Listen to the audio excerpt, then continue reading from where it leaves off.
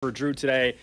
Drew a little under the weather. We'll see if he's back tomorrow. If you guys were listening to yesterday, towards the end of the show, you could tell it was a good idea for Drew to stay home today. Hopefully he feels better and is back with us tomorrow. If not, we'll talk to him next week. But we got JT. We were talking before the show. I don't think we've had now no longer intern, but at the time, intern JT, now part-timer JT, running our show, I think, since training camp. It's been a little bit, man. What's going on? Yeah, it's been a while. Yeah. Me and you've seen each other with the betting show on Wednesday nights, but I guess you came in for a Club 610 one time. Oh yeah, we did. Yeah. But as far as running the show, it's been a while since running the show. My parents were like, "Oh my gosh, this is our favorite. This is a good one because we can actually see you as well on the video cam." So there you go. It's good to be back. I've been running Fesco. I mean, I've been all over the station. Yeah, It's been fun.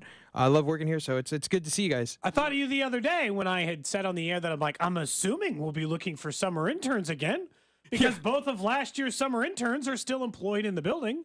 Well, we can also thank Nick for that, too, for leaving and opening the spot for us to work your show. Yeah, that's true. That allowed you guys some more experience. Thanks, Nick. That is for sure. sure. Quitting this show and giving other people opportunity. So here's what we got planned today as we get closer and closer to divisional round weekend and the massive game on Sunday night out in Buffalo. So coming up at 11 o'clock, we'll check in with Danan Hughes, former Chiefs wide receiver. He played in Buffalo in 1994, and as Kling told me when I brought that up earlier today, he's like, yeah, we're going to open that wound up a little bit. Sorry, Danan. We are going to ask you about 94. So we'll get a wide receiver's perspective on playing in an AFC title game against the Buffalo Bills. We'll have Mina Kimes from ESPN joining us at noon to get a good national perspective. And then at 12:30 today, our friend up in Buffalo from WGR, our sister station, Mike Schoop, going to join us. What are they saying in Buffalo about this game? A game that I was on their show yesterday. I can tell you they are fired up. They feel like this is their chance. They finally got their shot. So we'll check in with Mike coming up at 12:30. Looking forward to that. But looking also at these two coaches, right? I mean, Andy Reid, Sean McDermott. Yeah, they both, very familiar with each other. Andy was asked about Sean McDermott, like, what do you remember about Sean McDermott? And I think his answer was pretty quick. It was like, well, he's a hard worker. It was like a 10-second answer, right? He's been asked about Sean McDermott multiple times. But there is a major discrepancy in coaching advantage in this game that, it's one layer. It's not the first or second thing I think of for this game, but it's part of it, right? When you look this year and go back the last couple of years, moments when these teams have played or just moments with Sean McDermott and the discrepancy between the two. The 13-second game is the first one that stands out. And the mistake at the end of the game, timeout usage, the kickoff that allowed the Chiefs to have that set up. Yeah, I think that when you start, just for starters, the 13-second and the bad defense that came with that.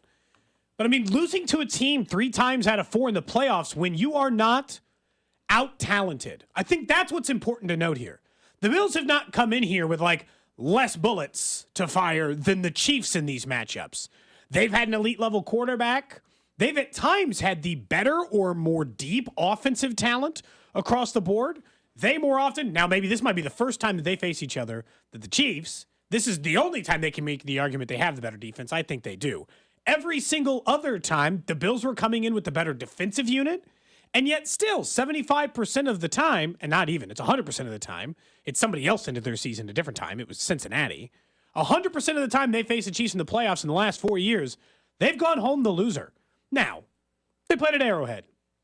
That is part of the advantage, but I think coaching is part of it. I don't care if it's the 13-second game. I don't care if it's 2 months ago when it came out that he had weird speeches about 9/11 references and the terrorist being the team. You know what's weird about that, though? What happened there? Obviously, the comment and all that was 4 years ago, but his team currently, and I guess what matters most, right? His team actually did seem to rally around, supporting their guy. They've won since then, yeah. You know what I mean? That happened. That came out of what he said, 4 years ago, right before the Chiefs game.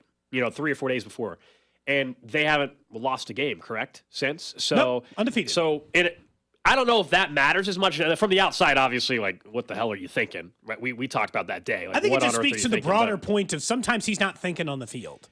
Yeah, the bigger problems, what can impact a game truly are, the 12 men on the field penalty against the Broncos on that field goal try that led to the other attempt that they got and bailed out the Denver Broncos. Those are the mistakes. And look, Andy Reid, there are moments where, hey, we're critical of, hey, are you too conservative? Are you, why didn't you go for this 4th down or why didn't you challenge this? But some of the stuff that has happened over the last couple of years with Sean McDermott have been stuff that, like, you just can't have happen in the NFL. Like we said, 12 men on the field. What do you do on the 13-second game in terms of not utilizing timeouts, or, you should just squib the ball, right? They decided they kicked it deep. Things like that. Or protecting Josh Allen from himself. That's part of his job. Is occasionally you can't put Josh Allen in a position to let a team back in the game, which he's done multiple times in both these playoff games and regular season games, where Sean McDermott doesn't call the game in a way that his talent possesses. They're like, just do your thing, Josh. And that sometimes can lead to these bigger problems. This is the biggest difference I think there's a bigger difference between Andy Reid and Sean McDermott from quality of coach, than down in quality of quarterback, than Stephon Diggs to TravisKelce as number one weapon, whatever. So, yeah, I agree with you. The gap is larger. Now, as big as coaching is, and it's massive, I still think, like, what you said there, Mahomes and Allen, like, the gap is smaller. That's ultimately what matters more, right? I mean, deep down. Coaching? Deep Sure. down. Like, Quarterback play. There's a list of pecking order. Obviously, quarterback is the most important here, and then coaching is very quickly after. It got me thinking, too, we're comparing these two guys. Look at the rest of the divisional round weekend, and we'll have a chance tomorrow to talk more about each game and the storylines. But from DeMeco Ryans, complete unknown. If I were to ask you, I guess, the 6 coaches, how would you rank that out right now? 913-586-7610. 1 through 6. Or 7, you mean? Or 7, yeah, sorry. Yeah, number 1, Andy. Yes. Number 2, Kyle Shanahan or Harbaugh? Because it's one of those two for 2, right? Shanahan for me. Okay, so Shanahan 2. I think that's probably fair. Harbaugh would be 3. It's weird because Harbaugh's got the ring, Shanahan doesn't. He does, so but that ring was a decade ago. I got you. I mean, I think who you were a coach 10 years ago is not who I think of you as a coach now. I still think Harbaugh's very good. The argument for Harbaugh would be like, I have seen him adapt multiple times to Lamar Jackson and now be willing to go and find another new offensive mind in Todd Monken this year from Georgia, and they're having great success. Like, so either way. I've also seen Kyle Shanahan take 3 different quarterbacks to the NFC title game. So, like, I mean. They're both great. Yeah. So they're both good. Those are 1 through 3. 1, 2, 3. And then after that, like, 4 is interesting because I'm thinking, okay, Dan Campbell hasn't done much yet, but, man, he looks awfully impressive. The question is whether or not you're, to me, thinking Matt LaFleur is already there. And that's probably my answer for is Matt LaFleur. Because to your point about quarterbacks, look what he's doing with Jordan Love and all these young wide receivers in his offensive scheme. They lose Aaron Rodgers, and now look what they're doing. I think LaFleur is 4, and then 5 probably is Dan Campbell. 6 would be Sean McDermott for me. And some people disagree with that. They're like, how are you putting Sean McDermott that low? And he's only made it one. He hasn't even made it to a Super Bowl. You can't say that about Shanahan or the other. And then Todd Bowles is last. Yeah. Okay. Fine. We can give Todd Bowles last because he was almost fired. Although he's definitely saved his job now. Oh, good for him. I mean, he's done a great job this year. Andy's won, no argument. Bowles is last, no argument. I don't think I disagree with you. There's a chance I would put Campbell and LaFleur both above McDermott. I understand that they also haven't made title games, and that Sean McDermott, to his credit, has gotten that team a lot of. This is where McDermott deserves some credit. He has gotten that team a lot of division wins, and he's gotten that team in the postseason. The problem is that those slight problems that he has when it comes to the big game moments, that doesn't just apply to the players. You have to be a coach in the right moment. You have to have the right game plan going into these things. And he might just be a classic overthinker, or even worse, just a bad thinker or decision maker in the key moments.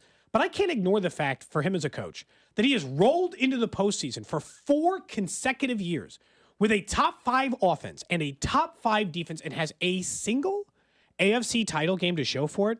He has more early exits than he has title game appearances to show for it. Yeah, so we didn't even mention DeMeco Ryan. Sorry.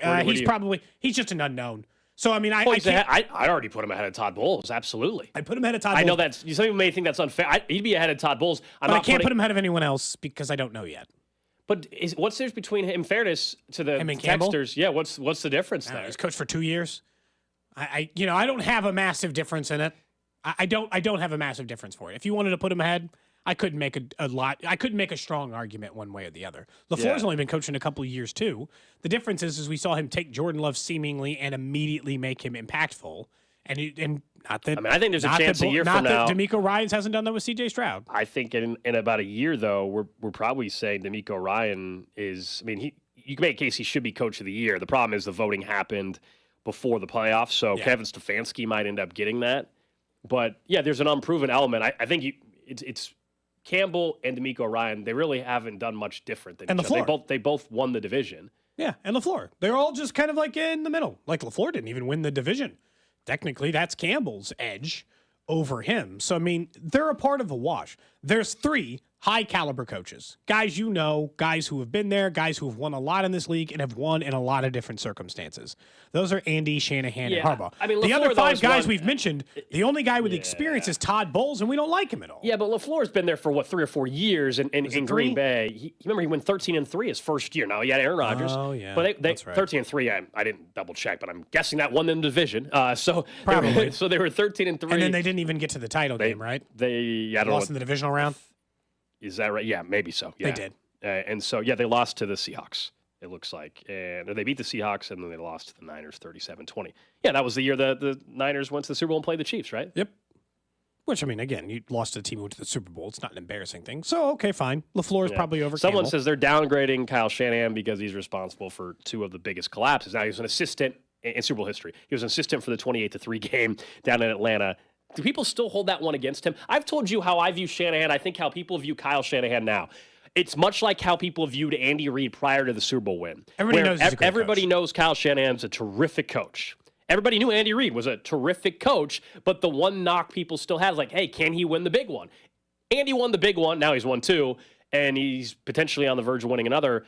And now there's no question there'll be a debate between him and Belichick for the greatest coach of all time when it's all said and done. But you know what? Shanahan's got the same problem Andy had too, in addition to that, where Shanahan's rolling into Super Bowls not with Tom Brady, but with Donovan McNabb, where he's running into Super Bowls not with Patrick Mahomes, but with Jimmy Garoppolo. I mean, I understand that he has partially to accept who his starting quarterback is, but come on, man. He ran into an NFC title game last year with Brock Purdy, who eventually got hurt, and he was down to even below that. He took a 7th-round rookie as his 3rd quarterback in a single year and still managed to get to an NFC title game. And he took Jimmy G, a quarterback I have no respect for, to the Super Bowl. And then he ran into the better quarterback. Like, that's just the reality of it. He ran into Jalen Hurts, who's better than his guy, and he ran into Patrick Mahomes, better than his guy. Look, at some point, if you get 10 years down the road and he's still no showing in these big games, I think it's different. But I think your comparison's very good. Everyone knows Kyle Shanahan is a winner. Everyone knows he can take quarterbacks and offenses and do special things with it. He's just never had the guy at quarterback. That's a difficult thing to find sometimes. We'll get back to the Chiefs and Bills in this weekend and specifically talk about RasheeRice and TravisKelce and this now 1-2 punch they have in the passing game coming up in 15 minutes. We know today's a big day in Jackson County once again. It could be a big day if Frank White decides to make it a big day, and that would be around the stadium conversation. That would be vetoing the motion that was moved forward, a week and a half ago, whatever it was, to move it to a ballot measure, or that stadium conversation, the 3/8 cent sales tax extension, move it to April. And Fesco yesterday sent out a tweet and mentioned that he was hearing that Frank White is expected to veto it. That had been out there a little bit. Like I said, the second it got passed, remember, Manny Abarca said that on Twitter like the day it happened. And the thought had been, well, then the legislature can just override that. And that is still the thought. But listen to what Bob said yesterday. He was on with Carrington. And Bob is hearing that maybe all of a sudden they don't even have the votes to override it. And if he does veto it, I'm also told that there's not enough votes in the Jackson County legislature to override his veto. Even though it passed 8-1, I'm told right now they only have 5 votes to keep it on the ballot, and they need 6 of the 8 or 6 of the 9 to override the veto of the county commissioner. And so if Frank White would come out with a logical plan and tell everybody exactly what he wants and exactly what the county needs, I think it would be a lot different than just going out there and saying, I want a better deal for the county. Okay, what does that mean? We don't know, because a better deal for you may not be a better deal for us. So if that actually is fully what happened, you're talking about losing 3 votes between what happened a week and a half ago or whatever to today. If Frank White vetoed, then all of a sudden they don't have the votes to it. Then all hell is breaking loose. Then everything's back on the now table. We're back talking Kansas, and we're reopening the Clay County site options. If in fact Frank White vetoes it and they don't have the votes. Now I talked to somebody that explained a little bit more of the procedural stuff. We were wondering yesterday, like, what's the timeline? So if it gets vetoed today, then Monday is when the override vote would take place. So even if they don't, that report from Bob, even if that is the case and they only have 5 votes, not enough to override it, there is still, I guess, a chance that between today and Monday, they get that 1 vote back because that's what they would need. Can someone explain to me this? And I understand there's a lot of politics at play here, and Frank White might have had some conversations.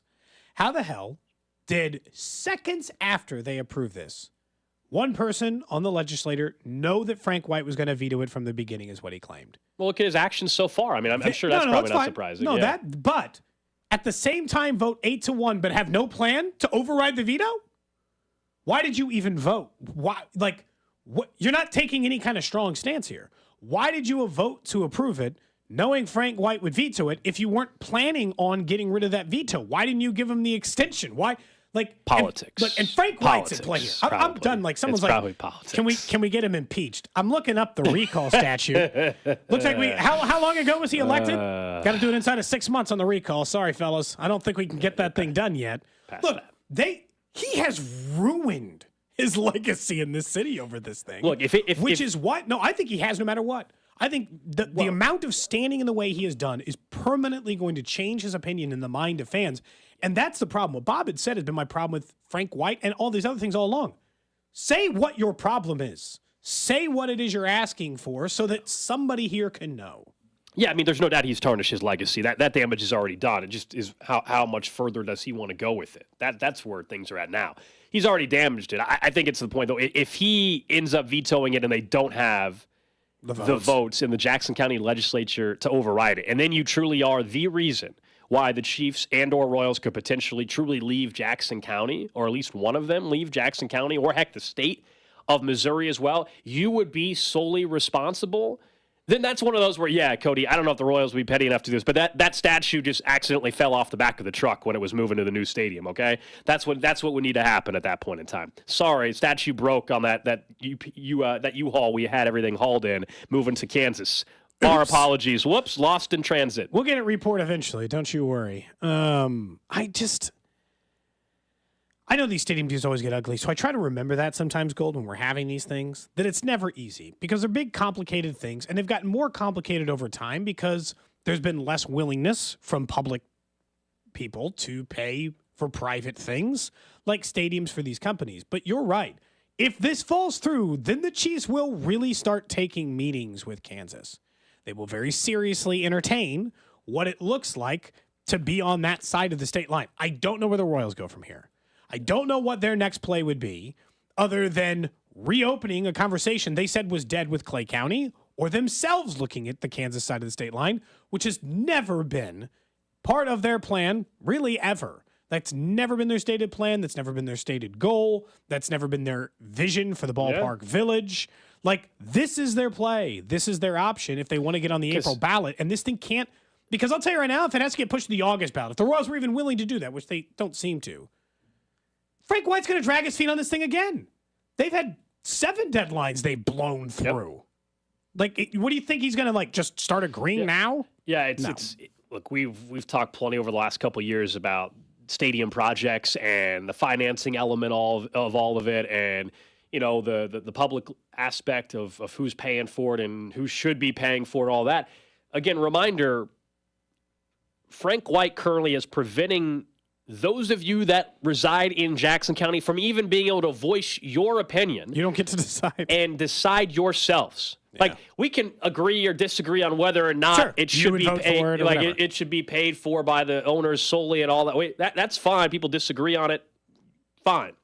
But reminder, you have one individual that is preventing you from even having the ability right now, if in fact he does veto it and it can't get overridden, he's preventing you from actually going to the ballot box in April. And for you, the public, to decide. That's why this is absolutely absurd to me. Like, go vote no, go vote yes, do what you got to do in April.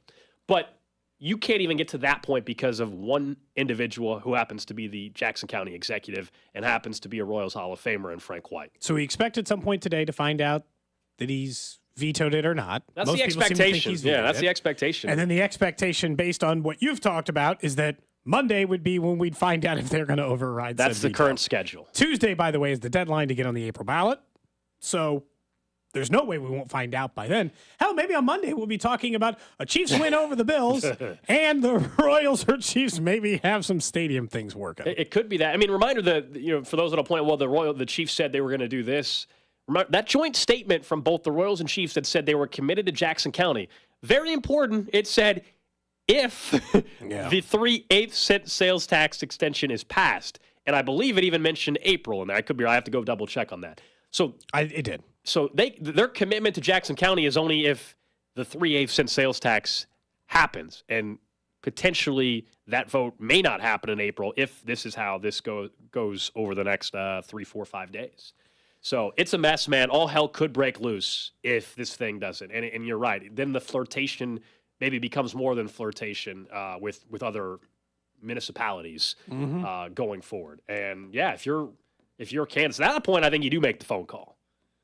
Yeah, why wouldn't you?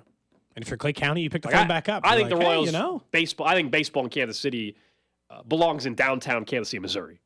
The Chiefs is a different story.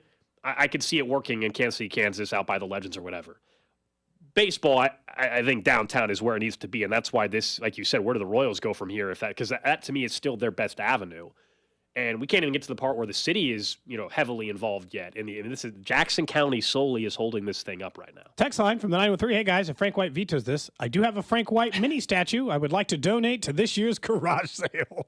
Should we at that point? Will we offer it up? You can bid, and you can come in studio and smash it. Will that be the? Yeah. Will that be the bid? The bid to buy it is you can do whatever you want with it, but we are offering you a chance during the show to come in and smash it to pieces.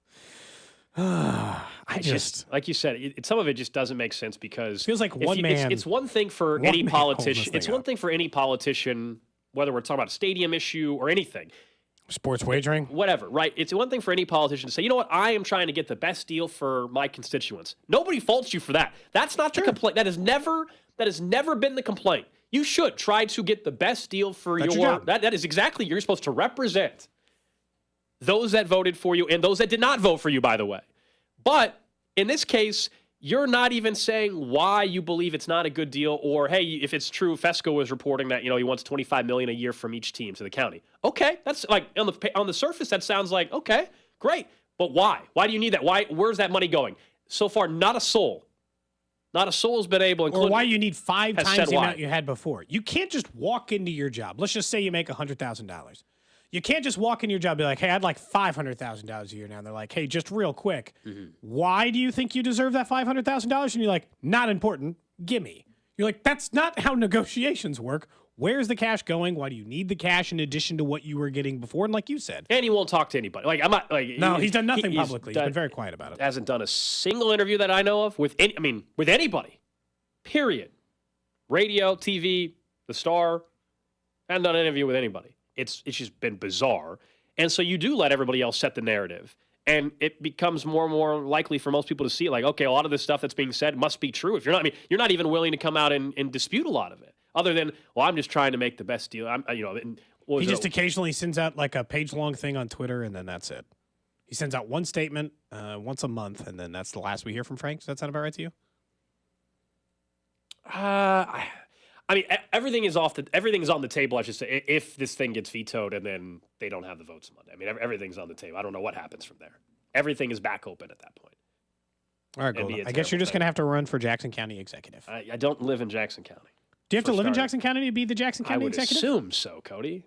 Without looking, I would assume so. That's part of the rules. That kind of makes sense, right? God, I lived in Jackson County for so long. I could have almost done this. You can't run for governor of Missouri and live in Kansas.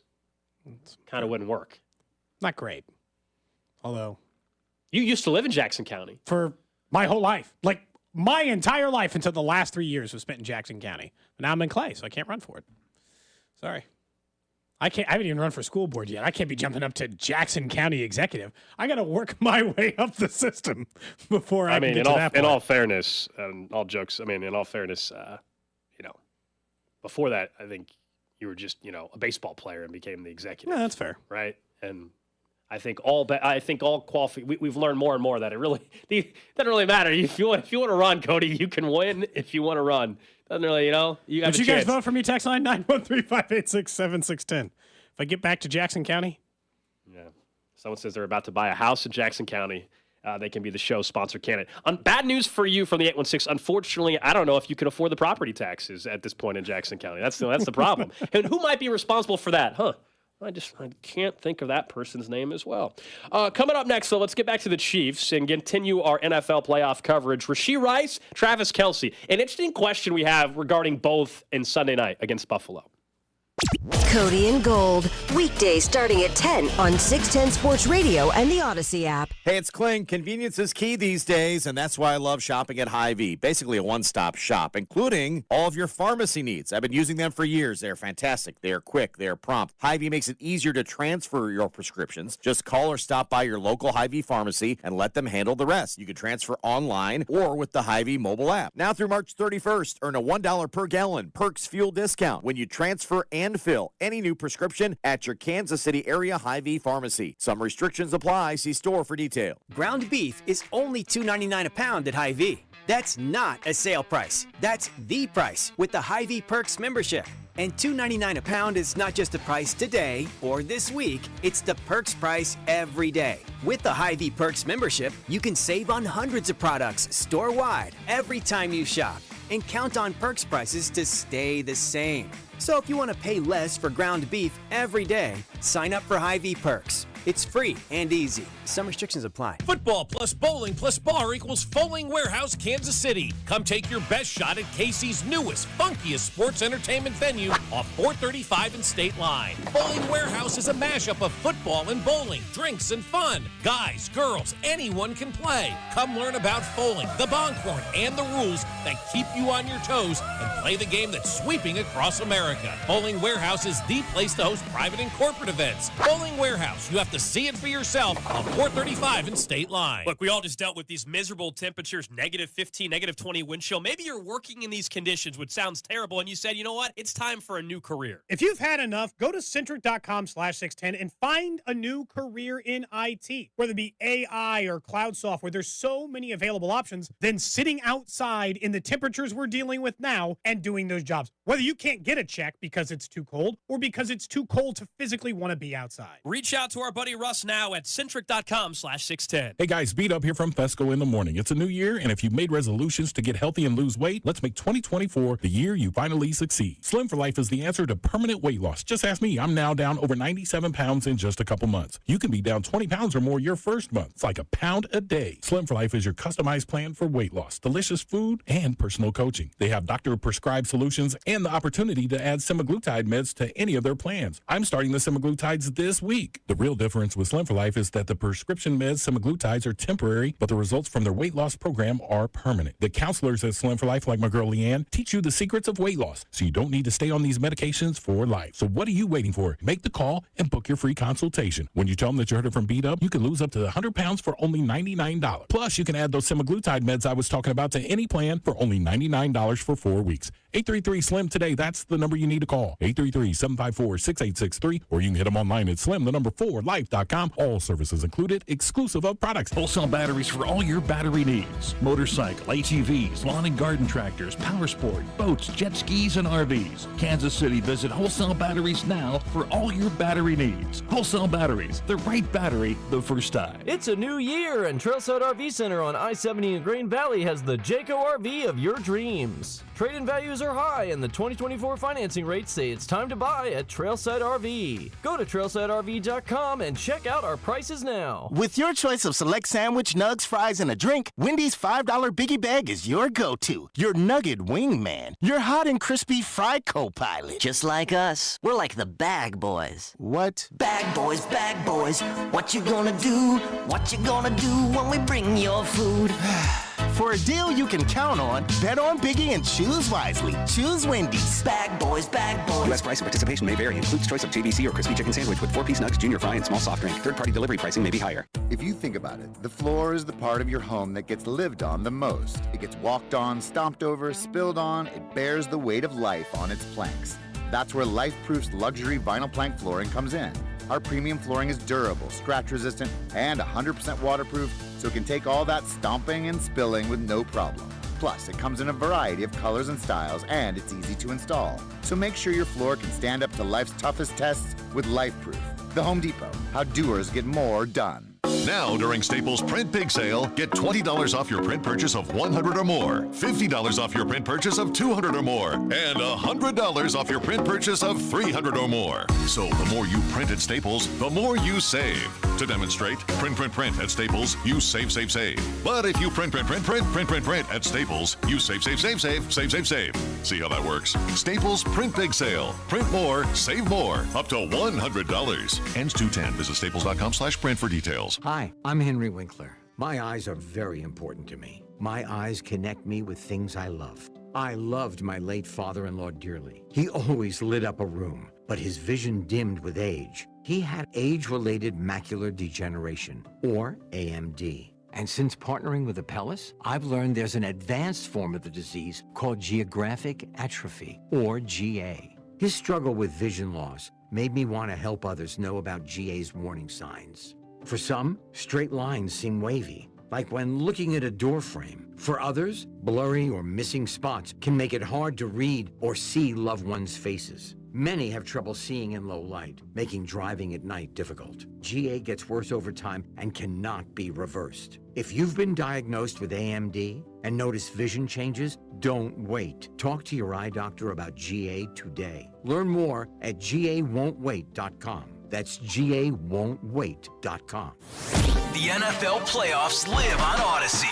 Westwood One brings you all the action from the divisional round, streaming live on the free Odyssey app. And off McCaffrey runs left, powers into the end zone, touchdown 49ers. Each team is one step closer to the big game. Lamar Jackson throws it up for grabs and likely out-jumps the defense to bring it down. Listen to every game live from Westwood One. Get in the game and download the free Odyssey app today. AUDACY. The 610 Sports Radio phone line is brought to you by Onder Law Injury Lawyers. Visit getjim.com. Chiefs coverage brought to you by Andy's Frozen Custard. Visit eatandys.com to find the location nearest you. Top your day with a smile. With a smile at Andy's, top your day. With a smile at Andy's, top your day. I love s'mores, so I made our new Andy's Frozen Custard S'mores Jackhammer just for fall.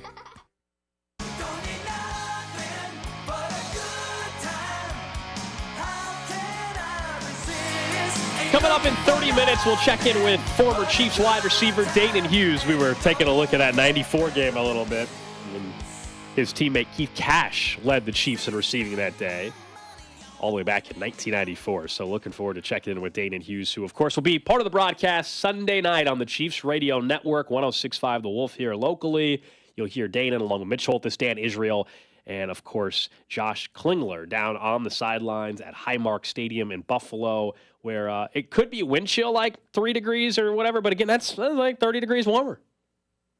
Should be fine. Still going to be a pretty cold football game. Should but be yeah, fine, man. You're right. We'll ask Danan about that. Thinking of Danan, who's a former receiver, let's talk about the receivers in this game for the Chiefs. In particular, you asked me a question about RasheeRice and TravisKelce based on what they both have done. Well, I went back to the Buffalo game and started to realize the production from both players. And you and I both said that TravisKelce had ended the season kind of slow, but we expected big things to happen in the postseason. Both had nice games. 200 yards between the two of them. 130 for Rice, 70 or almost 80 for TravisKelce. But when I go back through and see what they've both done, I think it's a fair question to ask, which is why I'm opening up to this. You, the text line, 913-586-7610. Is RasheeRice now more important to this offense than TravisKelce? Is he the more dynamic playmaker inside this offense? There's a couple of ways to ask it. Because I think if I say more important, the answer is no. Right. I've watched enough film breakdowns to see why TravisKelce makes everyone's life so much easier, especially RasheeRice's. Hell, TravisKelce is the whole reason why RasheeRice is wide open on that touchdown he got in the previous game and the way that he runs the route.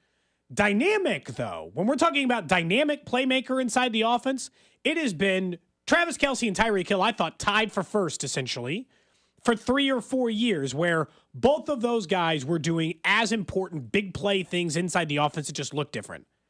From an explosive play perspective, or just the like, hey, who's going to rack up the yards now? Rice has definitely passed him there. Yeah, I mean, the most important, it's Kelce because of what you said. He draws all this attention. It's clear. I mean, he draws all this attention. He opens things up, and you still know TravisKelce, if it wasn't for 2 drops or whatever, he would have had over 100 yards receiving against the Dolphins. 3 drops, 3 drops in the first half. Yeah, I mean, he would have had over 100 yards receiving against the Dolphins. And so, no, I mean, TravisKelce is by far still, outside of Patrick Mahomes, the most important piece of this entire offense. It's a credit to RasheeRice that, you know, we're sitting here talking in his rookie season going into the divisional round playoff game. We're talking about him being the second, if not third most important player on this offense to distribute the ball to. You know, it's him and Kelce and Pacheco. But no, it is TravisKelce still is the most important player. TravisKelce just had 31% of the targets against the Dolphins. That was, believe it or not, his highest target share since week 7. I know. And that goes back to the whole conversation we had a week ago about being fresh and healthy, even if you were frustrated by the drops, and I know Travis obviously was. 31% of the target share, that being the most in 3 months and 2.5 months is telling. Now, RasheeRice, since that game they played the Bills the first time, week 14, he has averaged 9.2 targets, which is like 27% of all targets in this offense. He's averaged 56 air yards, which is 29% per game. So these two guys, it's interesting. We've seen the uptick for Rice, and now we're coming off a game we're talking about where TravisKelce just had his most targets since week 7. I mean, that's really what it comes down to, is that maybe this is a Tyreek and Travis in their heyday thing, where Travis is the 1,100-yard receiver, Tyreek is the 1,400-yard receiver, and they both absolutely do work, and TravisKelce is just the more important cog, not the guy who gets the yards. Because you're right, it goes even further back than the Buffalo game. Because since like the Raiders game, the first one, yeah, the first Raiders game in late November, 10 targets, 8 catches, 107. Then he was 9 targets, 8 catches, 64. Then 7 for 72, 9 for 91. And obviously, you know, he had 8 for 30, 5 for 127. I mean, he has been 95-ish yards a game and good for a score 2 out of every 3 games across the board. He has become their second biggest weapon, and he's been that for a long time. But, like, he started to rival that of the production and importance of TravisKelce. That says a lot about him. I don't think he's more important than TravisKelce. Yeah. But to even rival it, for it to even be a brief conversation, to mention, to ask, to question what level RasheeRice means to this offense, I think that says a lot about how much they count on him in the postseason. Well, sure. When RasheeRice went down for, you know, a minute or two, everybody was holding their breath last game. Now, fortunately, it looks like he just bloodied up his knee a little bit, and he's fine. Again, he fully practiced yesterday, and it looks like they avoided anything serious. Maybe he tripped himself, you know, to a certain extent, but landed on the hard concrete of the field. But that, for a brief second, right, you're holding your breath because both these guys are two pieces that clearly, you cannot afford to have absent for any portion if this team is going to win multiple games and continue winning in the postseason. And that's why when we've talked all week about why this offense has been better, it's because of the focus in on RasheeRice, and TravisKelce, and Isaiah Pacheco. I mean, those are the 3 most important players outside of your quarterback.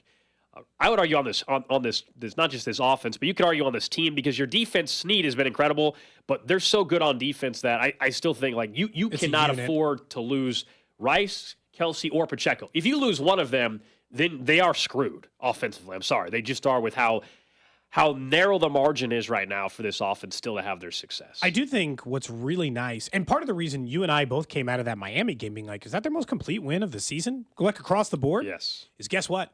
Maybe for the first time all year, RasheeRice and TravisKelce were great together. A shocker, Gold, that the offense looked good for the first time in a long time. RasheeRice and TravisKelce were both good in the same game at the same time. They both look like the fully formed version of themselves. Travis looked like old TravisKelce. RasheeRice looked like the best version of him that has taken up to this point in the season in order to match.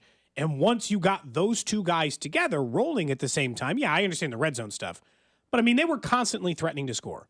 They scored in the high 20s anyway, which isn't common for them this year anyway. But they were a constant threat to score. They moved the ball at ease. They had big chunk yardage plays. To me, they just seemed like they were willing to kick field goals down in the red zone because at one point it didn't look like Miami was going to really threaten from a scoring perspective at any point. And that'll be the thing against Buffalo. You know, the Chiefs held the Bills to 20 points, we know, in the loss that the Chiefs played in Week 14. Are you able to be as conservative in the red zone this go around against Buffalo? Normally, I think the answer is no automatically because you're like, no, the Bills are capable of putting up 30-plus points. With your defense, are you still able to approach it that way? Like, you can't settle for 5 field goals. You're going to lose this game. But I don't think suddenly Andy's going to be ultra-aggressive in the red zone. Like, if there's a 4th and 2 at the 15-yard line, I'm not sold that they're like, you know what? Like a lot of teams have done this year, we're going for it. I'm not sold they're not just sitting out Butker to get the points. No, but I do. I think that they, to a point, like I think if you've heard Patrick Mahomes and stuff and Andy Reid talk about it, like there is a point where they just, maybe it's dangerous in the playoff time, especially against the Bills, the whole like settle for points thing. They love their defense so much, man. They really will just be like, Butker field goals or wins. Like there's never been a time. With this defense, it's more in play than it ever has been. Because you trust the defense to hold the Bills back a little bit. But which coach, like we were talking coaching to start the show today, McDermott, Andy Reid, which one is willing, even early in the game, not when it's obvious you got to go for it, early in the game, which coach is actually more willing? Probably more like McDermott. If it's, I'll keep using it, 4th and 2 at the 15-yard line, which is like you kick a field goal, but you're all in it, it's a tie game or it's nothing. Which coach is willing to say, you know what? 3 points, but I think I need more. I'm with you. I'm guessing the answer is probably Sean McDermott more so. Also, let's keep an eye on kicking in this game anyway. I'm not talking about weather, but the holder for the Bills is their punter. And we know their punter, normally we're not talking punting going into a playoff game here, but Sam Martin, their punter, pulled up his ham. He clearly pulled his hamstring. He did finish punting in that game somehow. He did. But they missed 2 kicks, the Bills did in that game. And you wonder, is their operation a little off? Last year, we were talking about that in Kansas City a lot, heading into the postseason with Tommy Townsend and all that, that was part of the storyline. So that's something to keep in mind with the Bills. Are they willing to be more? Do they trust their kicking setup as much as the Chiefs do? My guess is no. I also think that the Bills, because of the pressure we talked about in this game, should be the more aggressive team. You're more desperate. You're way more desperate than the Chiefs from across the board. Well, they got more pressure, but I think in game, in a playoff must-win game, both coaches, they both should have that mindset. Like the pressure is a different conversation than in game. Who feels like you have to go for it? I think there's two different. That's two where different things. What's funny. Mahomes kind of talked about this a little bit with the running game, like him and Josh Allen. He's like, I think Josh probably thinks the same way as I do, which is the reason why you might see me go out of bounds less in the postseason is not because I'm trying to fake someone out. It's just I want every yard. Absolutely. This is the postseason. I need every single inch that is available to me during this time where I might normally go down. I might jump into 2 guys in order to get the 3 extra yards to get the first down now because it's the postseason. And I'm going to make sure that I get this for my team because we're trying to win this thing. And look, that's what makes Josh Allen an even bigger problem from the running perspective in the postseason. And he's already a giant issue because nobody runs like him in the NFL. He's like the Derrick Henry of quarterbacks. Where Derrick Henry, when you're running, you're like, I'm sorry, is he like 6'3", 250 and runs like a 4.3 and like has a 70-inch vertical? This is stupid. This is ridiculous. Josh Allen's the same at quarterback where you're like, wait, you're that big and tall and you're a good runner? Oh, I don't like that. Well, Andy's going to give you the Bills fans are saying it was just a head fake, not a fake slide. That's been the story out of that run against the Steelers. There's a lot of controversy around, did he fake the slide? Because we know in college football you can't do it after Kenny Pickett did it with the Pittsburgh Panthers, and now he's with the Steelers. And it's tough to say for sure. That one looks more fake slide. Someone tried to put a montage together. I'm like, most of those are just jukes. Yeah. Like, I appreciate the effort, but those are just jukes. It probably was more of a head fake than an actual fake slide, but that's the challenge. Like you said, if you're in a tough spot, what are you supposed to do if you're a defender? You can't. You're going to get a personal foul if you try to dive towards them. And then also, Josh Allen, not an easy guy to bring down. The one thing, now that we're talking about Allen real quick, and we can get into coaching across the league, we saw the Bills do the tush push. And Josh Allen has consistently, and obviously this stands out on tape, I'm sure the Chiefs are well aware of it, he always goes left. Like, he doesn't just go straight. Every tush push, maybe he goes right in this game. Like, every tush push, if he goes left. Like, he goes around the left. He doesn't go straight. But then there was also one where he basically went airborne and his teammates, carried him across. This is why the tush push does need to be banned. If we're you don't think you should get to crowd surf like you're at a concert? You shouldn't be allowed to crowd surf and get the benefit of and not stop forward progress. Because then what are we doing? If you're telling me that I can go airborne and I can just carry you and crowd surf forward, then how can we have the tush push still be a legal play in the NFL? Your feet have to be on the ground. You can't be credited forward progress if your feet aren't on the ground. I don't know. TravisKelce, right? You ride on a guy's back, you stand back up. till your butt or your hand or elbow, till something hits the ground, man. You're allowed to do it. But you're not allowed. There is a rule though. You're not allowed to lift a player and drag them forward. So how's that any different? I don't know. It's not totally different. I'll give you that.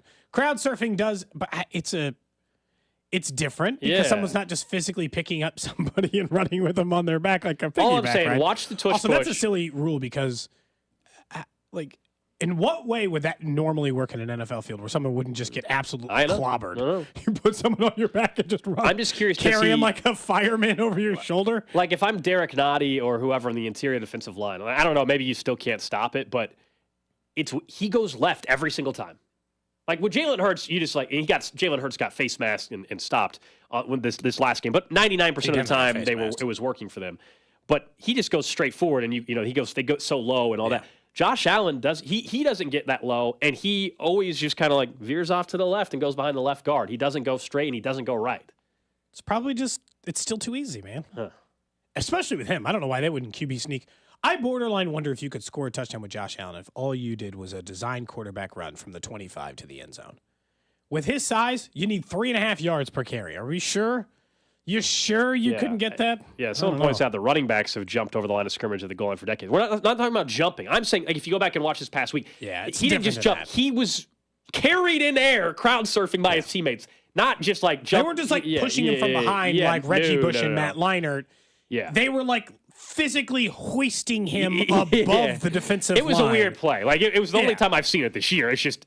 But it was a bizarre play. Yeah, it was a bizarre play. And you're right. He's lucky he didn't get hurt. Like, you normally, if you're like that, someone's coming up and just destroying you. Yeah, making you pay, I guess. That's why Jalen Hurts goes low. Yeah. Less likely to get low. Although I did see that quote from TravisKelce that said, like, every time he ran the tush push this year, he yelled, like, F my life. Every time. So when he ran the tush push and he's just, like, getting clobbered at the bottom, he would yell, F my life. Because he's low. I mean, he's got all this body weight on top of him from everybody. Dude, it probably sucks. Yeah. It probably sucks. Hey, at least, we talk about the Chiefs all the time, and it's fun to talk the playoff stuff because the Chiefs are consistently one of the Super Bowl winners and contenders. Last year's contender, Nick Sirianni, looks like his job is safe. Yeah, multiple reports say he was calling around him and Howie Roseman to find new coordinators, which tells you, okay, they're keeping Sirianni. It also means you're on the hot seat. The second you start hiring brand new coordinators because stuff ain't going great, that's usually a pretty good sign that they're forcing you to make some changes. Well, they have to. But the biggest laughing stock yesterday was Mike McCarthy's back. And I thought about it for a minute, and I don't want to just be anti-Mike McCarthy guy because he's an easy target. He's been an easy, low-hanging fruit for a long time in the NFL. This is stupid of the Cowboys because you have gotten identical results for 3 consecutive seasons with 3 identical personnel groups, same defense, same offense, same coach. You've won 12 games every year, and now you're just like, but this time, it'll be different. Yeah. That is a horrible strategy. It's tricky because we talked before the game, like, hey, the likelihood of him getting fired, and I didn't think he would get fired then, but I said, hey, if he loses, and he gets his ass kicked, they probably fire him, which is what he did lose, and they were embarrassed. He still kept his job. And he still kept his job. You asked me yesterday if I thought both Sirianni and McCarthy were going to keep his job. And the longer it went on, I told you I thought yes, and it went on until Wednesday night. And apparently there was this meeting. I'm with you where it looks like McCarthy's back. Dan Quinn, if he doesn't get a head coaching gig, is back. Dak Prescott is going to end up being back. So it's like, yeah, what is going to be different next year? Nothing. It'll be CeeDee Lamb and Pollard and Dak. At the same time, I don't think Bill Belichick was the answer for that fit either. So it's like, okay, if they would have fired McCarthy, truly, like, who are they bringing in? Ben Johnson. If you're Ben Johnson, are you working for Jerry Jones or a fresh start? I don't normally be like, oh, the Commanders. We have to understand the Commanders are not the same team and organization they were all those years. Dan Snyder's out of there. They are actually going to be well run now. We think. Well, they're going to be better run than they were before. They're going to be well run. It doesn't mean they're going to win a Super Bowl, but they're going to be well run. Like I believe the Adam Peters individual they hired from the Niners looks like the real deal as a GM. Doesn't mean their process makes sense now. Before the process was a disaster. But it's still an unknown. Like, if you're Ben Johnson, working with Jerry Jones comes with a problem. But I also wouldn't call them a poorly run organization. They do plenty of winning. They have a good quarterback. They're consistently in the playoff hunt. Yeah. If you're Ben Johnson, you might be like, well, that's a 12-win team. All I got to do is fix their playoff processes, And we might be a team that contends for an actual Super Bowl. They won their division. They were the 2 seed. They got a quarterback I know and trust. I can make that offense work. CeeDee Lamb, I just Dak don't know. Prescott. Is a first-time head coach, is Dallas with Jerry Jones the stop you want first? Because of all the – you want to talk about pressure. There's always head coaching pressure. Same thing in Philly. This is why it was tough for Nick Sirianni. Like, being a first-time head coach, dealing with on-the-field stuff, but also the media aspect of what it is when you're in Dallas or Philly – do I want that in my first job versus going somewhere else where maybe you're truly can focus in on the football stuff more and not deal with some of the ridiculousness that gets spouted out because you're in a market that like might be the strongest reason to go to Washington. And again, I understand. They got picks. They got all these things. I've seen a lot of teams with like picks in good circumstances and hired a GM they thought was real smart. Chicago, right? A couple of years ago, and it seemed like everything was kind of falling in place. If you don't get the quarterback right, none of this is going to matter. You're going to be out of the job anyway. Yeah, no, you have to – You can be excited all you want. That's true about the hires, but it doesn't guarantee success. But all you can do is put people in place that you trust and believe can bring you success. And I think that is what the Commanders are in position to do. Dallas, like next year, Mike McCarthy probably win 11 or 12 games again. And we'll have the same story heading into wild card weekend or divisional round weekend, and it'll be like, is this any different? Because I expect Dak and that offense to look good again next year. I think they need to bring in a different running back. Tony Pollard was disappointing. There's rumors that maybe Derrick Henry goes to Dallas. I actually think that makes sense. But that defense, Dan Quinn, if Dan Quinn's gone, as much as if I'm a Seattle fan, I don't want to hire him. If Dan Quinn's gone, then they got to hire a brand new defensive coordinator, and all of a sudden, is that defense as good as it was in the regular season? Like, there's no sure thing other than usually repeating itself doesn't typically work out, right? Like, it's insanity. Hey, I know we're talking coaches, but Josina Anderson just tweeted from CBS Sports and NFL Insider. Okay. Barring a snag in negotiation, I'm expecting Bill Belichick to sign with the Atlanta Falcons before he leaves. I thought he wasn't supposed to have an interview until this weekend. Well, you saw this morning, though, the report was that he's interviewing for his second interview with Atlanta, and that's always a good sign. And then now to what JT's saying, if that's from Josina Anderson, that he's expected. Now, if you're going back for a second interview and you're Bill Belichick, this go around, you're locking that thing up. If you're the Falcons, you don't let him walk out the building again. I know, like interviewing process changed. I'm not doing a third interview. I'm Bill Belichick. Well, it's second. It's just a second. That's what I'm saying. I would never do a third. You can either hire me or not. I'm Bill Belichick. I'm still not doing this thing. I just imagine like some of the funny interview questions that any of us have had. Like if you've ever worked for like a big corporation, be like, "Hey, tell us about a time you've overcome adversity." And you're like, "Well, that's real awkward for this organization." But sure, no problem. Real quick. So there was this Super Bowl. I don't know if you guys we were playing the Atlanta Falcons, and we were up against it. We were down 28-3, and things were looking bleak. We came back and we won that Super Bowl. No, I think Bill Belichick. I think the large thing with Bill Belichick is what is your plan at quarterback, and how are you planning to adopting to the modern game? I don't need to know anything, and how much control do you want over the roster? That's the last part's the key. That's all I need to know. They have a general manager in Atlanta.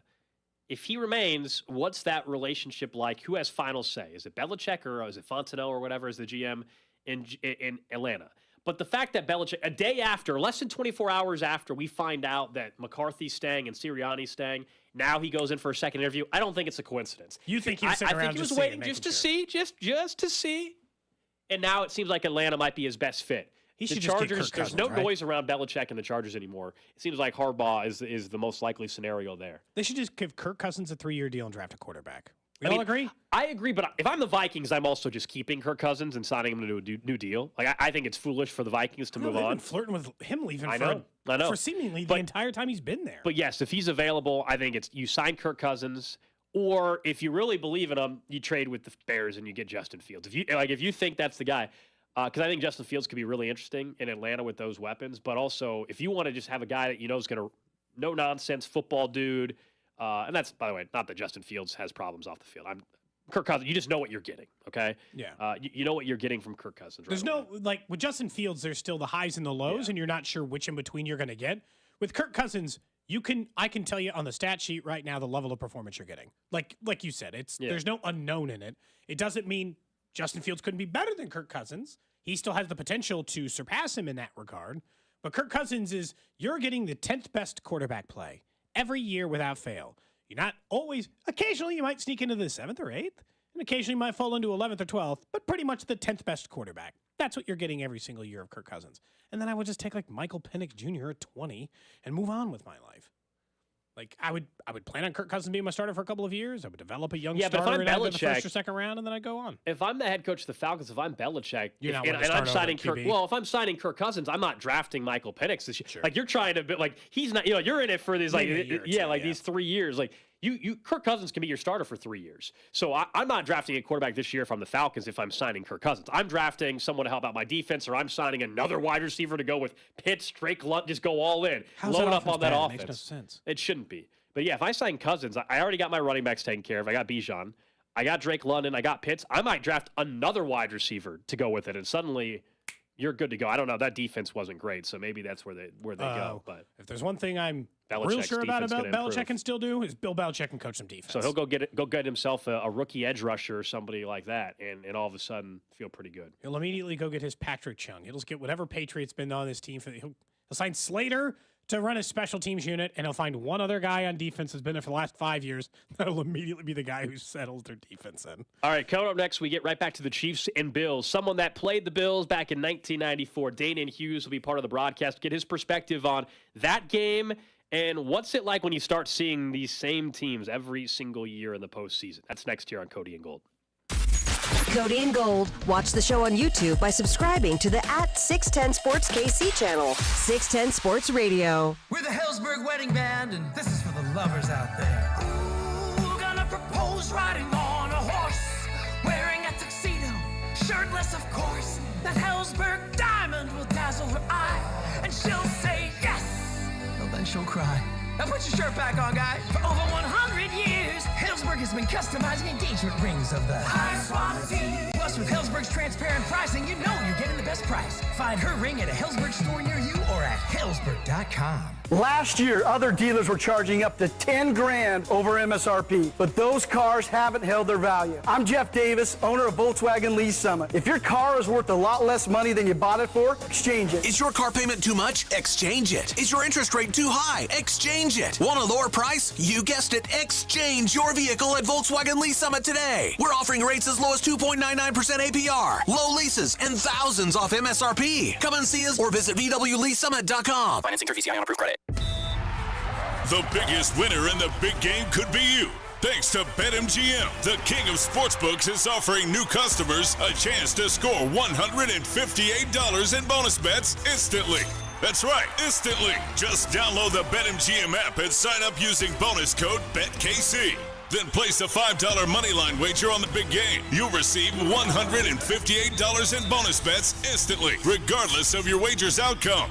Don't miss your opportunity to cross the goal line on the money line as pro football's top teams clash for the championship. Can't be in Vegas for the big game? Then bring the big game excitement to you with the king of sportsbooks. BetMGM and GameSense remind you to play responsibly. See BetMGM.com for terms. 21 plus only. Kansas only. New customer offer. Subject to eligibility requirements. Rewards issued as non-withdrawable bonus bets that expire in 7 days. Gambling problem? Call 1-800-GAMBLER. In partnership with Kansas Crossing Casino and Hotel. Well, with these bitter cold temperatures, everybody is bundling up outside. And if you're someone that wears glasses, you know one of the other downsides with that is in the winter, you're going to walk in a building, you're going to walk out of your car maybe, and your glasses are going to be fogged up. It's just going to cause some problems for your vision. Something I dealt with for, 28 years or so of my life, but I don't do that anymore. Thanks to DuraVision, thanks to SBK Advanced LASIK, I went in for a consultation almost 4 years ago and found out that I was, in fact, a candidate for LASIK, and a couple days later, I went in for a procedure, and now I don't use glasses. I don't use contacts. I just wake up and see every day, and I don't have to deal with anything fogging up while I'm dealing with these cold weather temps like we all are here in Kansas City. You could also save up to $1,000 right now with their Friends and Family Savings Event, $1,000 off a LASIK procedure. Just go to DuraVision.com. Give them a call at 913-491-3330, and be sure to tell them Gold from 610 sent you. Look, we all just dealt with these miserable temperatures, negative 15, negative 20 wind chill. Maybe you're working in these conditions, which sounds terrible, and you said, you know what? It's time for a new career. If you've had enough, go to centric.com/610 and find a new career in IT. Whether it be AI or cloud software, there's so many available options than sitting outside in the temperatures we're dealing with now and doing those jobs. Whether you can't get a check because it's too cold or because it's too cold to physically want to be outside. Reach out to our buddy Russ now at centric.com/610. I'm Mitch Holtis, voice of the Kansas City Chiefs. Choosing the best doctor for your eyes is one of the most important medical decisions you'll ever make. Whether you're considering blade-free LASIK, all laser cataract surgery, and premium lens implants, or want a world-renowned doctor to help with your glaucoma, macular degeneration, dry eyes, or diabetes, trust my doctor, Dr. Steven Silverstein. Call Silverstein Eye Centers to make an appointment, 816-358-3600. Experience the best eye care in Kansas City. Jackson Hewitt has a plan to get your tax refund fast with a buck here, buck there. Here a buck, there a buck, everywhere a buck. You don't have to wait weeks for your tax refund. Get money sooner with a no-fee refund advance loan at Jackson Hewitt. On this loan, there's a money today guarantee. E-I-E-I-Do. Don't settle for chicken feed. Get fast bucks at Jackson Hewitt today. No-fee refund advance loans by Republic Bank offered to eligible clients. Money today guarantee if approved for a loan on a prepaid card. Details at jacksonhewitt.com. For the ones who get it done, the most important part is the one you need now. And the best partner is the one who can deliver. That's why millions of maintenance and repair pros trust Grainger. Because we have professional-grade supplies for every industry, even hard-to-find products. And we have same-day pickup and next-day delivery on most orders. But most importantly, we have an unwavering commitment to help keep you up and running. Call, click Grainger.com, or just stop by. Grainger, for the ones who get it done.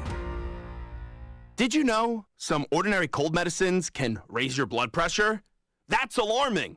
Fortunately, there's Vicks NyQuil High Blood Pressure. It's specially formulated without alcohol, sugar, or decongestants to provide fast, powerful nighttime colds and flu symptoms relief for people with high blood pressure. So if you have high blood pressure, try NyQuil High Blood Pressure. The nighttime sniffling, sneezing, coughing, aching, fever, sore throat, colds, and flu for people with high blood pressure medicine. Use as directed and keep out of reach of children. With your choice of select sandwich, nugs, fries, and a drink, Wendy's $5 Biggie Bag is your go-to. Your nugget wingman. Your hot and crispy fry co-pilot. Just like us. We're like the bag boys. What? Bag boys, what you gonna do? What you gonna do when we bring your food? For a deal you can count on, bet on Biggie and choose wisely. Choose Wendy's. Bag boys. U.S. price and participation may vary. Includes choice of JVC or crispy chicken sandwich with 4-piece nugs, junior fry, and small soft drink. Third-party delivery pricing may be higher. NFL playoff coverage on 610 Sports Radio is brought to you by Twin Peaks. Eats, drinks, scenic views. Subscribe to the 610 Sports KC YouTube page for exclusive video content from Cody and Gold on your official broadcast partner of the Chiefs and your home for Royals baseball. 610 Sports Radio. KCSB Kansas City. WDAF HD2 Liberty. Always live on the free Odyssey app.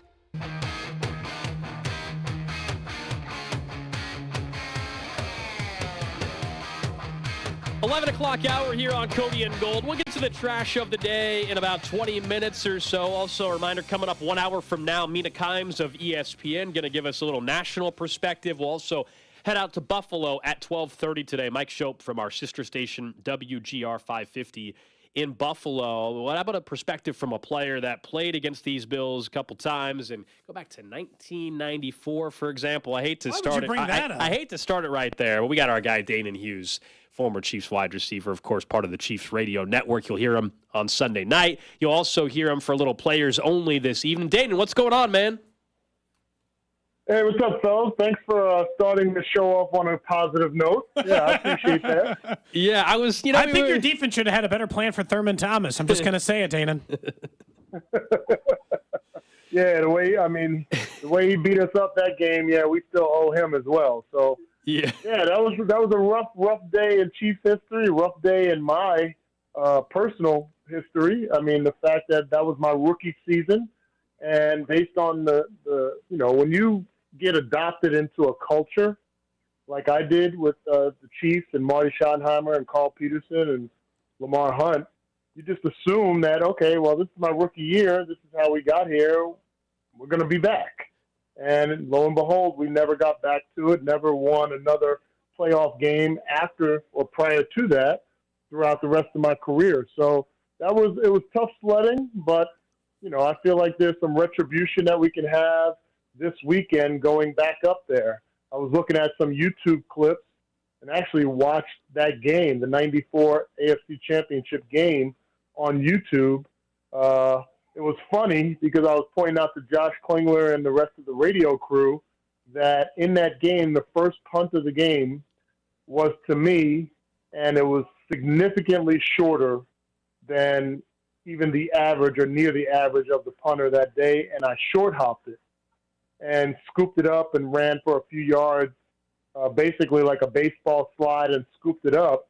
And I was showing my kids the other day too, and I was like, see, this is how close it could have been for you guys for us to have a whole different life. And I misplayed that ball. We might not have had the same life, and I definitely wouldn't be on the radio because that career would have been pretty darn short. So, yeah, tough game. Yeah, no question. Now, look, I know this was all the way back in 1994, but the way you're even talking, why'd you say all the way back like that? Like I'm old. Well, I mean, I could have look, Danan. I could have said I was 3 years old when that game was taking place, so I don't really remember the game whatsoever. I didn't know which way you wanted me. I didn't know which way you wanted me to go with it. But I feel, hearing you talk though, I get the sense that even though you're going to be in the booth on Sunday and not on the field playing in a game, like you feel like there's still a chance for like a little bit of, you said, retribution here if the Chiefs can go and beat up on the Bills in their place. Yeah, absolutely. I mean, the emotions run high anyway. You have to recognize the matchup as it is. I mean, this is kind of like the Joe Montana, Jim Kelly, Joe Montana, John Elway, the Tom Brady, Peyton Manning matchup. Everybody's tried to supplant Josh Allen with Joe Burrow and Justin Herbert, maybe a little Lamar Jackson, even though we hadn't played them very much. But, like, in reality, when you have literally ended the season twice of the opponent, and it's always been at GEHA Field at Arrowhead Stadium, we've played them during the regular season. The matchups have gone both ways. Like, how could you negate how huge this matchup is? And even though there's been some critics as far as, well, Patrick hasn't won a game on the road. Well, he hasn't played on the road. That's obviously, we know that. But how big would it be for his legacy, for his resume, to be able to say, you know what, checking another box? Like, it's just par for the course for us to be able to get to the AFC Championship. And who knows, based on how things unfold on Saturday, maybe host a sixth straight AFC Championship. But the task is going to be tough. And I remember coming out of that tunnel up there in Western New York and feeling like this is a different atmosphere. And there's not that very many stadiums that I believe, from a rabid standpoint and noise and in game impacting standpoint, that there is around the league, maybe Seattle. But Buffalo is a pretty close second to Arrowhead Stadium. So it's going to be different than what we've experienced. When I look at this Buffalo Bills team, it's not way different than the ones they've faced in the past, except for a few of these guys has gotten a little bit older. I mean, I think the Chiefs' top-end talent is just better, Danan. I feel like that might be the reason why I'm feeling like the Chiefs have a good shot in this game is when I go back through, I feel like the Chiefs have gotten deeper and they've gotten more great play out of more players over the last year, especially on defense. And I don't see that same thing for the Bills. They seem like the same team they were before they started winning 6 games in a row.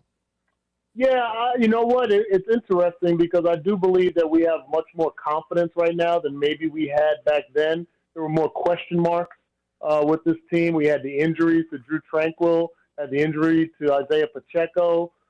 Nick Bolton was, just kind of still recovering, I believe, from the wrist injury, if I remember correctly.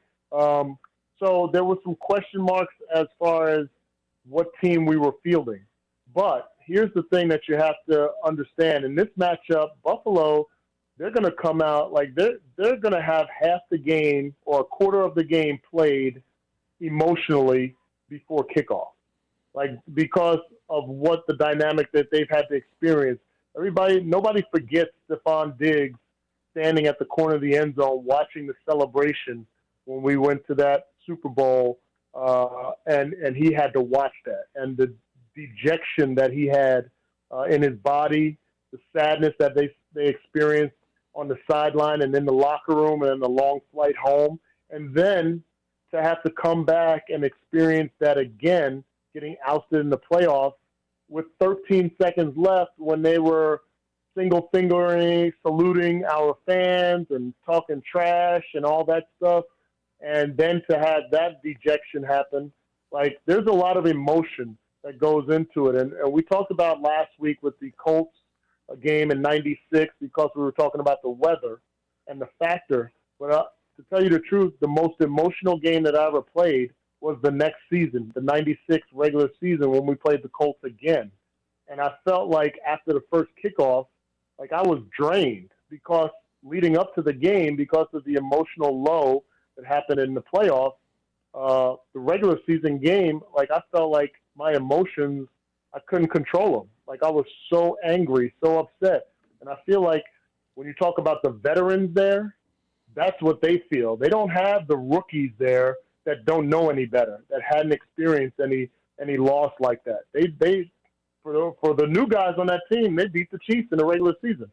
But the veterans, you got to be careful that they can spend their entire energy and you know, start to reel back in the second quarter and the third quarter because all of the emotion that it's going to take the field. Danan Hughes joining us here on Cody and Gold. Of course, he'll be on the call Sunday night on the Chiefs radio network over on 106.5 The Wolf, along with Mitch Holthus, Dan Israel, and Josh Klingler. Are you confident in both these tackles for the Chiefs going into this game? It looks like it's likely to be Donovan Smith again, although Wanya Morris was working himself back into practice, which is obviously nice to see. But, you know, the Dolphins, I didn't feel like had the personnel to really do much against the tackles, even if they wanted to, per se. The Bills have a guy in the middle there that is capable, and Ed Oliver and Rousseau also. Are you feeling all right about these tackles? I'm a little concerned heading into this game. I don't feel any more concerned than I have for most of the season. I think when you face top tier rushers, defenders like they have, then there's always going to be justified concern. And it's not an indictment on Juwan Taylor and Donovan Smith. I think just around the league, there's so much athleticism from those defensive ends and outside linebackers, and even some of the deep tackles, like you said with Ed Oliver, that you should be concerned because one deflected pass. Heck, that was the difference maker in the first game when Epinesa deflected the pass and intercepted it. I believe we were in the red zone, or at least marching to the red zone. And that changed a little bit of the momentum that we had in that game, and we wind up losing by one possession. So when you have those kind of guys, Von Miller back, he looked like when the game kind of got into a predictable phase last week against the Steelers, you know, they were pinning their ears back. Rousseau, to me, is the most dangerous guy. And I know he doesn't have the huge numbers as a lot of pass rushing ends, as the Max Crosby's and others, but he's an impactful guy. He's long. He gets up and he gets his arms up in those throwing lanes, and then anything can happen. So I don't feel like we're at a deficit with our tackles or anything in our offensive line. I feel like for the most part, I'd match our offensive line up against any other offensive line in the NFL. As far as consistency, especially when you add in the mobility of Patrick, we just got to be prepared. I do know this.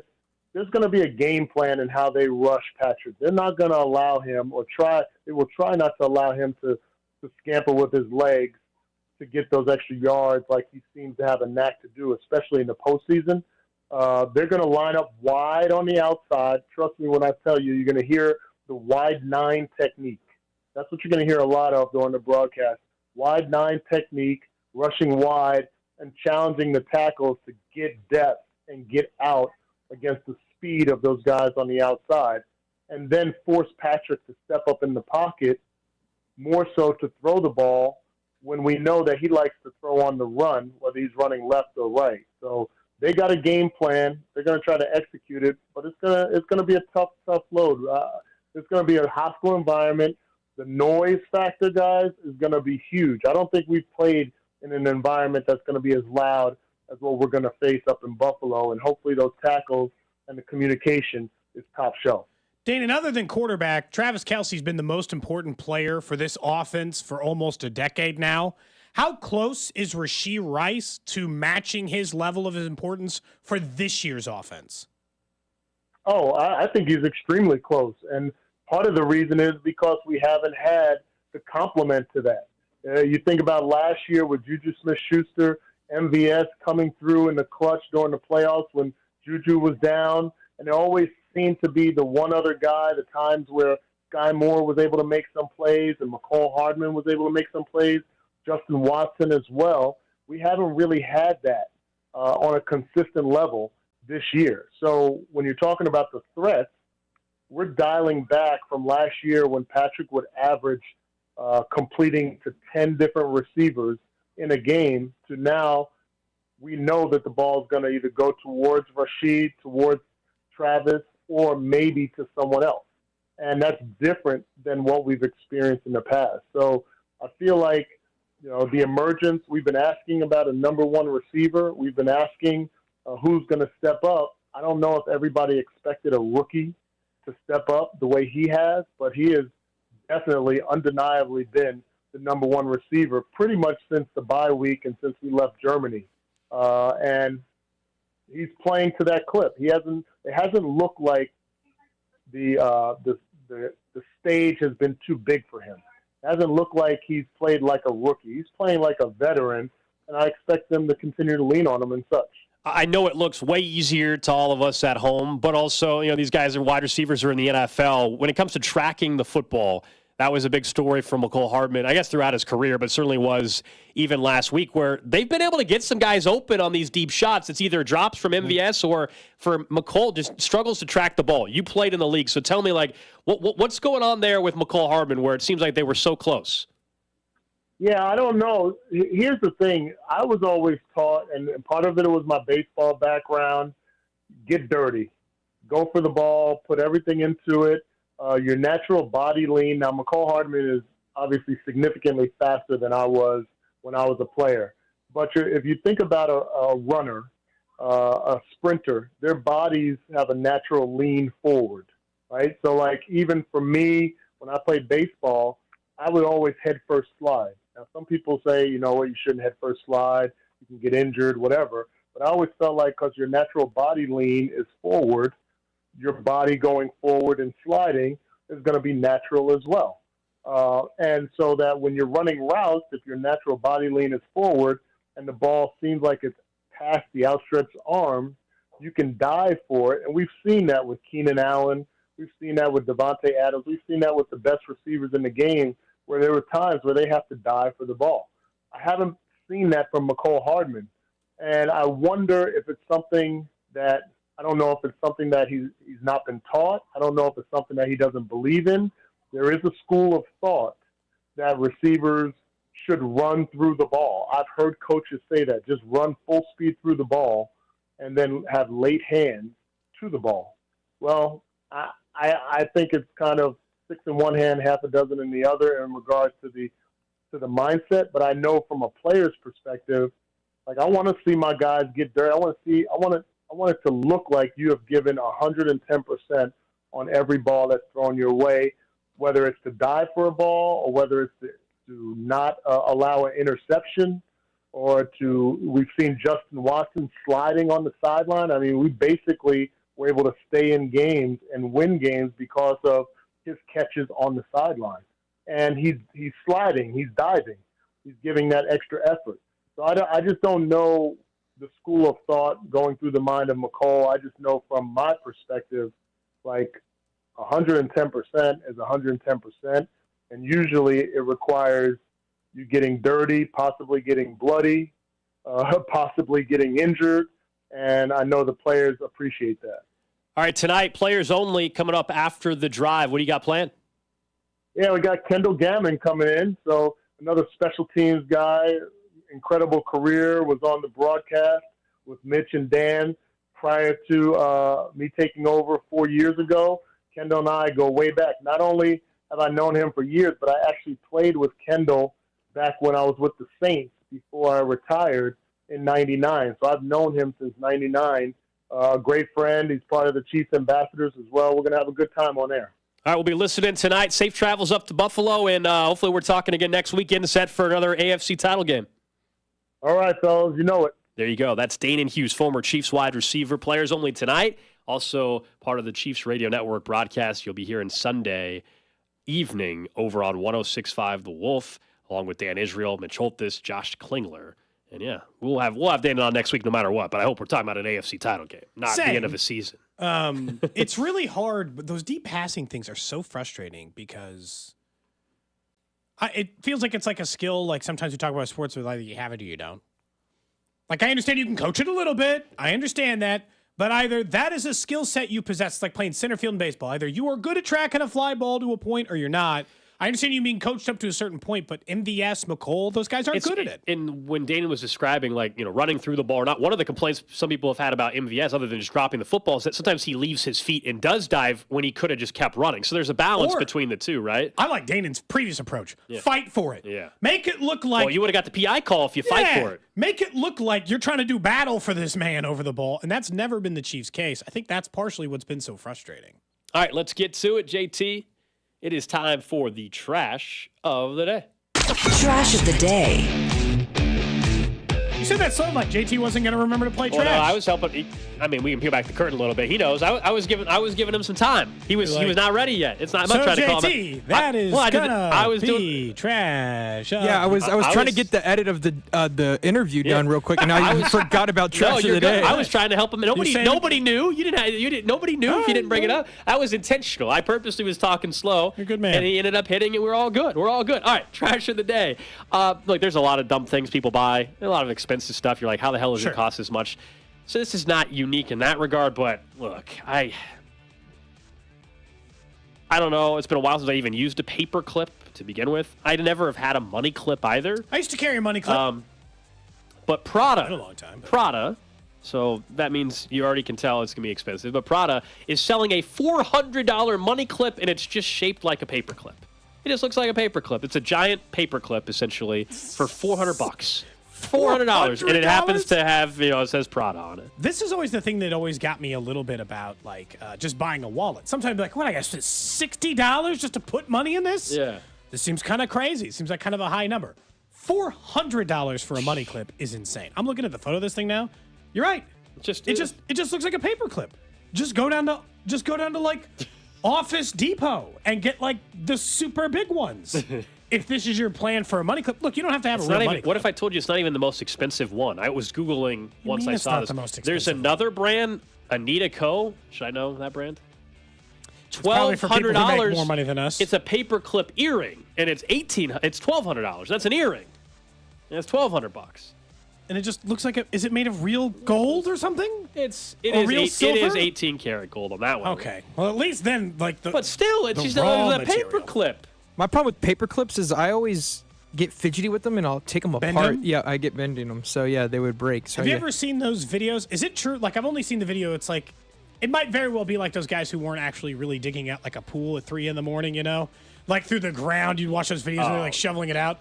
But I've seen videos that, like, bent metal like that has a bit of a memory. So if you reheat a paper clip, it could go back to its original shape. Really? No way. And what I'm asking is that real or is that just like one of those like online videos designed to do? I mean, in regards to the paper clips, not ones that's a money clip, but paper clips are so cheap that, just use the next one. You don't need to be worried about warming it up so it goes back.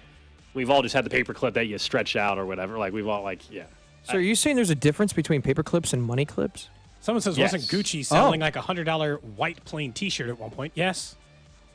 Yes. I don't understand. That's crazier. You would get use out of it at least, but that's still crazier. I also think if you're getting a money clip, I don't feel like a money clip, I get it, right? Could be kind of cool. People are like, hey, we're walking into the Club Gold. I pulled out this wad of cash. It's in a clip. Looks kind of gangster, right? I get it. Like you're an old-timey mobster is what it feels like. Kind of cool. But if it's a paper clip, doesn't it kind of lose the effect? I want to have like a dollar sign on it or something. I want to go full money clip effect. Look, I finally have gotten used to it over the last couple of years. For a while, I used to have the old school wallet, and it was, had all these cards in it. It looked like almost a Costanza wallet. And I finally switched. Now my cell phone case has like the card slot. I know. We had to taltalk about your wallet because it was out of control. And I love this thing, I only keep the things that I need to have. Yeah. And if I want to switch out a card for that day or whatever, or, if I'm on a trip and I know I want to have this credit card with me or something, I can switch it out. But in general, it's so much better. Now, I will say the only problem with the cell phone case with cash or with the phone is if I have cash on me, I can't really fit cash in the cell phone case, but that's different. Like, you can just have that in your pocket and you're good. But in this case, like what you're describing is if you have a ton of cash and you want to, Cody's trying to flash the cash around. Look, I used to carry a money clip when I was bartending because I had cash a lot and I wasn't always trying to take it to the bank and stuff. That just seemed like inconvenient. So I paid for cash more with things and I didn't want it jamming up my wallet with too much. So I carried just like a separate money clip for a while. The only time I told you I lost it once. It had like $400 that sucks. And somebody returned it. Oh. I was walking down the street and nailed to a tree was a sign that said, lost money clip. You're going to have to describe it. Because, like, the amount of money that was in it. They returned it to me. I just don't carry cash. I mean, the only time I carry cash is honestly if I'm going to, like, the casino or something, Cody. Like, I'll pull out cash before so I don't have to pay the $7 ATM fee while I'm there. This guy says his wife bought him an $80 wallet. He'd rather just use the rubber band he was using before. Oh, you got one of those, like, rigid wallets. Yeah. Someone says this person just uses a binder clip, like the black binder snap clip. I've seen and that. holds all their wallet that way. I feel like that'd be... I don't know that I'd like the way that felt in my pocket. Because I've never been a back pocket wallet guy. Anybody a back pocket wallet guy? Nope. I don't like I was for a while when I was younger. Not comfortable to sit down. Yeah.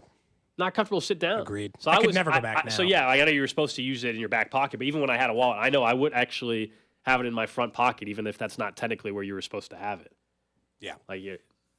And they also said if you're in a busy city, you shouldn't have it in the back pocket anyway. It's just easy for someone to pickpocket you. If it's in your back pocket, they can just grab it right out of your back pocket versus having to, like, reach around into your front pocket.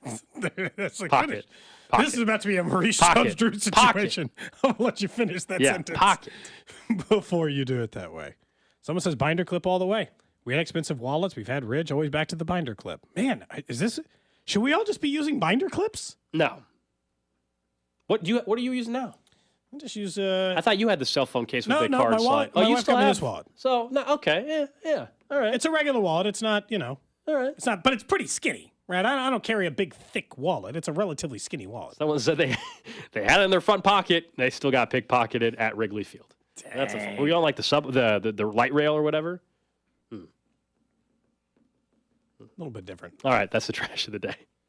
Coming up next, we get right back into the Chiefs. I asked Danan Hughes about the offensive tackles. Let's go back into that a little bit because you do have Wanya Morris coming back from injury. So what should they do at left tackle this week? We'll discuss that next. You're listening to Cody and Gold. Don't miss the Chiefs Red Half Hour every weekday starting at 11:30 on your official broadcast partner of the Chiefs, 610 Sports Radio. You see, tomorrow, once again, it's supposed to feel like -30. My kids probably won't be in school, which means you might not have work. You don't want to worry about that. Sometimes those outside labor jobs, one, do you really want to work in that? And the answer is no.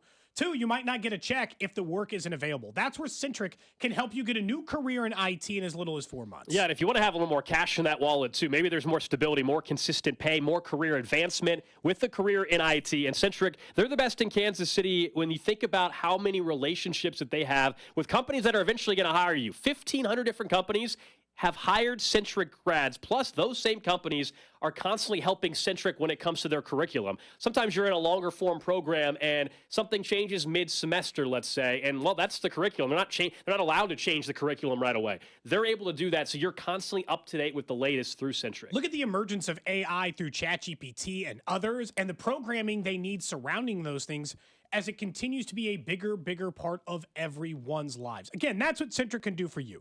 Talk to our guy, Russ Mondry. Go to centric.com/610 and start your new career in IT.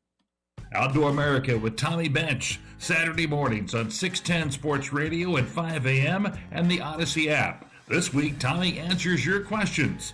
Outdoor America, presented by Wholesale Batteries, the right battery the first time. Hey guys, Beat Up here from Fesco in the morning. It's a new year, and if you've made resolutions to get healthy and lose weight, let's make 2024 the year you finally succeed. Slim for Life is the answer to permanent weight loss. Just ask me. I'm now down over 97 pounds in just a couple months. You can be down 20 pounds or more your first month. It's like a pound a day. Slim for Life is your customized plan for weight loss, delicious food, and personal coaching. They have doctor-prescribed solutions and the opportunity to add semaglutide meds to any of their plans. I'm starting the semaglutides this week. The real difference with Slim for Life Life is that the prescription meds semaglutides are temporary, but the results from their weight loss program are permanent. The counselors at Slim for Life, like my girl Leanne, teach you the secrets of weight loss, so you don't need to stay on these medications for life. So what are you waiting for? Make the call and book your free consultation. When you tell them that you heard it from Beat Up, you can lose up to 100 pounds for only $99. Plus, you can add those semaglutide meds I was talking about to any plan for only $99 for 4 weeks. 833-SLIM today. That's the number you need to call. 833-754-6863, or you can hit them online at slim4life.com. All services included, exclusive of products. We're the Hellsberg Wedding Band, and whoa, look at that ring. Boy, is she fancy dancing with that ring.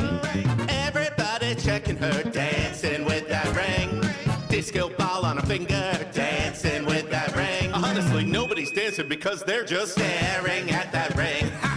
For a great selection of high-quality natural and lab-grown diamonds and custom rings at a great price, visit a Hellsberg near you or Hellsberg.com and she'll be dancing with that ring. Ha! Hey, it's Kling. Convenience is key these days, and that's why I love shopping at Hy-Vee. Basically a one-stop shop, including all of your pharmacy needs. I've been using them for years. They're fantastic. They're quick. They're prompt. Hy-Vee makes it easier to transfer your prescriptions. Just call or stop by your local Hy-Vee pharmacy and let them handle the rest. You can transfer online or with the Hy-Vee mobile app. Now through March 31st, earn a $1 per gallon Perks fuel discount when you transfer and fill any new prescription at your Kansas City area Hy-Vee pharmacy. Some restrictions apply. See store for details.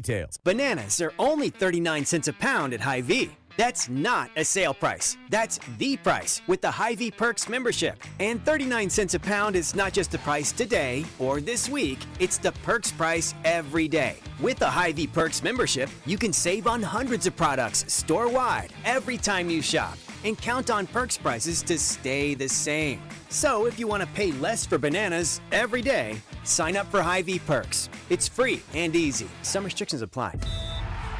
The biggest winner in the big game could be you. Thanks to BetMGM, the king of sportsbooks is offering new customers a chance to score $158 in bonus bets instantly. That's right, instantly. Just download the BetMGM app and sign up using bonus code BETKC. Then place a $5 moneyline wager on the big game. You'll receive $158 in bonus bets instantly, regardless of your wager's outcome. Don't miss your opportunity to cross the goal line on the money line as pro football's top teams clash for the championship. Can't be in Vegas for the big game? Then bring the big game excitement to you with the king of sportsbooks. BetMGM and GameSense remind you to play responsibly. See BetMGM.com for terms. 21 plus only. Kansas only. New customer offer. Subject to eligibility requirements. Rewards issued as non-withdrawable bonus bets that expire in 7 days. Gambling problem? Call 1-800-GAMBLER. In partnership with Kansas Crossing Casino and Hotel. It's a new year, and Trailside RV Center on I-70 in Green Valley has the Jayco RV of your dreams. Trade-in values are high, and the 2024 financing rates say it's time to buy at Trailside RV. Go to trailsiderv.com and check out our prices now. I lock up my Old Spice Fiji aluminum-free dry spray to keep that 24/7 lasting freshness safe for myself. Fresh coconuts, palm trees in the wind. It's like catching waves in Fiji. Actually, I just talked myself into a refreshing spritz of Fiji. My Old Spice is missing! No! Sit back and relax as you listen to the sounds of your carpet. Okay, your carpet doesn't actually make any sounds. At least not until you drop something on it, like a dreaded wine spill. But don't worry, if your carpet is life-proof with pet-proof technology, it can stand up to life's toughest stains. It also stands up to pets. It can even stand up to a third grader's birthday party. Life-proof with pet-proof technology, available only at the Home Depot. How doers get more done. Nachos! Hey, I'll take some. And some Frank's Red Hot. Nah. You're just gonna eat these boring nachos with no flavor. Frank it up! Frank it up! This guy finally gets it. It's the perfect blend of flavor and heat. Frank's Red Hot. I put that on everything. Hi, Discover. It's Jennifer Coolidge. I just got a fraud alert. No problem. You're never held responsible for unauthorized purchases on your Discover card. Did you buy something from a t-shirt cannon store? No, I already have like 3. Learn more at discover.com/credit card. Limitations apply. The 610 Sports Radio phone line is brought to you by Onder Law Injury Lawyers. Visit getjim.com. Chiefs coverage brought to you by Max Motors. 9 major vehicle brands to choose from. MaxMotors.com. It's time you took car shopping to the max. You want the best deal from the best dealer. New 2023 Ford Bronco Sports 4-wheel drive. Max easy price, only $31,973. And over 40 new Broncos in stock. Best financing options available and the highest trade-in values. MaxMotors.com. See dealer for details. Chiefs Kingdom. This is Mitch Holtis, and welcome into the Chiefs Red Half Hour on Cody and Gold. Every day at 11:30 on your official broadcast partner, the Chiefs, 610 Sports Radio. It is the Chiefs Red Half Hour in our NFL playoff coverage on 610 Sports Radio, brought to you by Twin Peaks. Eats, drinks, scenic views. About 25 minutes from now, we'll be joined by Mina Kimes of ESPN. Of course, you see her on Inside the NFL Live, I should say. And, man, she's got her own podcast now. She's doing everything. Really appreciate her giving us some time today. It's coming up at noon. And she was one of the only national media members, 4 weeks ago, that said, hey, I think the Chiefs are still going to find themselves in the AFC title game. So we'll ask her. That was like a hot take when she said it. They're like, give us an unpopular opinion on Le Batard's show, I think, was Stugotz. Yep, yes. And that was her take. So the Chiefs are going to be in the AFC title game. Now just one win away. We will ask her about that coming up in 25 minutes. Alex Gold, Cody Tapp. We got JT producing for us today. Drew under the weather. Hopefully he's back tomorrow, if not on Monday. So I hope he's feeling a little bit better. I asked Danan Hughes about his concern level, if any, with the offensive tackles, Donovan Smith and Jawan Taylor. And there's a scenario, too, now that it looks like Wanya Morris is coming back healthy, that you have some options at left tackle in particular. I still think, even if Wanya's back healthy, and it looks like he will be, Donovan Smith should be starting at left tackle. I'm not trying to act like Donovan Smith's great, but when he's healthy, I do value the playoff experience versus a rookie. Wanya Morris, we were excited with him playing because if he performed well, it could solve your future problems. That's why there was excitement. It wasn't like Wanya Morris was playing great. He had the one game where I think we were impressed, and he's young. He's going to get better. But I want a veteran, assuming Donovan Smith is healthy, and he is right now. I want that guy. I want the veteran playing left tackle for me when I already have questions at right tackle about false starts and penalties. So this is where I kind of run into a little bit of an issue where would you have felt that way if Wanya had started the whole time? So he just doesn't get knocked out with a concussion. He makes all those starts, and then Donovan Smith's finally healthy for the first playoff game. I think I would have wanted Wanya to start then.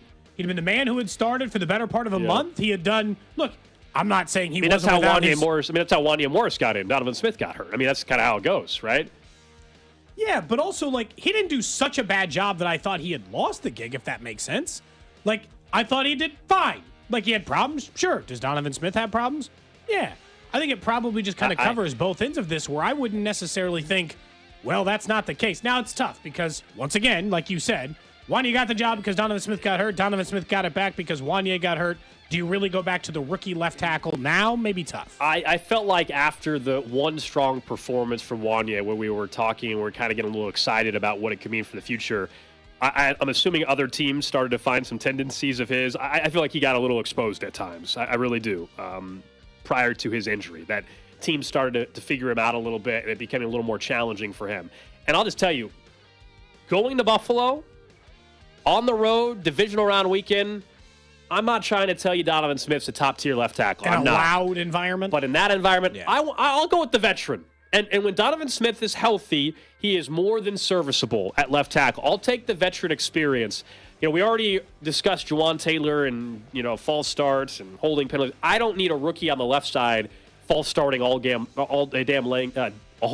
game long because of the environment there in Buffalo. They're already really guilty of that. That's usually Jawan Taylor's problem, yeah. By the way. And I get it, because the text line's like, Wanya Morris was garbage. I think he was garbage, but he got exposed a few times, I think, as he continued to play.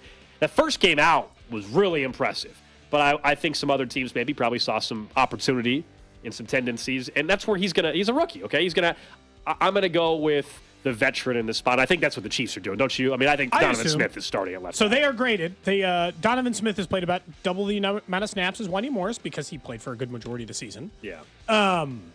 They rank on Pro Football Focus nearly identical. And I understand Pro Football Focus got a whole bunch of social media action yesterday because what was that? J.J. Watt he called him out And then he didn't fully understand because Pro Football Focus isn't an algorithm. It's actual people who do grading, which is a whole nother problem. In a weird way, I trust hard analytical numbers more than I trust a guy who is trained to grade someone but is subjective. The same person who graded C.J. Stroud, and by the way, only got like a 78 rating, is not the same person who graded Patrick Mahomes, who got an 88. Yeah, it's a problem. That person might have given C.J. Stroud the same grade, but the same person doesn't grade the same game. So it's like it just adds a different element. And that's a fair point. Plenty critical of PFF. I will say, though, like, clearly teams think it's valuable because every team, subscribes to, like, they have a team version of PFF, right? Like, through PFF. Like, they clearly think there's value in the grading system. I know from the outside we're like, well, that doesn't make any sense. But teams, like, if it was such a bad, I know we all make our jokes at times about PFF, but if it was such a bad thing, then why does every NFL team actually pay money to subscribe to have, they get access to data we don't even get to see? Sure. And again, it's the subjective just the same. A different coach, I think it was Mitchell Schwartz had, or no, it wasn't him. It was maybe Chris Long had said, I've sat in a meeting where they put my PFF grade right next to the coach's grade, and I argued with the coach. I'm like, what the hell? I played way better than that grade. And he's like, nope, sorry, it's a C. He's like, that was like an A- game. What are you talking about? A lot of these things are subjective, and Pro Football Focus is included in that. So I'm not saying that Wanye Morris and Donovan Smith, just because their Pro Football Focus grades are nearly identical. Are you telling me, I'm just telling you both guys weren't playing well. Yeah. And if Wanye was I'm just saying, if as a team, if your plan was never to put Donovan Smith back in the gig, I'd be very tempted to go back to Wanye. If your plan all along was the second Donovan Smith is back, we're going to let Wanye take a little bit more rookie time, and we're going to go back to the vet for the playoff game, stick with your plan. Let's not forget who started the season at left tackle. I mean, I think it does matter. When we're talking about offensive line in particular, who they viewed as the starter at the beginning of the season. Usually, like, if the other guy if the original starter is healthy, usually that's who ends up getting the job back. Like, we've had a veteran, injuries like a year or so ago. Andrew Wiley wasn't the original starter multiple years ago at right tackle, but someone got hurt and then he held on to the job, and the other guy was hurt so long that he ended up holding on to the job. And the next offseason, he kept the job. That's a little bit different circumstance. I guess if I were just put a poll question out, or even just the three of us here, like, deep down, who do you trust more in a playoff game on the road? And I don't know how your answer could be the rookie Wanye Morris. I don't think I've seen enough of him play for that to be my answer. But that means you're not. That makes sense. Yeah, exactly. Like, had I gotten 10 games, 12 games out of him, maybe I would have seen enough to give you the answer on the other side. I'm not so definitive that I would say that'd be the case. But I would be tempted, depending on what my plan was, because they had a plan before Wanye got hurt. And what was it? That's what I want to know. What was your plan? And look, it's important to note that the Bills are the only other team in the NFL who get sacks kind of the way the Chiefs do. They don't get it all from their linebackers and corners, but they also don't get it from a single source. They don't got TJ Watt on their team getting them 20 sacks. They don't have Nick Bosa getting them 20 sacks.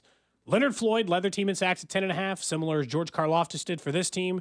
Ed Oliver had 9.5. Nobody else had more than 6.5. They're just balanced. They will run numbers at you over and over and over again on the defensive line. Part of me thinks that's where Donovan Smith's experience matters, is that he can work against a variety of defensive linemen doing a variety of different techniques, and he might be better to hold up against that than Wanye Morris.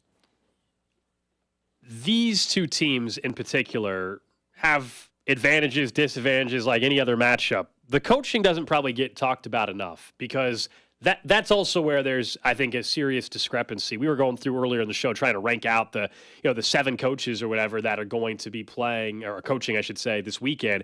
And how far down the list do you go to where you put Sean McDermott compared to Andy Reid? Just because you have the 13-second game, mistakes with timeout usage and the kickoff at the end allows the Chiefs an opportunity. You take a look at this year, Sean McDermott, 12 men on the field versus the Broncos on a field goal try allows them another opportunity, or the opportunity, to kick a game-winning field goal.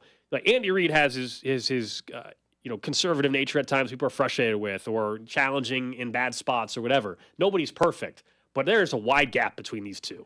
I think even there's a considerable gap. Matter of fact, I think we ranked out the coaches earlier, and both of us would have Sean McDermott, I don't know, near the bottom somewhere.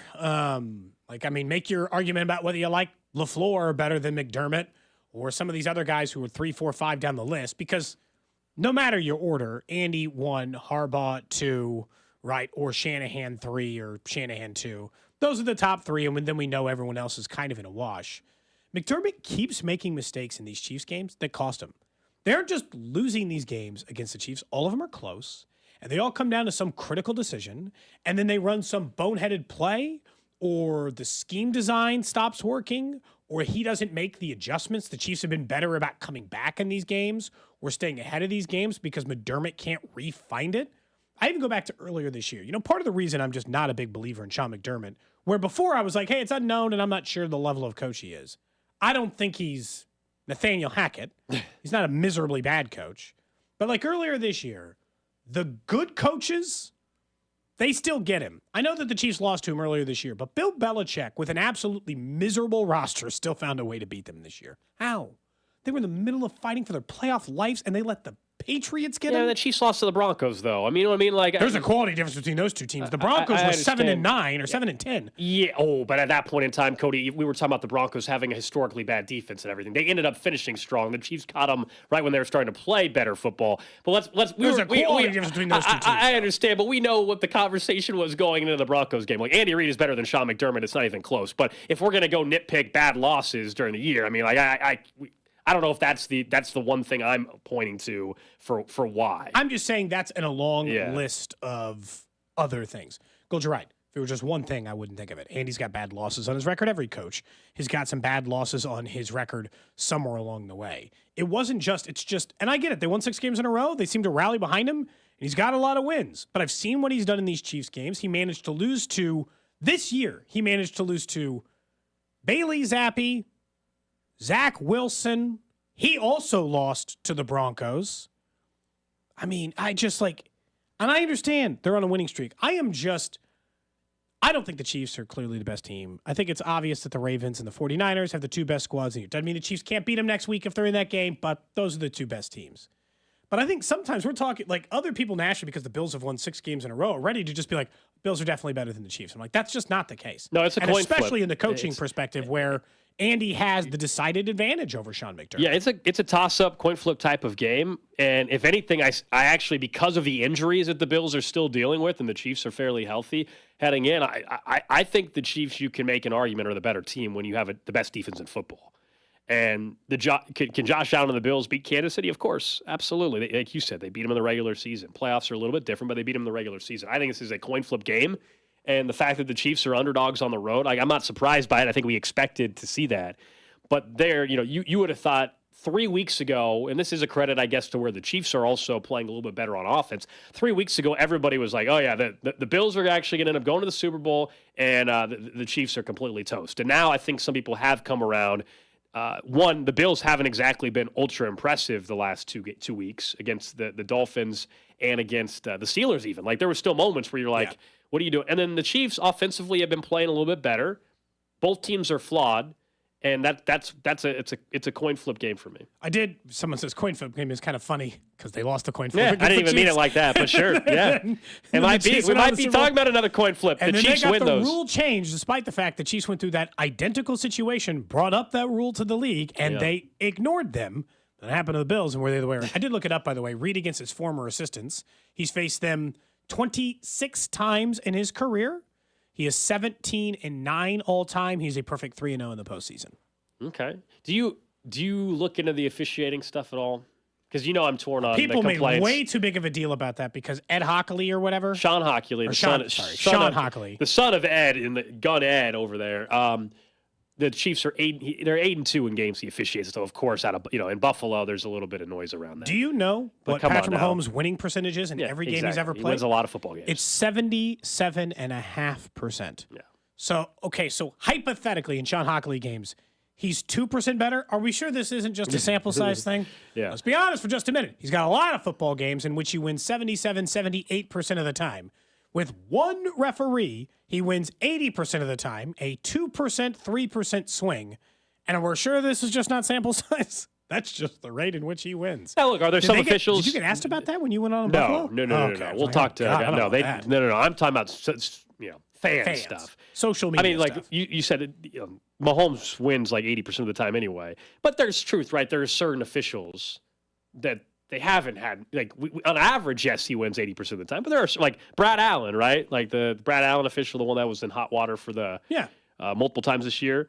Like, the Chiefs are 3-4 with him. Like, and Mahomes is 4-6 with Clete Blakeman. That's 40%. That's like 40%. So, like, there are some officials where you're not. But overall, yes, Mahomes has, is winning 80% of the time, if not more. Yeah, that's a little bit different. If it's 3-4, it actually almost kind of makes sense. And we've had plenty of conversations about referees who cried in this very stadium. Oh, well, we've talked about, Carl Sheffer's plenty. Yeah, we've talked about that. You don't want to get back into Carl Sheffers again? A couple news and notes here. According to the Chiefs, Derek Nottie will not practice today. He's the only player. That's an interior run game. I mean, that's a guy that's a run stuffer for this team. That's not great. We'll see. Today's Thursday. You need him out there tomorrow if you want him to play on Sunday to have a shot to play. And it's he a left playoff halftime game. of the game and didn't play ever again against Miami. I don't feel like that's What was the official well. injury for him? Was it? I thought it was elbow. Yeah, that sounds right. Okay, yeah. So we'll see. And also, unrelated to the Chiefs, I just kind of got a chuckle out of this. I came across former Royal Hunter Dozier has agreed to a minor league deal with the Angels. So Good for Hunter. Yeah. I don't know. Includes an invite to MLB camp. Oh, there you go. Hunter Dozier had one really good season. Got paid for it too. Props to him. I don't know what and then he got injured the following year, and then he was never the same player again.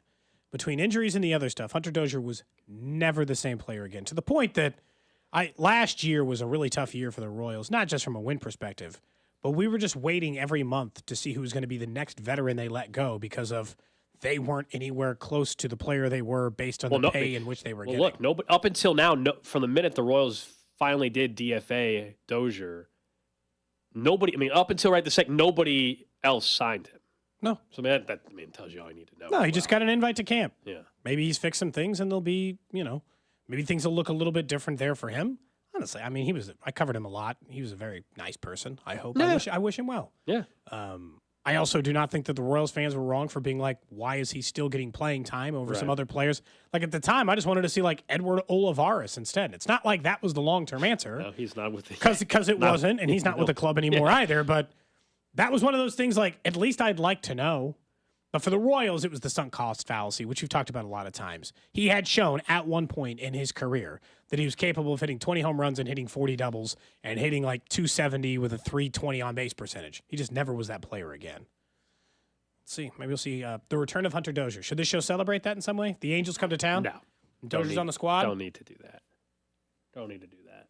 I kind of forgot. Someone said Super Bowl champion Mike Pennell time, and I kind of forgot. Yeah, Pennell's definitely a run stuff for opportunity. Yeah, they signed him. An option for them. Well, good news that they added depth there. They're not particularly adept against the run anyway. I don't think Noddy's had a really big season. Their weakness He's a nice on defense. player, I mean, but their that's weakness on defense is stopping the run. And James Cook got them last go around. I mean, that'll be an area. We're not even talking about Josh Allen. That'll be an area that the Chiefs are going to have to be better. And they were phenomenal against the Dolphins in that area when everybody was worried about Achane and stuff. And the Dolphins they just didn't do anything at all, period. It was a masterful defensive performance. But across the entire season, if there was an area that this defense has ever had any issues, it definitely has been against the run. So they're going to have to be ready for it. We'll see. Not great news that Noddy's not practicing. And was their single biggest issue in the game against Buffalo the last time. Cook got him in the passing game and in the running game. But again, you and I have said there's a big difference now. At least they're fully healthy at linebacker. Because, you'd mentioned the defense. I think sometimes we say it flippantly, like, we both think they're the best defense in the league. Let me just tell you quickly why.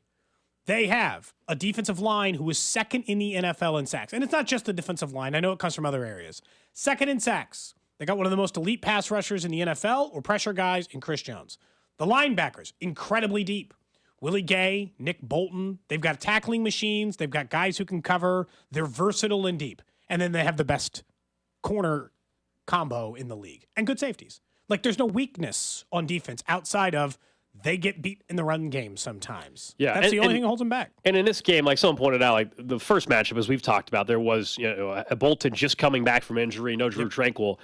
Look, even when they've had those guys on the field, they haven't been great against the run. But yes, against Buffalo in general, that's why I think they're going to do a good job of controlling Josh Allen on the run, which they did a good job against even in the first matchup. For sure. Josh Allen had like 30-something yards rushing, which I'll sign up for that right now. If you tell me Josh Allen has 35 yards rushing, that's a winning formula. He can't get the 30-yard run on you that changes the game like he did against Pittsburgh. That's what has to change. All right, coming up next here, we'll be joined by ESPN's Mina Kimes. Get a national perspective. She was one of the only national media members about a month ago that said the Chiefs were headed back to the AFC title game. We'll find out why she still maybe feels that way next.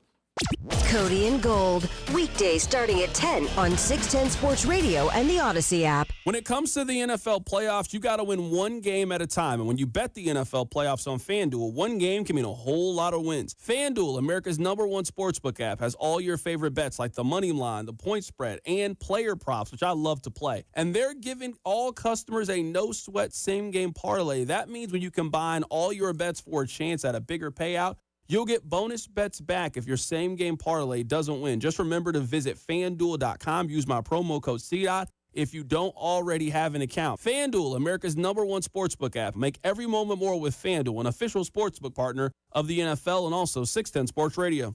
21 and present in Kansas. Minimum 3-leg parlay required. Refund issued at non-withdrawable bonus bets, which expires 7 days after receipt. Max refund $5 unless otherwise specified. Restrictions apply. See terms at sportsbook.fanduel.com. FanDuel is offering online sports wagering in Kansas under agreement with Kansas Star Casino, LLC. Gambling problem. Getting help is your best bet. Call 1-800-522-4700 or visit ksgamblinghelp.com. Made to Shine. Love stories from Shane Company customers. My girlfriend and I survived a long-distance relationship, and now she's back. So this Valentine's Day, I'm gonna propose. I was overwhelmed when it came to the ring, but when I walked into Shane Company, they took the time to show me tons of different rings. They helped me create a one-of-a-kind engagement ring that's so her. Our jewelry consultants don't work on commission, so you'll never feel pressured. They'll educate you about the 4 C's and help you bring your vision to life. Shane Company, fine jewelry since 1929. Twin Peaks is the best in the game. Here, you're in the red zone for every college rivalry and divisional matchup all season long. On game day, you never have to decide which teams to watch, only what combination of bites, burgers, wings, and more to order. Plus, where else are your favorite draft beers always poured at a frozen 29 degrees? Only at Twin Peaks, the #1 sports bar. Get wings the way you want them. Try Twin Peaks wings bone-in breaded, naked, smoked and grilled, or boneless in your favorite sauce or rub. Look, we all just dealt with these miserable temperatures, -15, -20 wind chill. Maybe you're working in these conditions, which sounds terrible, and you said, you know what? It's time for a new career. If you've had enough, go to centric.com/610 and find a new career in IT. Whether it be AI or cloud software, there's so many available options than sitting outside in the temperatures we're dealing with now and doing those jobs. Whether you can't get a check because it's too cold or because it's too cold to physically want to be outside. Reach out to our buddy Russ now at centric.com/610. Men, it's the new year, and for many of us, it's a time of deciding to make positive changes in our lives. This is Jeff for Heartland Men's Health, and if you're suffering with erectile dysfunction and are tired of the frustration and embarrassment ED causes, you should call Heartland Men's Health today. Because there probably isn't a better resolution you can make than to be done with ED. You see, ED doesn't just affect you, it can also affect your partner, even if they don't talk about it. But here's some great news. If you're like most guys, the treatments at Heartland Men's Health will give you back your sex life. Because our protocols have success rates that work in well over 90% of cases. Seriously, you might even find you're performing like you haven't in years. So, make an appointment and get ED out of your life. Your initial visit is only $99 and includes blood work, a medical consult, and if medically advised, a test dose. And if that test dose doesn't work in the office, your visit is free. Call 844-447-6600 or go to heartlandmenshealth.com. That's heartlandmenshealth.com. Heartland Men's Health, a Promenic restorative health practice. Hi, it's Trey Smith, and in order for our team to get a victory, we need honesty, teamwork, work ethic, humility, and the golden rule. That's why my truck is from the dealer that embodies all those values, Victory Chrysler Dodge Jeep Ram. And Victory Chrysler Dodge Jeep Ram also supports Giving Hope, whose sole purpose is to feed and clothe the needy in Wyandotte County and beyond. Giving back in the highest integrity, that's how Jeff and his team do business.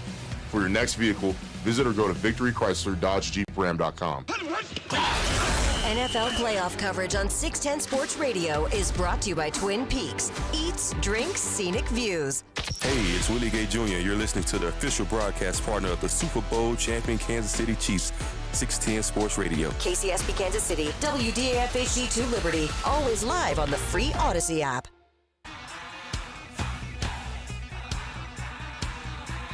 All right, back here on Cody and Gold. Alex Gold, Cody Tapp with you.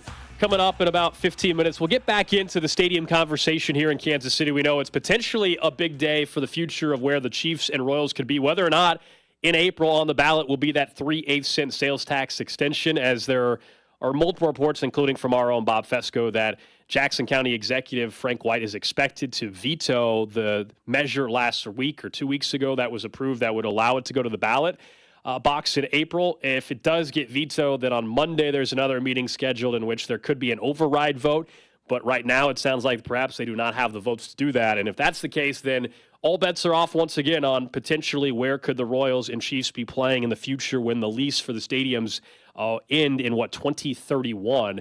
And Jackson County, and for that matter, the state of Missouri even could be losing the teams to Kansas. So we'll get to that in about 15 minutes. But let's go out to the 610 hotline. We're excited to welcome in ESPN's Mina Kimes. Of course, you see her on NFL Live. She's got her show on YouTube as well, the Mina Kimes Show, featuring her dog Lenny, which is phenomenal. So, Mina, it's great to have you on the show. And a lot of people here appreciated your comments about 3-4 weeks ago. You were one of the only national media members, I think, that said you thought the Chiefs could still end up in the AFC title game.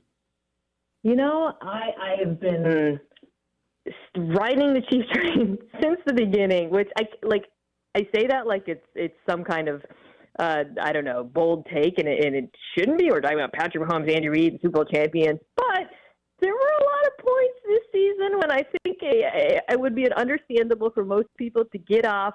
But I still believe, the defense kind of carried me at points. I believed in the improvement of the offense, or the ability to improve, and I'm feeling pretty good about it now. A little nervous, obviously. It's a tough game this weekend. You're the underdogs, but I still believe, and I'm picking the Chiefs to win. How big of a difference do you think there is talent-wise between these two teams? There's at times, Mina, where I think they might be carbon copies of each other. They get to the quarterback, everything, et cetera. Do you think that there's a big talent difference between them? Between the teams, not the quarterbacks. You're asking, right? Yes. I think they kind of net out pretty similar. There's differences. I think the Chiefs' defense right now is better. A lot of that is also a reflection of all the injuries on the Bills' defense, which is something I'm to really monitor closely, because I think it'll make a huge difference in this game, whether those linebackers, Taron Johnson, who's their corner, whether they're injured. So I think that when you weigh the defenses, I think the Chiefs' defense is better and certainly healthier. Offensively, Bills certainly have an advantage at skill players, but then I think both offensive lines I would probably put on par with each other. Both run games kind of similar, so they're not too far apart when you just go head to head in all the different categories. You mentioned throughout this season there were times where you were still looking at the Chiefs as a potential team that can make a run, but also there were a lot of reasons to be concerned here locally when we talked about this team. It was the offense, clearly, and whether or not they were still trying to be an offense that they were in 2022 or 2021.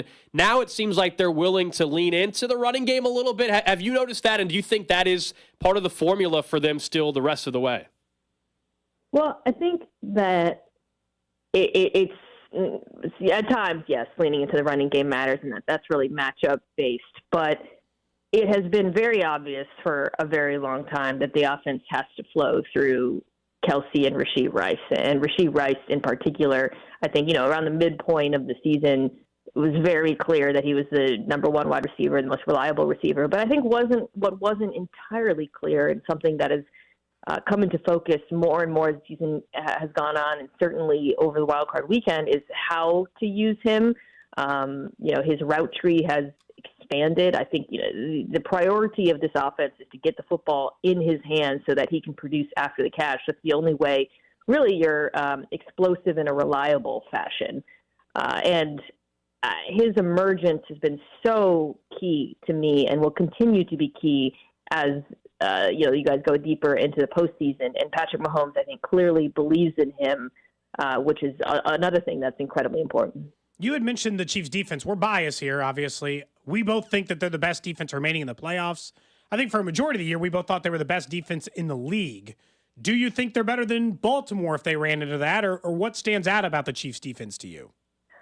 I don't think they're better than Baltimore. I'll start there. I think Baltimore is the best defense. I think just what they've done, particular against the Shanahan tree offenses, the Niners and the Dolphins in back-to-back weeks, was extraordinary. They're just they're similar though to the Chiefs in terms of like how the brilliance of the game plans, how well coached they are, the use of disguise. I just think the spine of this Ravens defense is so good. The linebackers and safeties, linebackers in particular, are so well coached, and that's so they're so well suited for playing the best offenses because you really have to have very good linebacker play. And I think we're seeing teams like Philadelphia and Dallas suffer because they didn't have that sort of talent at the linebacker position. Now, that said, Chiefs linebackers are very good, and I think the Chiefs play with a level of physicality on defense that the Ravens are the only team I would really compare them to. Niners in the past, maybe, but I think actually the Chiefs have overtaken them in that regard. The way that these cornerbacks and safeties hit and linebackers hit and tackle is so impressive. And I think when we look back at this Chiefs season versus previous seasons and what has been the priority of roster construction, what they've done with the assets for the Tyreek Hill trade, all of that, it is that physicality that stands out. I mean, guys, like 2 or 3 years ago, the tackling was probably the single biggest problem with this football team. It's why Jamar Chase would go off against them and turn like 8-yard slants into 20-yard gains. Now, they're arguably the best tackling team left. I think Baltimore gives them a run for their money. So that's so impressive, and it is the identity of this group. Okay, so now their biggest issue is drops. So I clearly. I can establish that now. I think you'd put the stat out that they had lost 360 yards or so in team drops this year. And I know everyone has a different perspective. Is it just curable come postseason? Can you just be like, well, maybe they'll catch it this time? Yes and no. Drops are weird, right? Because sometimes they come and go. Some players will never get over it. Some players, it's random. It's not like a totally predictive stat. I think the reason why it's more of an issue, it's not like the drop rate is not, it's the most in the NFL, so we start there. But it's kind of, I think, the nature of the drops and big moments, some of the downfield opportunities to MVS in particular stand out as being so crippling and why this offense isn't explosive. There's a few reasons, but that's one of them. I think for this, because the offense, the way that they're built, and I had Mitch Schwartz on my podcast, and we talked about this in depth. One drop, one hold, one false start can derail the whole thing in a way that they can't compensate for it the way they could in the past with like downhill completions, Tyreek Hill, So I think that's why they kind of feel much more impactful. I think, though, however, even though Kelce and Rice aren't immune to drops themselves, they're able to compensate for it with the production they get with the ball in their hands and their reliability otherwise. So I think zeroing in on them and focusing on them, even if they have 1 or 2 drops in this game, doesn't necessarily mean that the offense won't be able to function. We're talking to Mina Kimes of ESPN. I think Cody asked you a little bit to start this interview about the two teams, and not the quarterbacks, but the teams, who had an advantage in certain spots.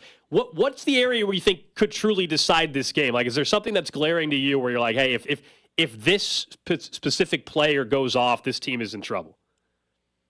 Well, I think the things that I'm really eyeballing these Bills injuries, because if, for example, Taron Johnson, who's their slot, doesn't play, that is so. I mentioned the way the Chiefs used Rice in the wild card round. The ability for him to produce on those in-breaking routes, those crossers. If the Bills are injured in any way at linebacker or slot or up the middle, I really think that they'll be able to take advantage of that. Kansas City will. So that jumps out to me. Isaiah Pacheco didn't play in Week 14. You guys know that.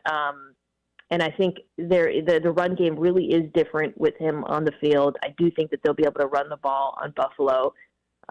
So that's another thing I think that sort of tilts me in the favor of the Chiefs offense on that side of the ball. And then defensively, this Bills offense, they killed you guys with James Cook last time. I think that the Chiefs will be better prepared for that this time. Very curious to see how they deploy their what sort of Steve Spagnuolo does to fix that and to address the threat of Josh Allen running. But I think they're really consistent. They just, I can count on that unit, perhaps more than the Chiefs offense or the Bills defense. So I have a lot of belief in them. Did you think Josh Allen was fake sliding on his electric run in the last round?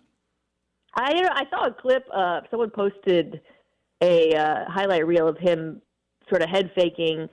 I don't think I think he is definitely taking advantage of the rules a little bit and playing off of defenders, fear of breaking the rules when it comes to contacting quarterbacks. But he's also such a dynamic and terrifying runner on his own. I don't really think it matters.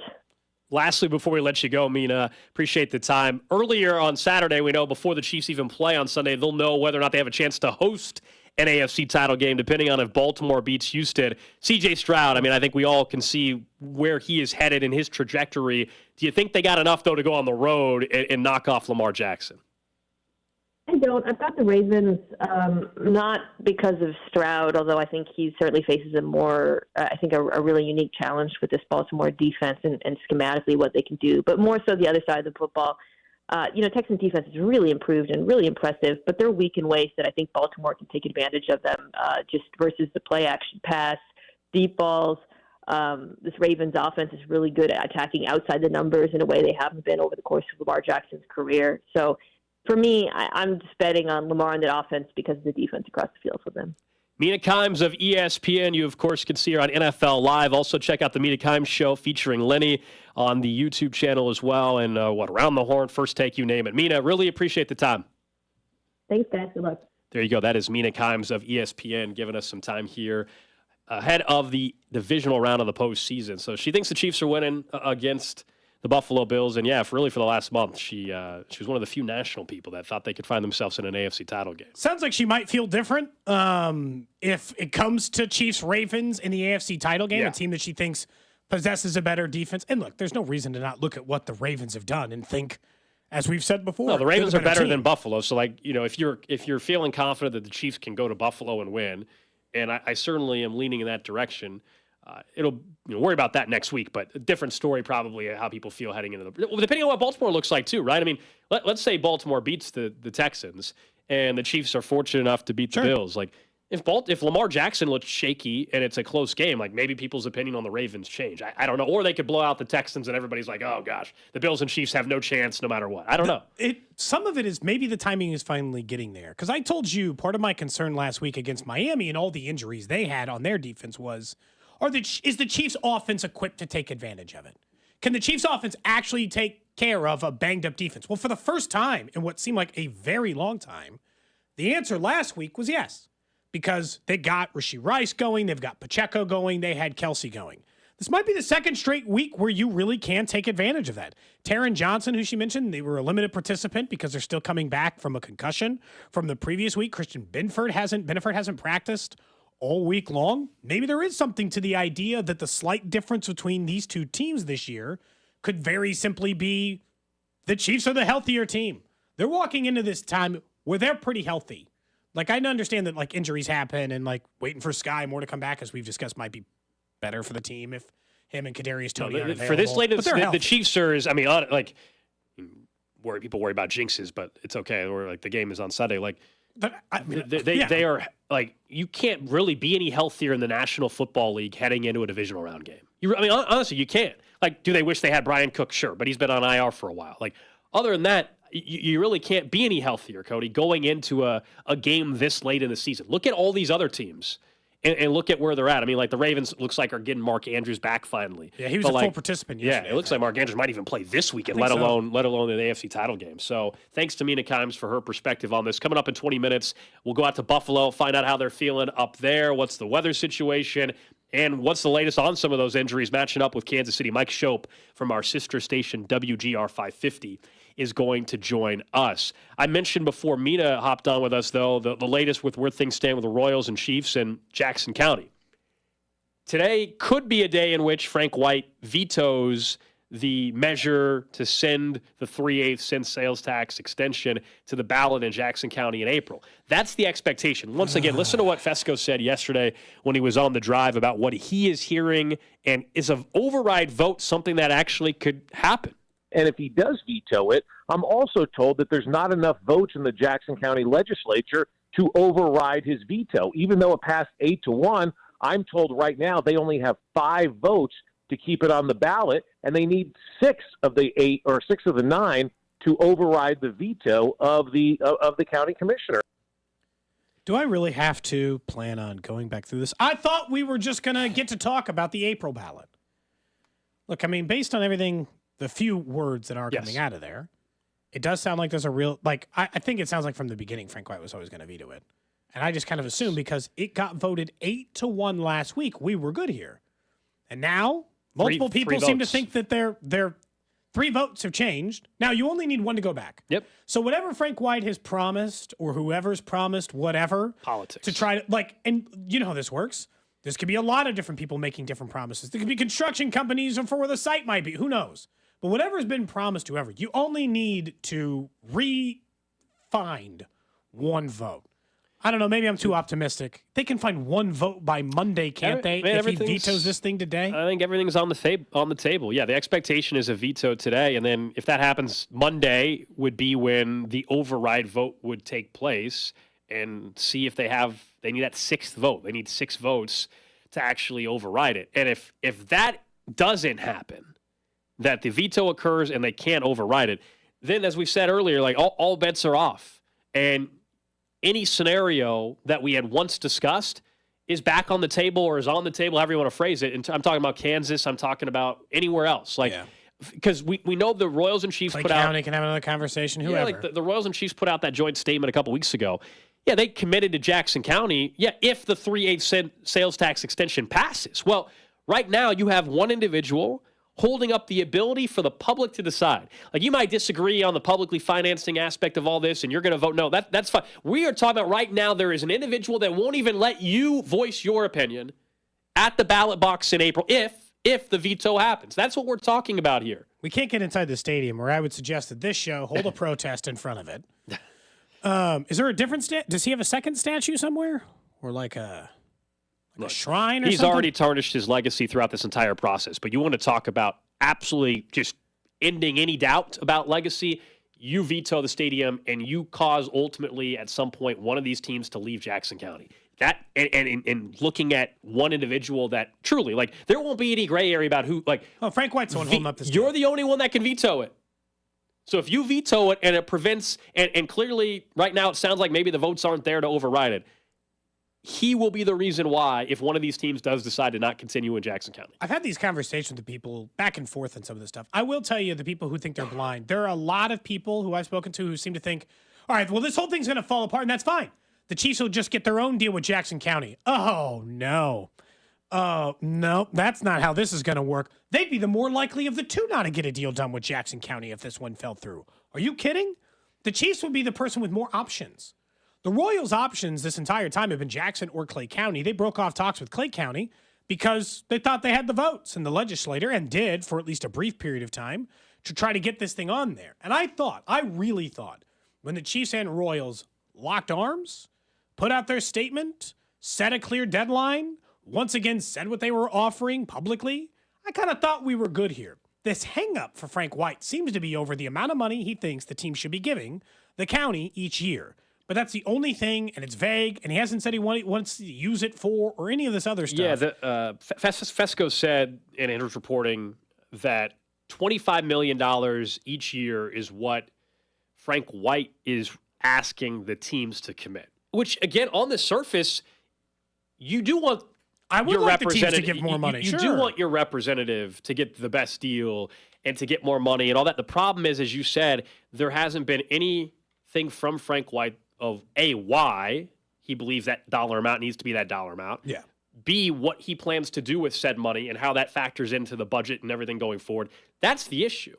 And the repercussions of losing one or both these teams to, whether it's Jackson County, what it could do for KC Mo, what it could do for the state of Missouri, like the trickle-down effect.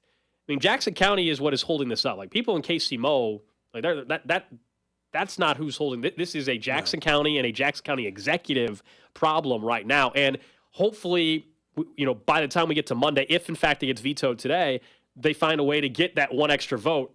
Based on the reporting right now, it's they've got 5.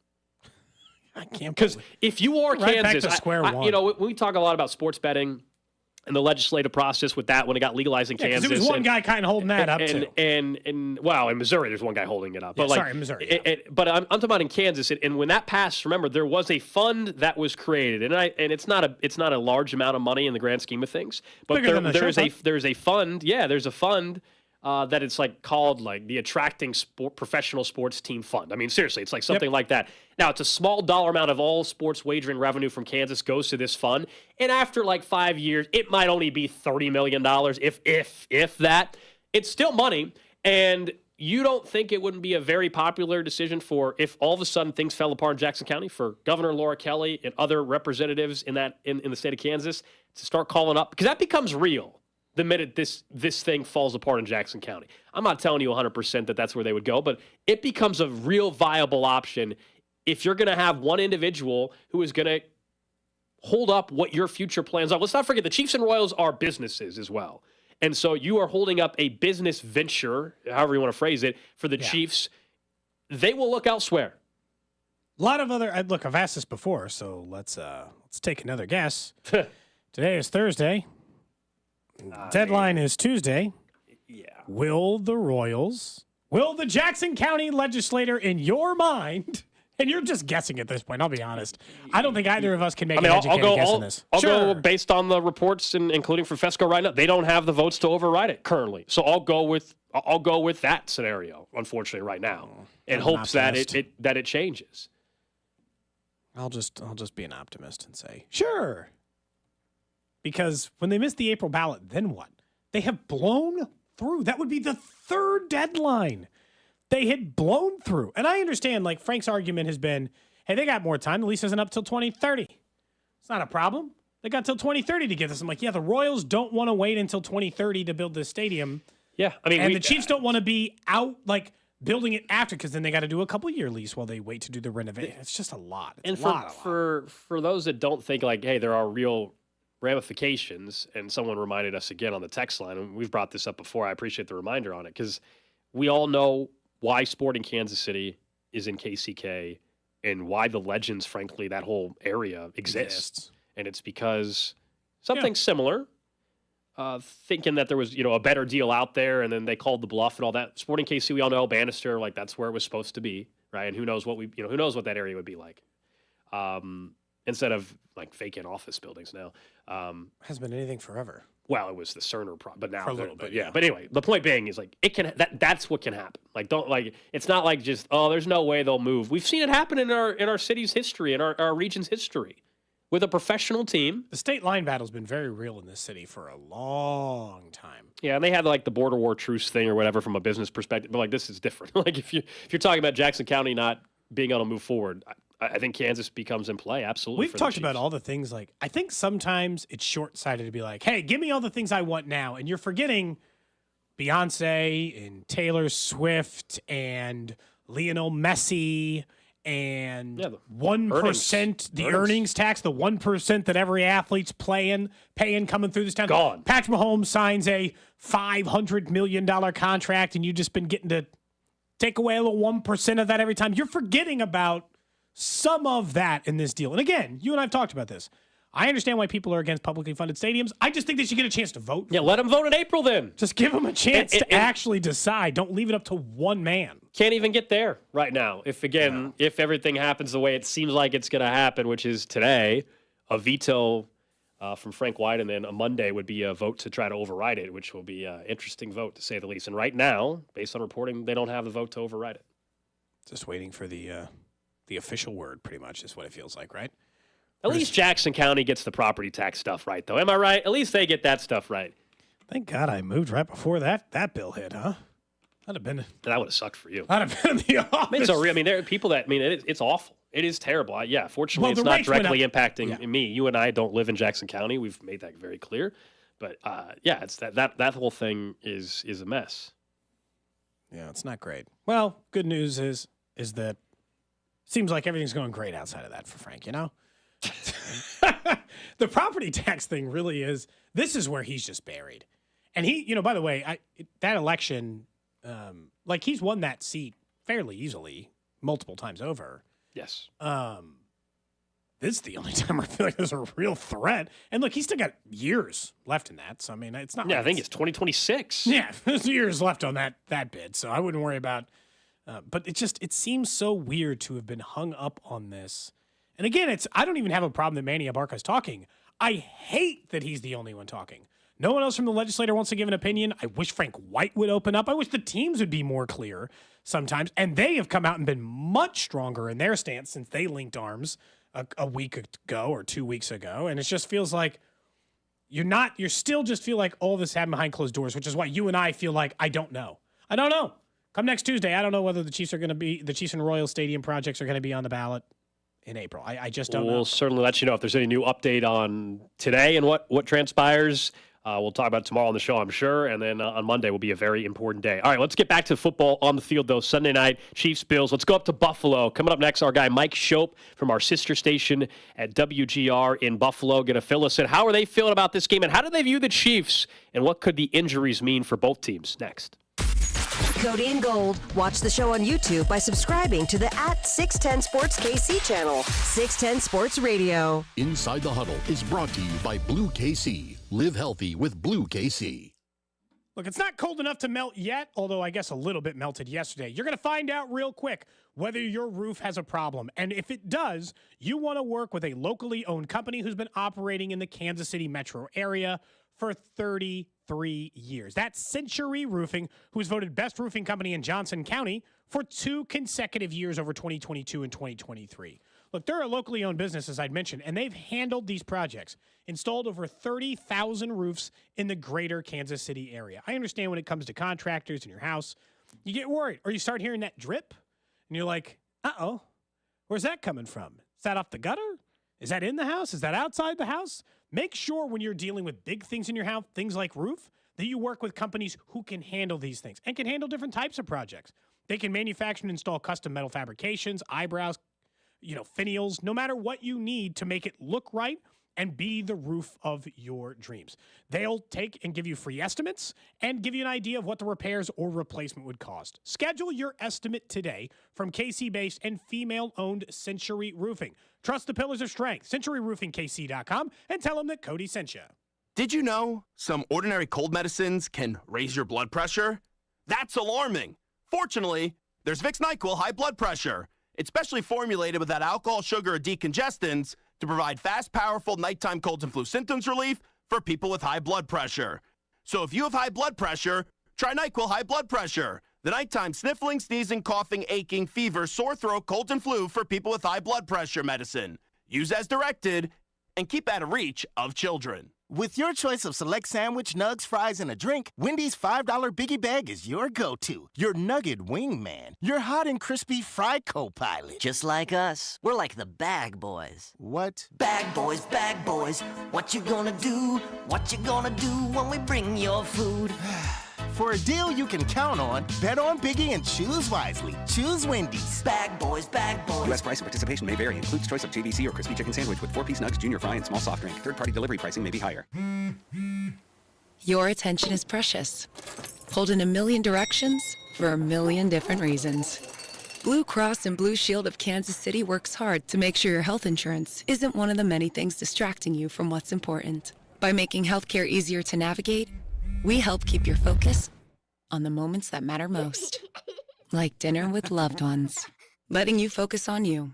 That's the benefit of Blue.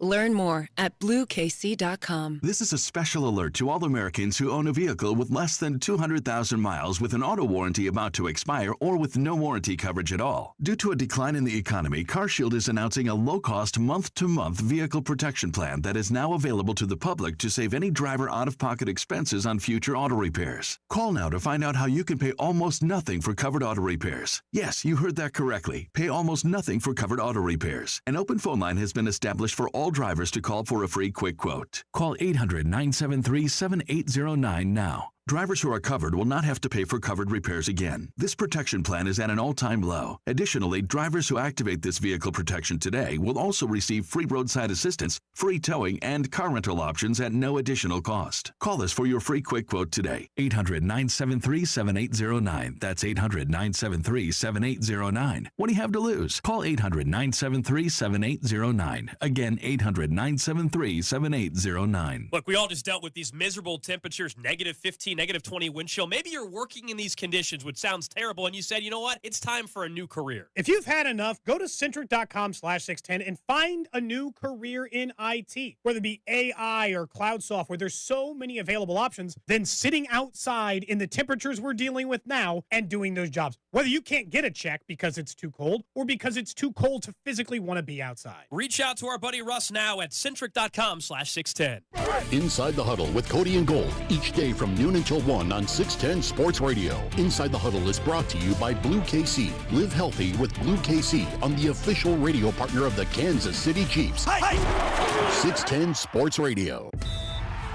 The biggest winner in the big game could be you. Thanks to BetMGM, the king of sportsbooks is offering new customers a chance to score $158 in bonus bets instantly. That's right, instantly. Just download the BetMGM app and sign up using bonus code BETKC.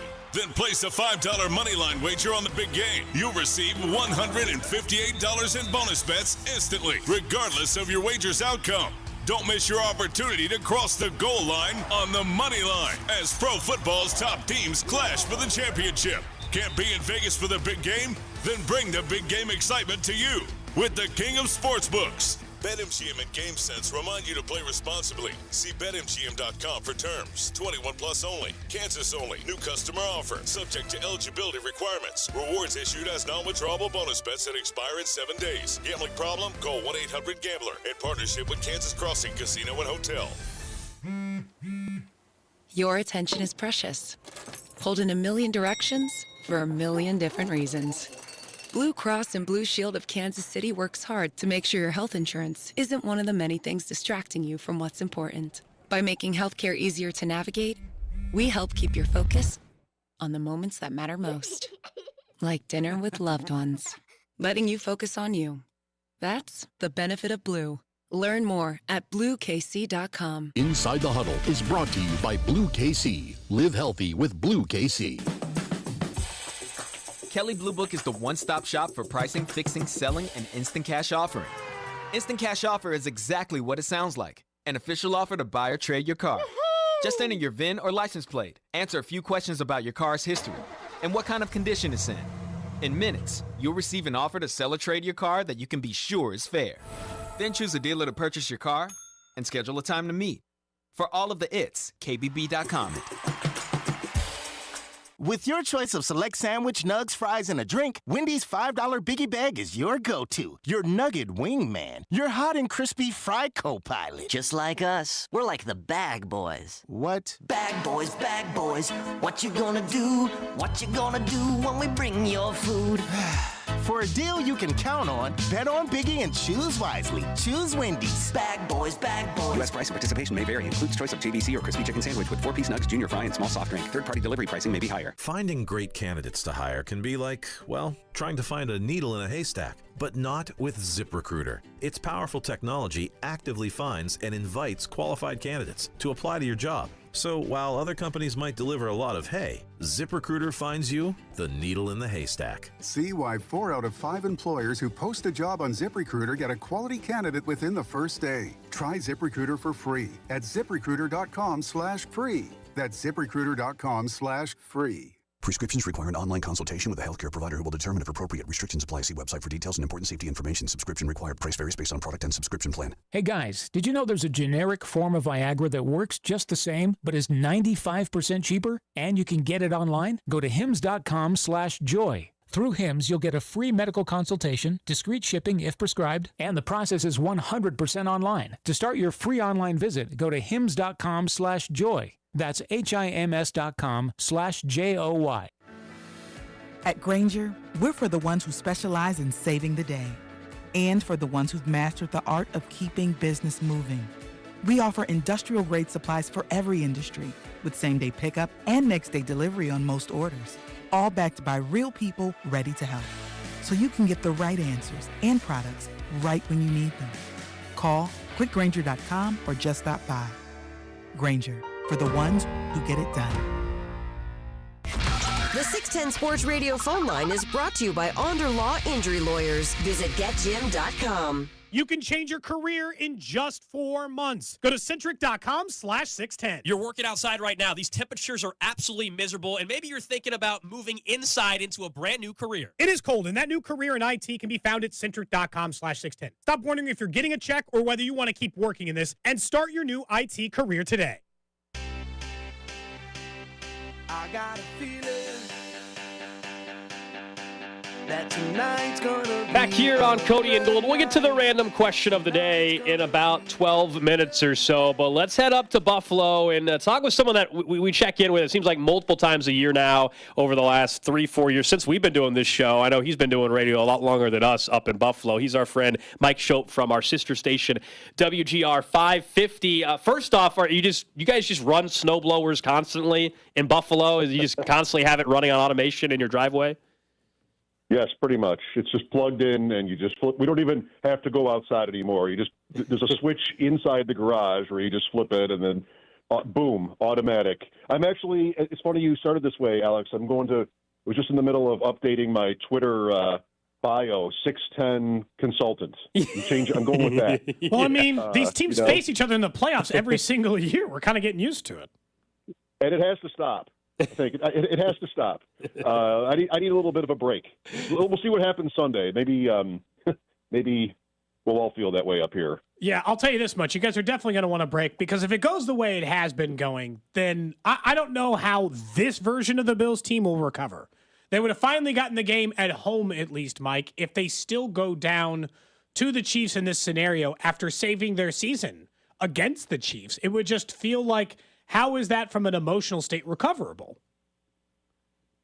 It's going to be really interesting.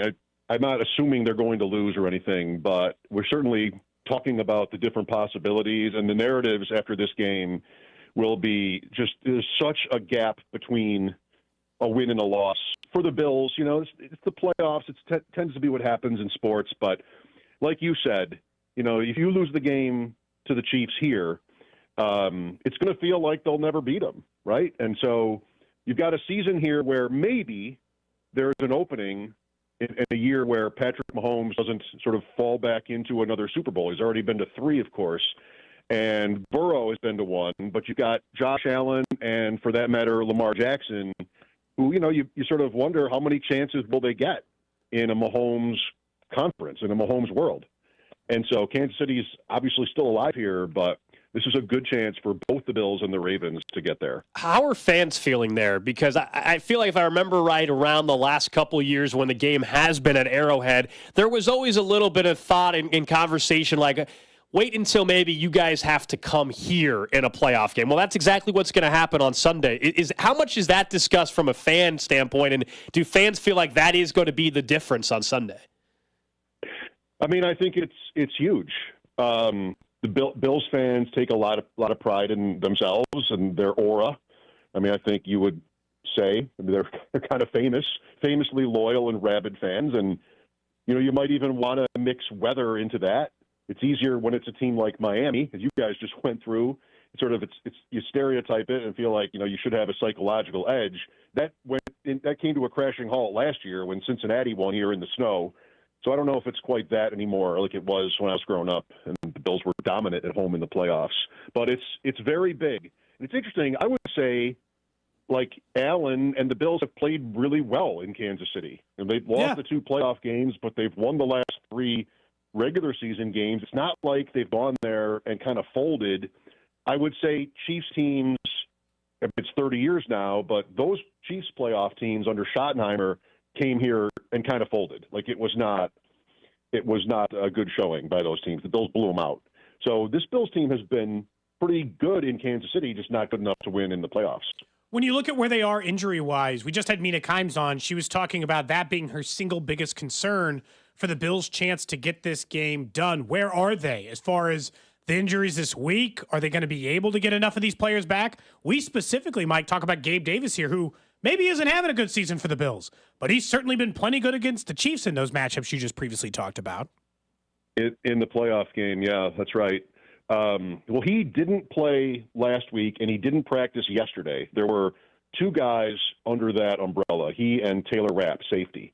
And so that's not a great start to the week when you miss the game, maybe playing a little bit safe, but they're not ready to go come Wednesday. Rasul Douglas and Tyrell Dodson, both super important defensive players, I would say, did practice at least some yesterday after missing the wild card game. Then you had four other guys who were hurt against Pittsburgh, maybe most notably Terrell Bernard, who's been a revelation at linebacker this year, and that's probably a very important player for a team playing Kansas City. He didn't practice yesterday. He was carted off on Monday. Remember, short week for the Bills, too. And his status is a big one to watch. I think maybe even more importantly than Davis, as the Bills have gotten Khalil Shakir going and Dalton Kincaid. So I don't think they're really too much worse off. And in fact, I don't think Davis had a catch in Kansas City this year, which was surprising to me. Like you said, you sort of think of him for that record-setting playoff game. So the Bills, Mina's right. I mean, they have a pretty good list, and they're not ruling any of these guys out. We'll see what happens, what comes out later this afternoon. We're talking to Mike Schoop of WGR 550 up in Buffalo. Going back to the Week 14 game where the Bills came away with that victory, you mentioned, Gabe Davis didn't have a catch, but that was the James Cook show. I won't say coming out party because that was the Cowboys game where he just was ridiculous. But looking at that was the first time we really had seen that, and the Chiefs hadn't seen that on film or anything. How do you believe the Bills offensively kind of approach this game, this go-around? Is it going to be just trying to feed James Cook throughout, or is this a game where you feel like now they've got these tight ends working? I think Cook will be super important. This sort of, the way I look at them, and we've probably talked about this over the years, I mean, I just loved when the Bills became such a pass-heavy team. Like it fit right in with Allen's ascent, and they were doing all the smart stuff right, it seemed, with motion and play action and their pass-to-run ratio, neutral situations. Since they changed offensive coordinator, they are the run-heaviest team in the NFL. And so I don't love that for them here, but I think there's every reason to expect them to lean into Cook. They have done that consistently since Joe Brady took over from Ken Dorsey. They've won almost every game that way. And, last week he might have had 18 carries against Pittsburgh. That's a game script game. Other times they've been behind. You still see the quantity, the volume for Cook. So he has had a few memorable drop passes, downfield stuff, vertical stuff. And that's a part of what they want to be.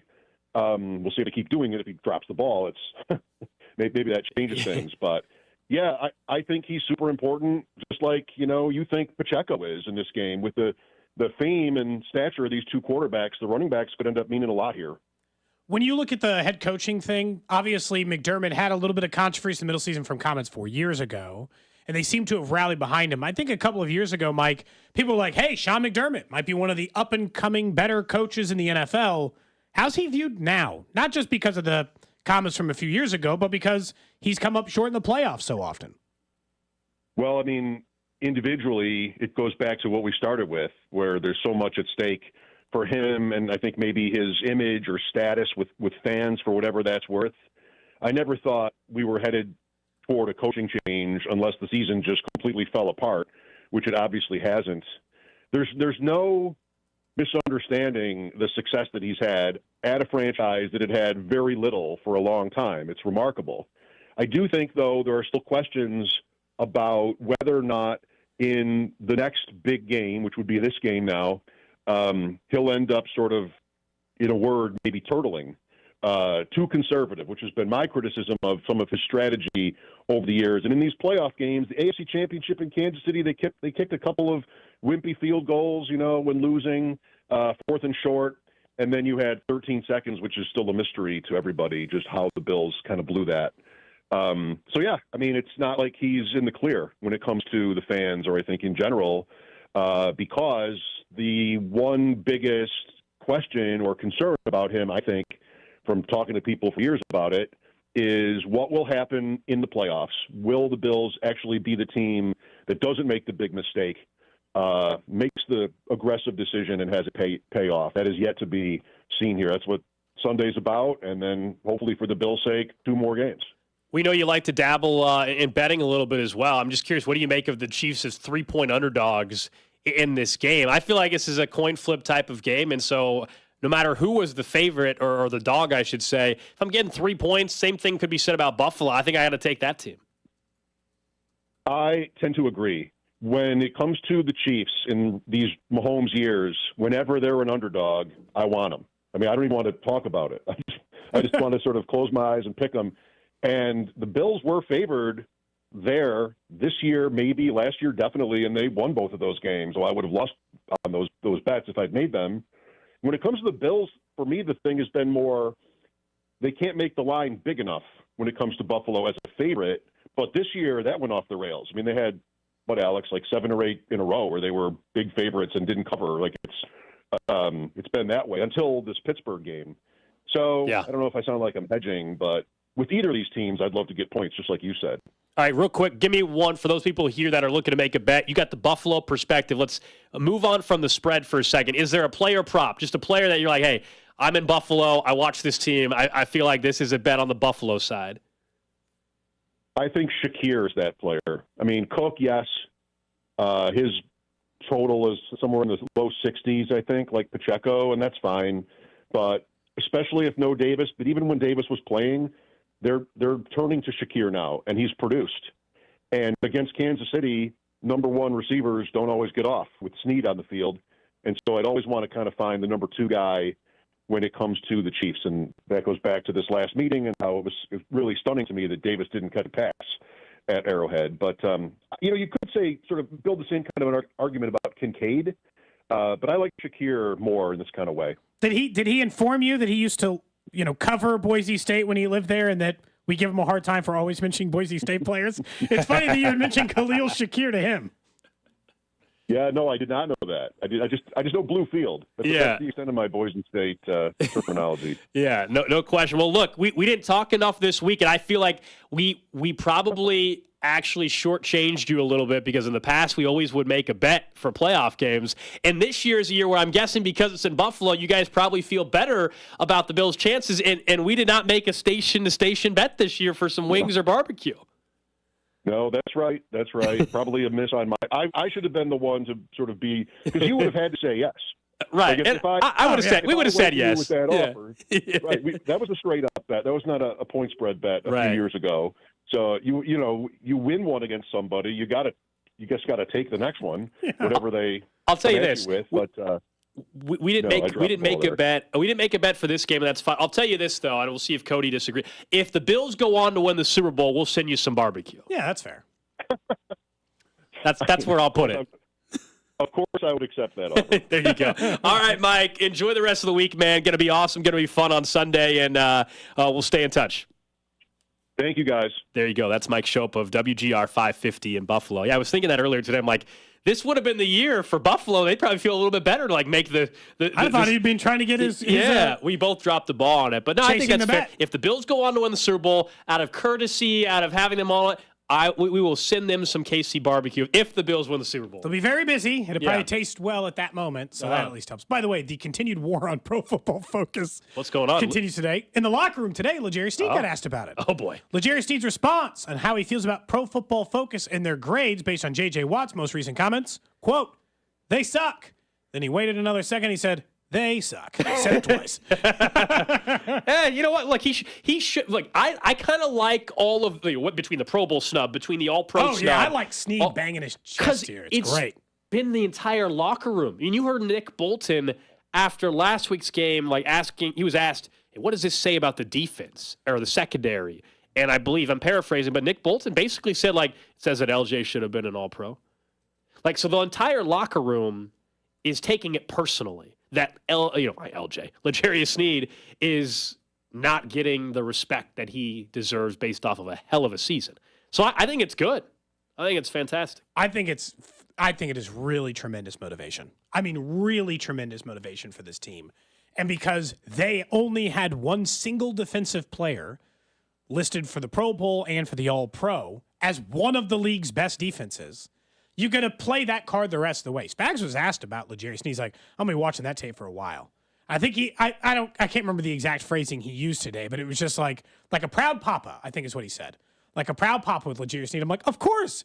You watch that Chiefs mic'd up video when he's like, Get better hands, 10. And he's shoving them to the ground. And the motivation, I love the way this defense is playing right now. This has been the most enjoyable defense the Chiefs have played in a decade. Oh, yeah. You got to go back to the Eric Berry, Tom Bahali, Justin Houston days for sure. And I might enjoy this version of the defense better. I might. Yeah, that's what going into the game. I'm not worried about the defense. I think the defense is going to do their thing. The question is whether the offense avoids turning the ball over and can they score in the red zone. Like I'm not worried about what this defense is going to do. Doesn't mean they won't give up points, but I trust this defense in big spots. They've done it enough every single game.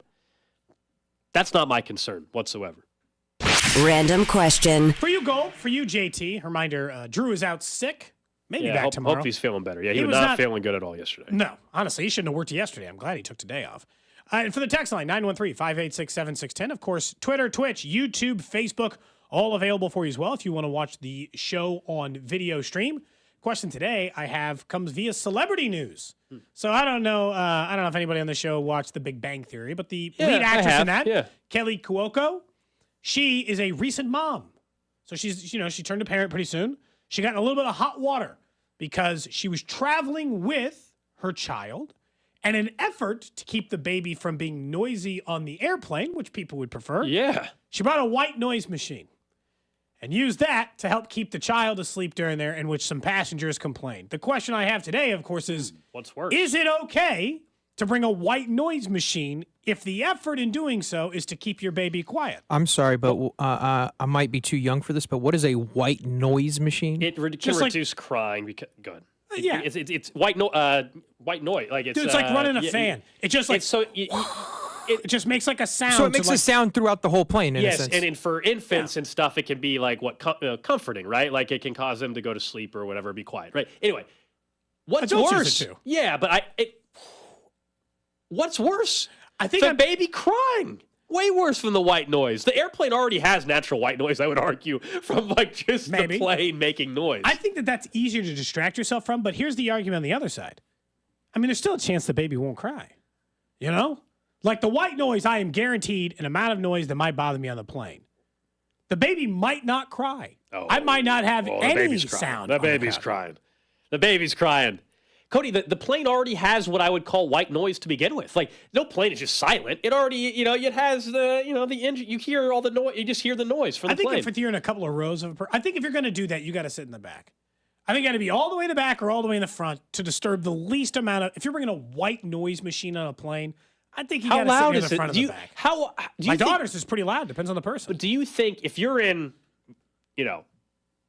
row A, and I'm in row J, am I hearing the white noise machine all the way back in row J? I don't think so. All the way up, maybe. But in an airplane situation, I don't think so. So really, not. It's the people right next to you that are impacted. And my question would be, would I care to my left is a mom and her child, and the child is crying, or to the left of me is the mom, a quiet child, but a white noise machine that I can clearly hear the machine? I think I'm taking the machine over the constant crying from the baby. Legend of Sax on Twitch says, guess what? I just have my own headphones and my phone. I can't hear anything. That is a big thing. I couldn't, JT wasn't here when we did this on the show. I couldn't believe one time when you flew with no headphones and you were just staring forward. I mean, honestly, God, I still think about it like it's serial killer behavior. It genuinely bothers me. I bring noise-canceling headphones. I crank them up to 15. So I can't hear anything on the plane, so I don't really care. We've talked about this, JT. So on a plane, a lot of times I end up just nodding out for a little bit. And so there are times where I'll just close my eyes, and then obviously my eyes will open back up. But I won't always, a lot of times I don't have headphones. Now, maybe that changes if I fly. Now, I just got a new pair of, we were talking about this, Cody, in December, like the AirPods. Now that I have some good headphones for that, maybe I will. But usually, I kind of nod in and out on a flight. That's crazy not to put on headphones. That's wild. I have to have headphones. I bring like 2 pairs just in case one dies on the plane, right? I'm like, all right, I got an extra pair. Like, I'm just telling you right now, like, if my headphones died, I got to the airport and they died, I would buy headphones at that overpriced kiosk before flying with no headphones. I'd spend $400 on a pair of garbage skull I don't know candy about that one. Dude, I'm not flying silent. I'm not flying on that airplane silent. No way. I think it will change now that I have, like, a reason. Like, now that I have the AirPods, but I also, sometimes you just sleep on the plane. The other tough part is the text line's pointing out is like, just give the mom a break. What do you think? That they're more uncomfortable in the situation? Because I'll tell you this much. Like, if a baby is screaming on a plane, if you think you hate it more than the parent trying to get that baby quiet, oh my God, you are so wrong. You're so very wrong. I'm in a nightmare situation there. Not only am I hearing the crying baby, but I also know that I've disrupted everyone else's life. I think the white noise machine was an attempt to be like, I'm trying not to disrupt your life. So the passengers actually were complaining, or did people just on social media saw that? No, a passenger went to the flight attendant to complain. And what do? They make her shut it off? Yeah. They did. And then the baby should have started crying immediately. Because then that would have been a lesson learned. At that point, I wouldn't have been real quick to make my baby quiet. I'll tell you that much. Yeah. Imagine right as you turn the white noise machine off, the baby just started crying. I never flew with my kids as a baby. I'm like, I'm not doing this. That seems brutal. When you think about all the stuff you have to pack for your family when you're going on a flight with young kids, I can't imagine. What a mess. I think and I'll tell you this, I'd probably be that parent like now, if, you see the kids probably like, I'm just going to get them headphones and an iPad, and we're just going to get through this flight. You'll never see or hear from my kids. It is true. They'll have a mountain of snacks, a headphone, and headphones and an iPad. They're going to be out of your way. Wouldn't the white noise machine also maybe actually cause you to fall asleep too next to them? Depends on the person. My daughter uses a white noise machine, but I've never done that. Like I don't like both my kids do. I like it. Like I like if I'm going to say I like it dark and I like it quiet. I don't want lights on. I don't need I'll watch TV before bed, but I don't leave the TV on overnight. I cannot stand even at a hotel, if you happen to be sharing a hotel room with somebody or whatever for, we've had trips for work or whatever, unfortunately, where we've had to split rooms or whatever. I don't even like the bathroom door slightly open with the light. I like it dark. I can sleep way better that way. That's how my girlfriend is, and I like to have a little light so I can see in case I have to go to the restroom. Well, yeah, you know what? Yeah, I mean, in the hotel room where you're not familiar with the floor plan, I've definitely hit my knee on the side of a bed before, and that sucks at 2 a.m.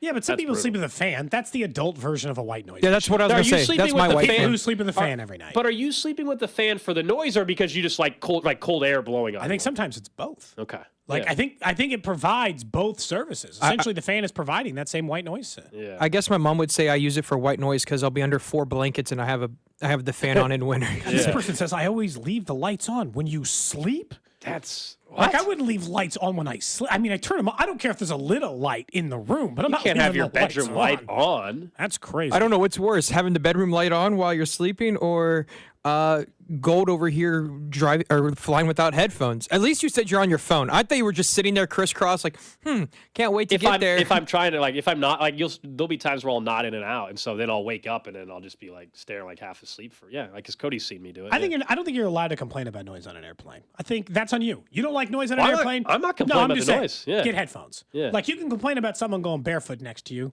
That's a controllable element.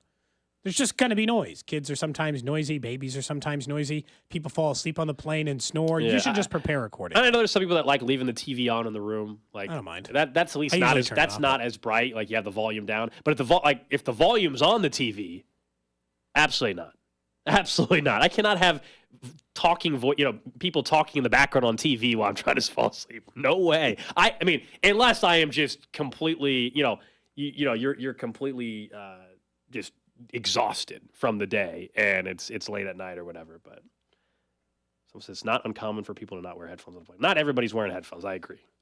I think I can't believe you'd make that decision. That's all I'm saying. Some people just fall asleep, Cody, on planes. That's a great skill to have. If you can you wake up in the flight and you're there.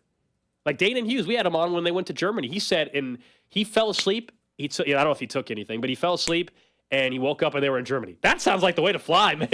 That sounds like the way to fly.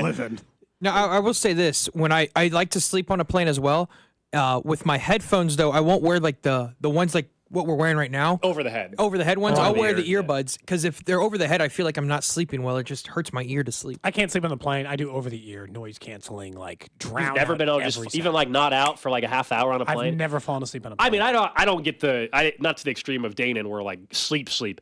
I've been on a red-eye flight back from Vegas before, and I'll sleep for 35, 40 minutes at a time, wake back up. That sucks, but sure. I've done that. Yeah, something like that. All right, there you go. That's the random question of the day. Up next, though, let's get back into RasheeRice and TravisKelce. We asked Danan Hughes about these two and the importance. Thought his answer was pretty interesting. That's next.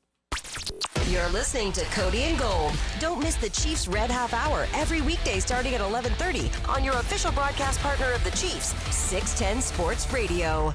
Inside the Huddle is brought to you by Blue KC. Live healthy with Blue KC. Your attention is precious.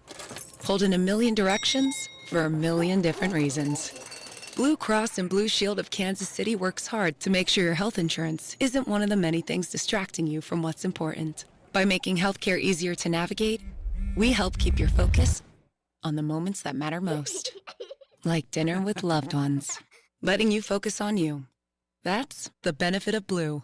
Learn more at BlueKC.com. It's a new year, and Trailside RV Center on I-70 in Green Valley has the Jayco RV of your dreams. Trade-in values are high, and the 2024 financing rates say it's time to buy at Trailside RV. Go to TrailsideRV.com and check out our prices now. Inside the Huddle with Cody and Gold, each day from noon until 1 on 610 Sports Radio. Inside the Huddle is brought to you by Blue KC. Live healthy with Blue KC on the official radio partner of the Kansas City Chiefs. 610 Sports Radio. Wholesale batteries for all your battery needs. Lithium batteries for your motorcycle and ATVs. Lithium has superior power density with a longer life when compared to lead acid. Speak with Wholesale Batteries today on how you can benefit from lithium batteries. If you keep one resolution this year, it's to let Smokehouse Barbecue cater all of your events. With the football postseason upon us, invite Smokehouse to your tailgate. At the stadium or at home, Smokehouse is the perfect choice for game day. And if you don't feel like getting out in the cold this winter, have Smokehouse delivered to your house. And make sure you try their new Smokehouse Bowl, a delicious combination of their world-famous beans, mac and cheese, chopped burnt ends, and smoked sausage. Visit them in Independence, Zona Rosa, or Gladstone, or at SmokehouseBBQ.com. It's Smokehouse Barbecue. Your attention is precious. Pulled in a million directions for a million different reasons. Blue Cross and Blue Shield of Kansas City works hard to make sure your health insurance isn't one of the many things distracting you from what's important. By making healthcare easier to navigate, we help keep your focus on the moments that matter most. Like dinner with loved ones. Letting you focus on you. That's the benefit of Blue. Learn more at BlueKC.com. JR and Company offers a lifetime workmanship warranty on every residential roof. Why? Because our roofers are that good. Kinda makes you wonder about the other guys. JR and Company, home of the free online storm check at jrstormcheck.com. Supplement Superstores has helped me lose close to 15 pounds, and they can do the same for you. Try what I use, Flashpoint Complex, and save 20% when you tell them I sent you. Supplement Superstores has 8 Kansas City area locations. Supplement Superstores when you're ready to feel your best. Inside the Huddle with Cody and Gold, each day from noon until 1 on 610 Sports Radio. Inside the Huddle is brought to you by Blue KC. Live healthy with Blue KC on the official radio partner of the Kansas City Chiefs. 610 Sports Radio. You see, tomorrow, once again, it's supposed to feel like -30. My kids probably won't be in school, which means you might not have work. You don't want to worry about that. Sometimes those outside labor jobs, one, do you really want to work in that? And the answer is no. Two, you might not get a check if the work isn't available. That's where Centric can help you get a new career in IT in as little as 4 months. Yeah, and if you want to have a little more cash in that wallet, too, maybe there's more stability, more consistent pay, more career advancement with a career in IT. And Centric, they're the best in Kansas City when you think about how many relationships that they have with companies that are eventually going to hire you. 1,500 different companies have hired Centric grads, plus those same companies are constantly helping Centric when it comes to their curriculum. Sometimes you're in a longer form program and something changes mid-semester, let's say, and well, that's the curriculum. They're not allowed to change the curriculum right away. They're able to do that, so you're constantly up to date with the latest through Centric. Look at the emergence of AI through ChatGPT and others, and the programming they need surrounding those things as it continues to be a bigger part of everyone's lives. Again, that's what Centric can do for you. Talk to our guy, Russ Mondry. Go to centric.com/610 and start your new career in IT. Inside the Huddle with Cody and Gold, each day from noon until 1 on 610 Sports Radio. Inside the Huddle is brought to you by Blue KC. Live healthy with Blue KC on the official radio partner of the Kansas City Chiefs.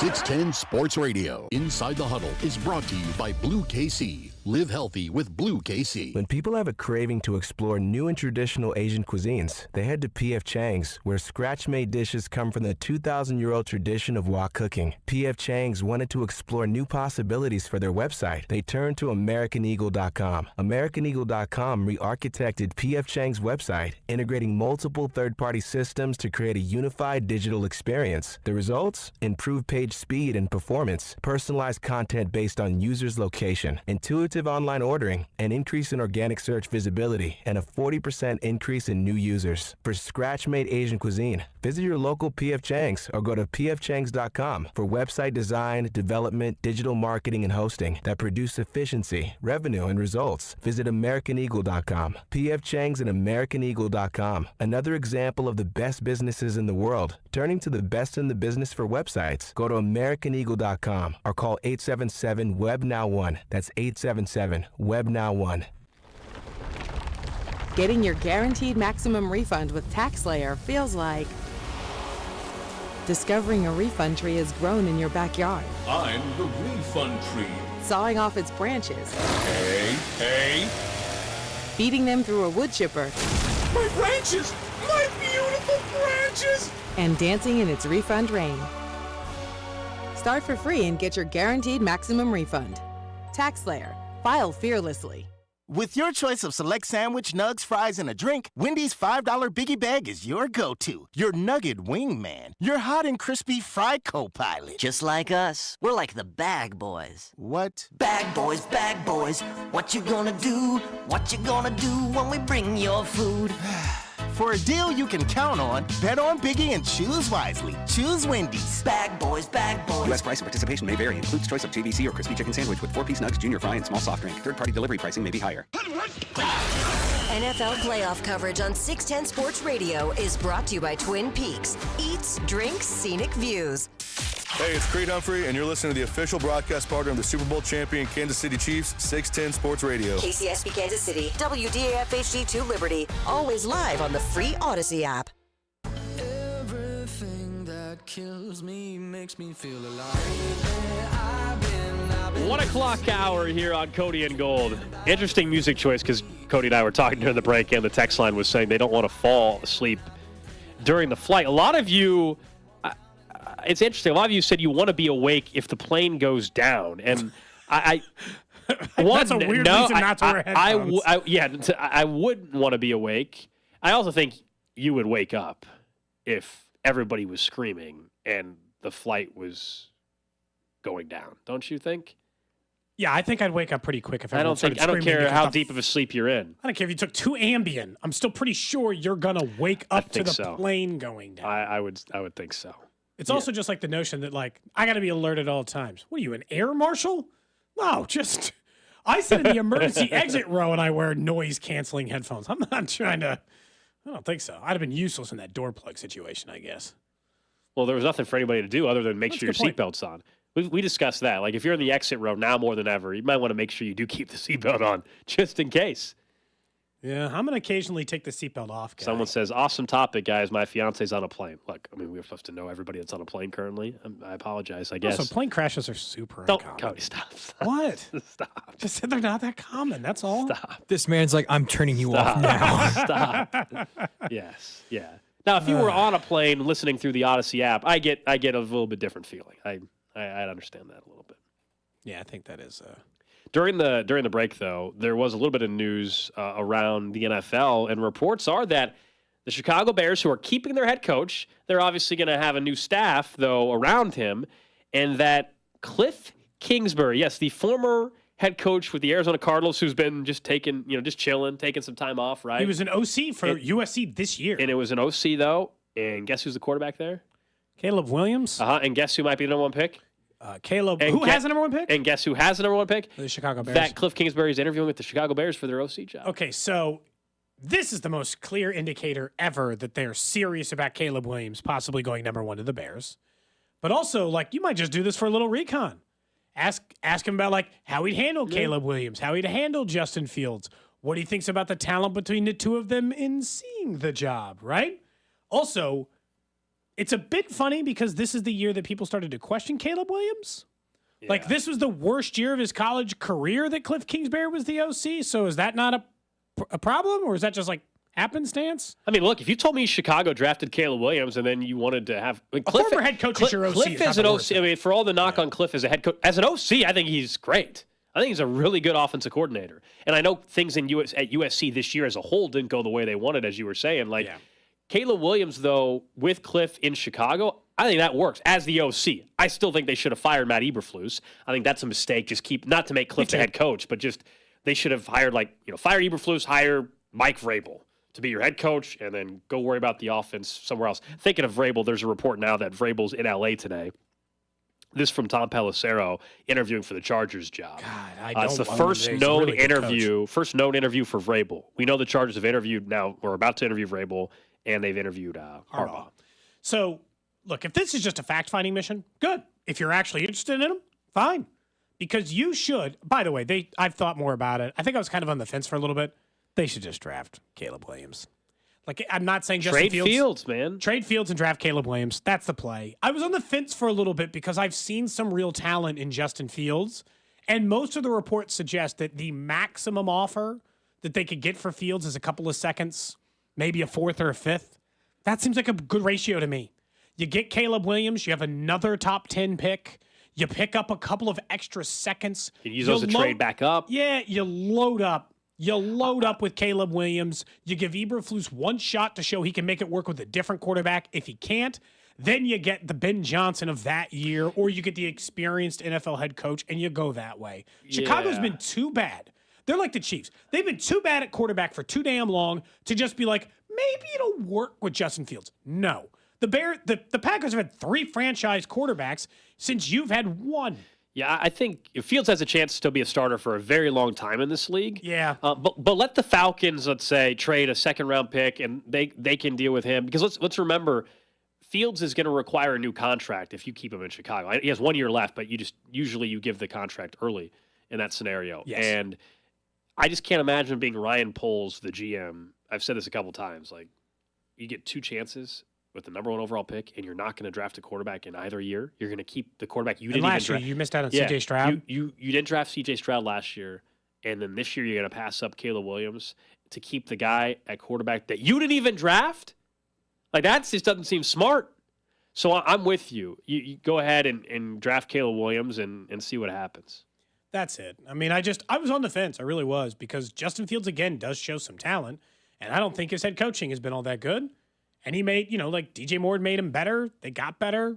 But I don't think Fields is awful. He's just, to me, not the guy that you're not drafting a number 1 overall for. You know what I mean? Like, if you have... Feels like the floor for Caleb Williams would be what you already have in Justin Fields. So why wouldn't you aim for a higher ceiling? If you had C.J. Stroud in your system, or Trevor Lawrence even, or Herbert, yeah, I'm not... And I had the number 1 overall pick. Yeah, I'm probably trading that pick. Yeah. You don't have that guy. You have Fields, who's the 17th best quarterback, 20th, if we're being generous. And if things go well this year, becomes the 9th, I'll take the chance on Caleb Williams. So he's just as likely to become the 9th, in my opinion. I got a question for you, Gold, specifically then. You're saying, okay, he has the number 1 pick. So say they didn't make the trade with the Panthers. They don't have the number 1 pick this year. Do you still draft a quarterback then in your normal, I think they're in the 8th spot with their regular pick? So you're saying if the Bears did not have the number 1 pick this year, right, because of at the Panthers, 8, what would I do? Yeah, right. I would try to trade up, most likely, or in that scenario, you probably do keep Fields. It's different. You have the number 1 overall pick again. I think you can't. For the second honestly, I don't year. know. Someone would have to do a deeper dive.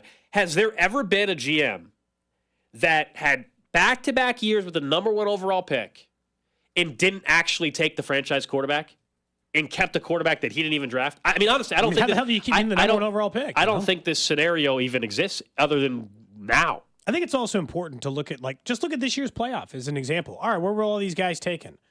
Well, Josh Allen and Patrick Mahomes were top 10 picks. C.J. Stroud was the number 2 overall pick. Jared Goff was the number 1 overall pick. Baker Mayfield, what was he, number 1 too? Was he number 1 overall? Or was he just a first rounder? I don't remember exactly where he went in that draft. Who, Baker? Yeah. Number 1, right? I thought he was number 1. He was first. Yeah, number 1 overall. Jordan Love was a first round pick. I mean, it's not I get it. Jordan Love and Lamar Jackson were towards the bottom of the first round. Everyone else was a top 10 pick, and multiple were in the top 2. Where do you think these quarterbacks who win playoff games come from? It's not, you got to take, especially like you said, if you continuously draft in that position, that's when you keep taking the swings. Keep taking the swings if you're there, because you're obviously not getting anywhere with your other. You've had that quarterback, and for each of the last 2 years, the result has been you have the number 1 overall pick. I understand that it's different. Fields didn't make you the number 1 overall pick this year, but you're there again. I don't know what to tell you. Because you traded away the right player, you're there again. I just don't know how you keep the head coach either. I wouldn't do that either. You're going to get rid of the entire offensive staff. Okay. But you're doing that. Someone mentions Purdy. Yeah, Mr. Irrelevant. So the one, I mean, they're like, that's not the formula. Also, there's always one exception to the rule. This is a perfect example of that. That's not the formula. Just draft Tom Brady in the 6th round and then problem solved. Everything will be good. You can just wait till the 6th round and draft your guy. You'll find him eventually. You can get fired in a year. It's always just funny, too, because like you go back and you're like, in a redraft, Patrick Mahomes isn't going 10th. Like, you redrafted the whole league. Yeah. Quarterbacks would be the first 20 picks. So the two examples people want to give is Brock Purdy in the 7th round, Brady in the 6th. So the two quarterbacks, and someone wants to do the research. How many quarterbacks have been drafted in the last 25 years? And you want to cite me 2 that weren't drafted in the first round that have worked out. Okay. The problem is that Tom Brady, because you'd be like, well, there's just as many Super Bowls not won by first-round quarterback. Man, Tom Brady's really throwing that number off. Another one that wasn't a first-round draft pick that's had great success in the regular season but can't get over the playoff hump, Dak Prescott. Yeah. 3rd round's also different than 7th round. I mean, we can just keep going. I mean, like, it's just... Yeah, it's there's that's a huge difference. But you got a shot at finding something in the 2nd or 3rd. You're going after that. You're throwing... But I mean, Hail Marys. Not Hail Marys. If your mindset as a GM is that we don't need one in the 1st round, we'll just find one in the 6th round. Yeah, you're getting one. You're probably never a GM in the league. You wouldn't have made it to that point with that thought process. But it wouldn't work very long. All the guys we Someone talk says, what quarterback outside of Mahomes are we pulling for the most to get a ring? If you said you can't say Mahomes this year, hold on. This year? Or this year. Okay. That's I'm left. assuming the question they're saying is this year. If you told me the Chiefs got eliminated on Sunday, I would probably be rooting for Lamar Jackson. Yeah, it's probably up. Who else for you? I think Lamar would be my answer. If the Chiefs Jordan were... Love. It's like sticking it to Aaron Rodgers a little bit, which is kind of fun. You okay? Come on, it is a little. I was going to go Jared Goff. Oh, someone says they're saying just. You know what? general. Jared Goff is way up there. That man got ditched by his own team in Detroit. Jared Goff might be the answer. Really? Like, I don't if feel... I'm not rooting for the Chiefs, go Detroit. Go Lions. Yeah. I cheer for loser franchises. You know why? I'm talking about the individual quarterback, though. I'm not talking about the team. He got ditched. I'm talking about the individual he got quarterback. Dumped by his team, and then they went out and won a Super Bowl. The question was about the individual quarterback, not the team, not the head coach. He was like, based on quarterback. Lamar Jackson's going to have 2 MVPs. And so, like, if you tell me that Mahomes got eliminated this weekend, yeah, I would probably root for Lamar to get a ring. I'm not rooting for anyone in the AFC. I like Patrick Mahomes keeping them under his thumb. Just holding over the crown of nobody has a title on that side. So you're just threatened by Lamar is what it is. I'm not threatened by anyone when you got Patrick Mahomes. So if we're taking teams out of the consideration, I would honestly maybe say Baker. That'd be kind of... Well, that would just be nuts. That would be a wild that would be a wild story. Baker's the most fun one by far, right? Yeah. Baker is the most hilarious one to be like, we joke about like Trent Dilfer getting a Super Bowl ring or even like Flacco or some of these like weirdo ones. Baker would be like the least likely former number 1 overall pick to win a Super Bowl ever. You'd be like, you? Well, Baker, how? Well, it'd be funny, too, because Baker, the year after Tom Brady retires, the Bucs went back there again. Like, what the hell is going on with the Bucs? What? The Bucs, acquired Tom Brady. They win one immediately. And then 2 years later, they win it again, and it's with Baker Mayfield. You'd be like, what the heck is going on? You're talking about a franchise that just, without having to draft and develop a franchise quarterback, has found a way to win 2 rings in a 4-year period. That's never happened. And Baker wasn't even there with Tom Brady, so he's like, I didn't learn from Tom. I just came over. Like, who's the team competing for the Super Bowl titles with the Chiefs? The Bucs? They had 45-year-old Tom Brady. Don't worry, the Bucs aren't getting to the Super Bowl even, but yeah, that'd be a funny one. I think Lions is probably my answer, just because, and I know that it's hard. Like you're just saying, quarterback versus just golf. Yeah, but it's God, Baker's the most funny for sure. Who would you least like then? Flip it. Least like if Mahomes got eliminated, what quarterback would you least like to see win one this year? Oh man, Brock Purdy. Nah, I mean I had nothing against Brock Purdy. Allen, probably. It's Josh Allen. It is. Okay, I didn't want to be rude. I was trying to decide if it wasn't. Allen. I was trying to decide if there was a different answer. It's Josh Allen. It's Josh Allen, of course. Okay, if Joe Burrow was in there with Josh Allen, who would you want to win out of those two? Josh Allen. Okay. I don't like Joe Burrow. Okay, all right. I was just making sure we're on the same boat here. Arrogant. Joe Burrow's last. Arrogant. Joe Burrow is so... If you made me before the season rank out the 32 teams in which I want to win the Super Bowl in order, Cincinnati's 32. Yeah, I don't actually mind Josh Allen. So between the two, Joe Burrow's the easy. See, someone says Stroud. No. I'm not looking to open that pen. I don't want the first rookie quarterback ever to win a Super Bowl. No, for not win one, I think is what they're answering now. They're saying they don't want Stroud to win one. That one's scary. Does that one scare you? Because you'd say rookie year, he won a ring, and be like, uh-oh. And nobody else has ever done that? Yeah, I'd start to panic a little. And they've got like they've got $400 million in cap space. Yeah. And I think that's fair. But again, that's a legacy. You're worried about legacy at that point. You're like, uh-oh, wait a second. What if it were the Raiders to win the Super Bowl or the Bengals? Are the Bengals dead last? Or are they still below teams you hated as? I don't want the Raiders to ever win anything.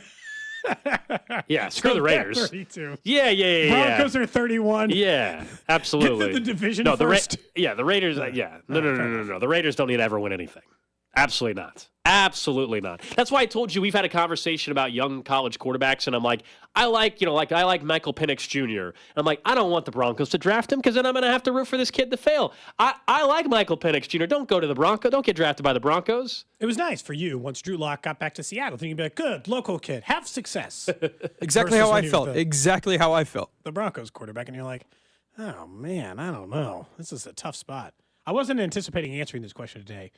Normally, it's who do you think is most likely to win? All of a sudden, we're like, who do you don't want? Who you rooting against? Or who you rooting for? Let's be honest. There's always somebody you're rooting against. Deep down, you're always like, I don't want that dude getting there. Oh, dude, every year in baseball, we get back to the postseason, I'm like, anyone but the stupid Dodgers or Yankees or White Sox. The Dodgers, that'll be an easy one this year. Yeah, They'll find a way to fail. They'll find a way. I don't know. Win 130 games and lose in the second round? We can hope. That's the way I hope it goes. They're never going to miss the playoffs. No. That seems way too good for that. No. I mean, honestly, there's just no way. They have 4 MVPs in the lineup, 3 in the lineup, plus it's insane. They have 7 hitters who would hit 3 for the Royals. Yes. I think they're 3. Is there 8-hole hitter before 2, 3? I think they're 2, 3, 4, 5 hitters. They either have 2 or 3 MVPs combined or something. It's Mookie's out here in 6th for that team. No chance. Ridiculous. No chance. It's just a ridiculous team. Coming up in 10 minutes, we'll have our conversation with Danan Hughes. If you missed that, former Chiefs wide receiver. He played in Buffalo back in 1994, so we'll get his perspective on that atmosphere. And does he think between RasheeRice, TravisKelce, it was a question that you and I were going over before, and you asked Danan about it. Like RasheeRice, TravisKelce, who's more important to the team and all that? TravisKelce is still the answer to that. Sure. But RasheeRice is right behind him now offensively. It's not even close. And the fact that he's narrowed the gap tells you everything you need to know about what RasheeRice has been able to do. Yeah, I'm not willing to, because the initial question I had was, has he passed him? And I think the answer to that has still got to be no from an important standpoint. Yeah, no way. Because TravisKelce is the cog that makes the engine go from the receiver standpoint. He just is. He's the one who helps get RasheeRice open. He's the one who drags defenders, everyone with him on the field. And when TravisKelce's right, he's an equally big statistical performer as RasheeRice has been over a short time period in this case. But the fact he's closed the gap tells you a lot about where they are offensively. It's also the most confident I've been in the offense because they've accepted what we accepted 2 months ago. There are only 3 players on offense who need to touch the football. Isaiah Pacheco, TravisKelce, and RasheeRice. What's impressed me about Rice is how much he's closed that gap. Since the Buffalo game, the first time they faced, he's averaging 95 yards and a touchdown a game. He's been a number 1 wide receiver. Gold, you pointed out the numbers earlier in the show. Yeah, he's averaging out like any other number 1 wide receiver. He's like Devontae Adams in the last 6 weeks. It's nuts. Since week 14, Rice has averaged 9.2 targets. Week 14, that's the Bills, the first time they played. 9.2 targets. That's 27% of all targets. 56 air yards, which is 29% per contest. So it's increased. And then on the flip side, what was kind of interesting is for TravisKelce, he just had his biggest target share that he's had since week 7. I know he had a couple drops, but 31% was Kelce's target share. That's more than he's had since week 7. That was a long time ago. And weird, the offense did what? Worked incredibly well. Look, it wasn't a perfect offense. They aren't that anymore. That might have been as close to as perfect as this offense is. Would you agree to that? Yeah, still the red zone issues, but overall, 400 plus yards of offense. 7 scoring drives or 6 scoring drives. I mean, I understand that there were some field goals in there, but they didn't turn it over in the red zone. Still got points every time.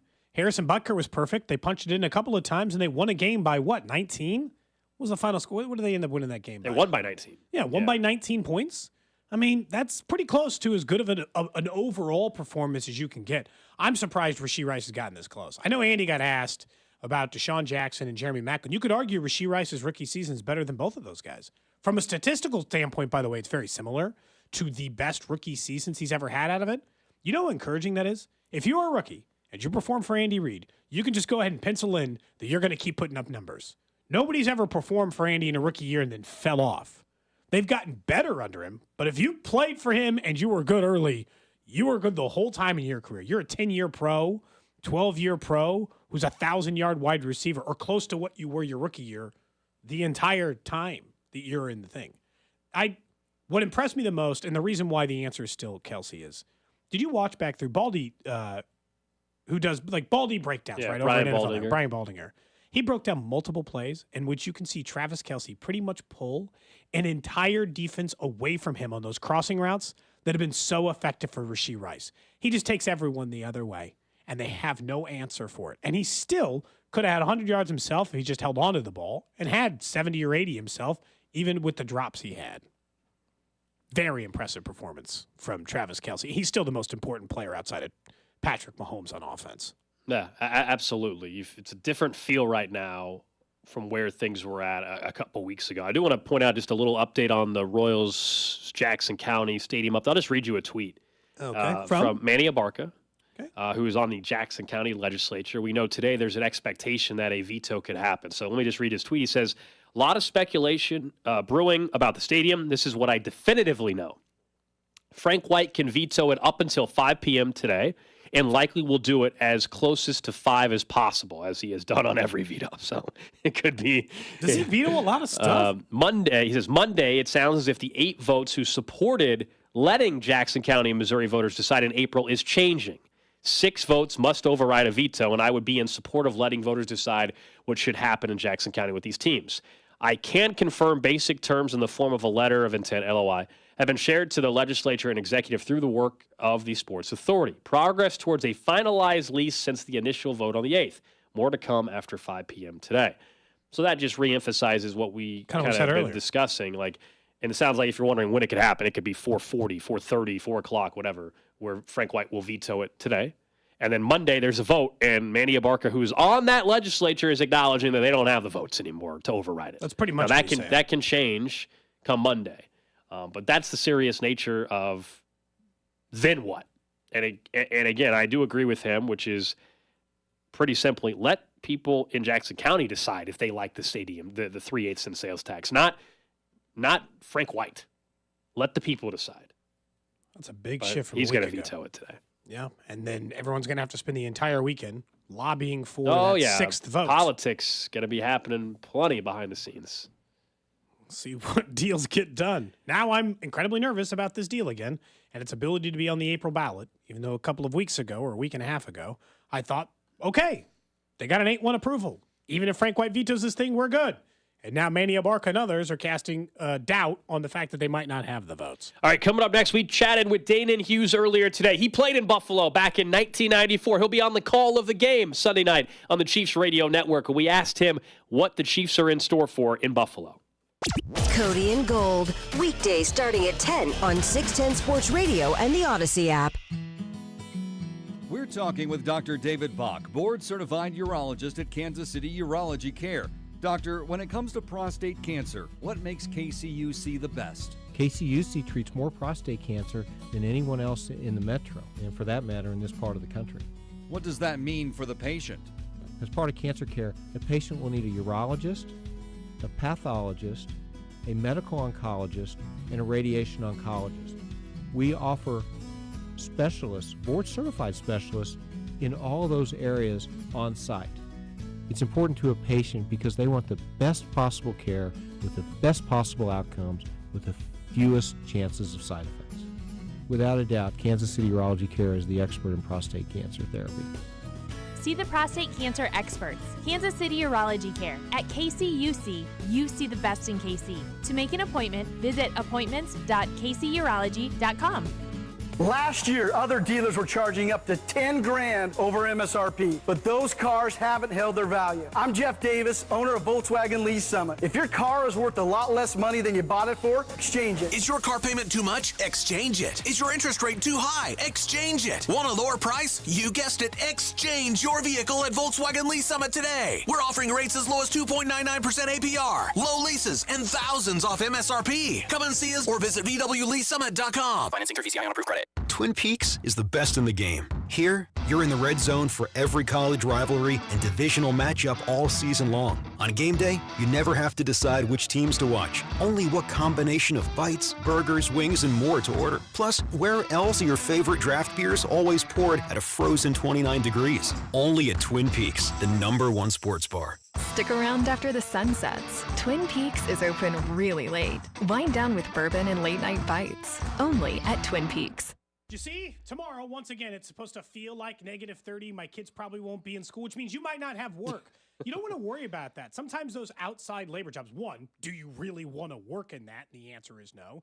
Two, you might not get a check if the work isn't available. That's where Centric can help you get a new career in IT in as little as 4 months. Yeah, and if you want to have a little more cash in that wallet, too, maybe there's more stability, more consistent pay, more career advancement with the career in IT. And Centric, they're the best in Kansas City when you think about how many relationships that they have with companies that are eventually going to hire you. 1,500 different companies have hired Centric grads. Plus, those same companies are constantly helping Centric when it comes to their curriculum. Sometimes you're in a longer form program and something changes mid-semester, let's say, and well, that's the curriculum. They're not allowed to change the curriculum right away. They're able to do that, so you're constantly up to date with the latest through Centric. Look at the emergence of AI through ChatGPT and others, and the programming they need surrounding those things as it continues to be a bigger part of everyone's lives. Again, that's what Centric can do for you. Talk to our guy, Russ Mondry. Go to centric.com/610 and start your new career in IT. It's touchdown, Kansas City for homeowners. When you sell your home as is, in any condition, to RexBuysKC.com. This is Mitch Holter's voice of the Chiefs. And now, sell your home to Rex. No matter the condition or situation, with closing details designed to fit your schedule, needs, and wants. Thanks, Mitch. This is Rex, owner of RexBuysKC.com, your local home buyer. We offer instant cash offers on the first visit. We pay you more. We give you unlimited options on how to sell your home as is with no out-of-pocket repair cost, no closing cost, fees, or commissions, and will close in as little as 7 days. Call now at 816-330-6000 or go online to RexBuysKC.com. Rex will buy your home for more with huge cash offers, fair and honest dealings, and options that make selling your home quick and hassle-free.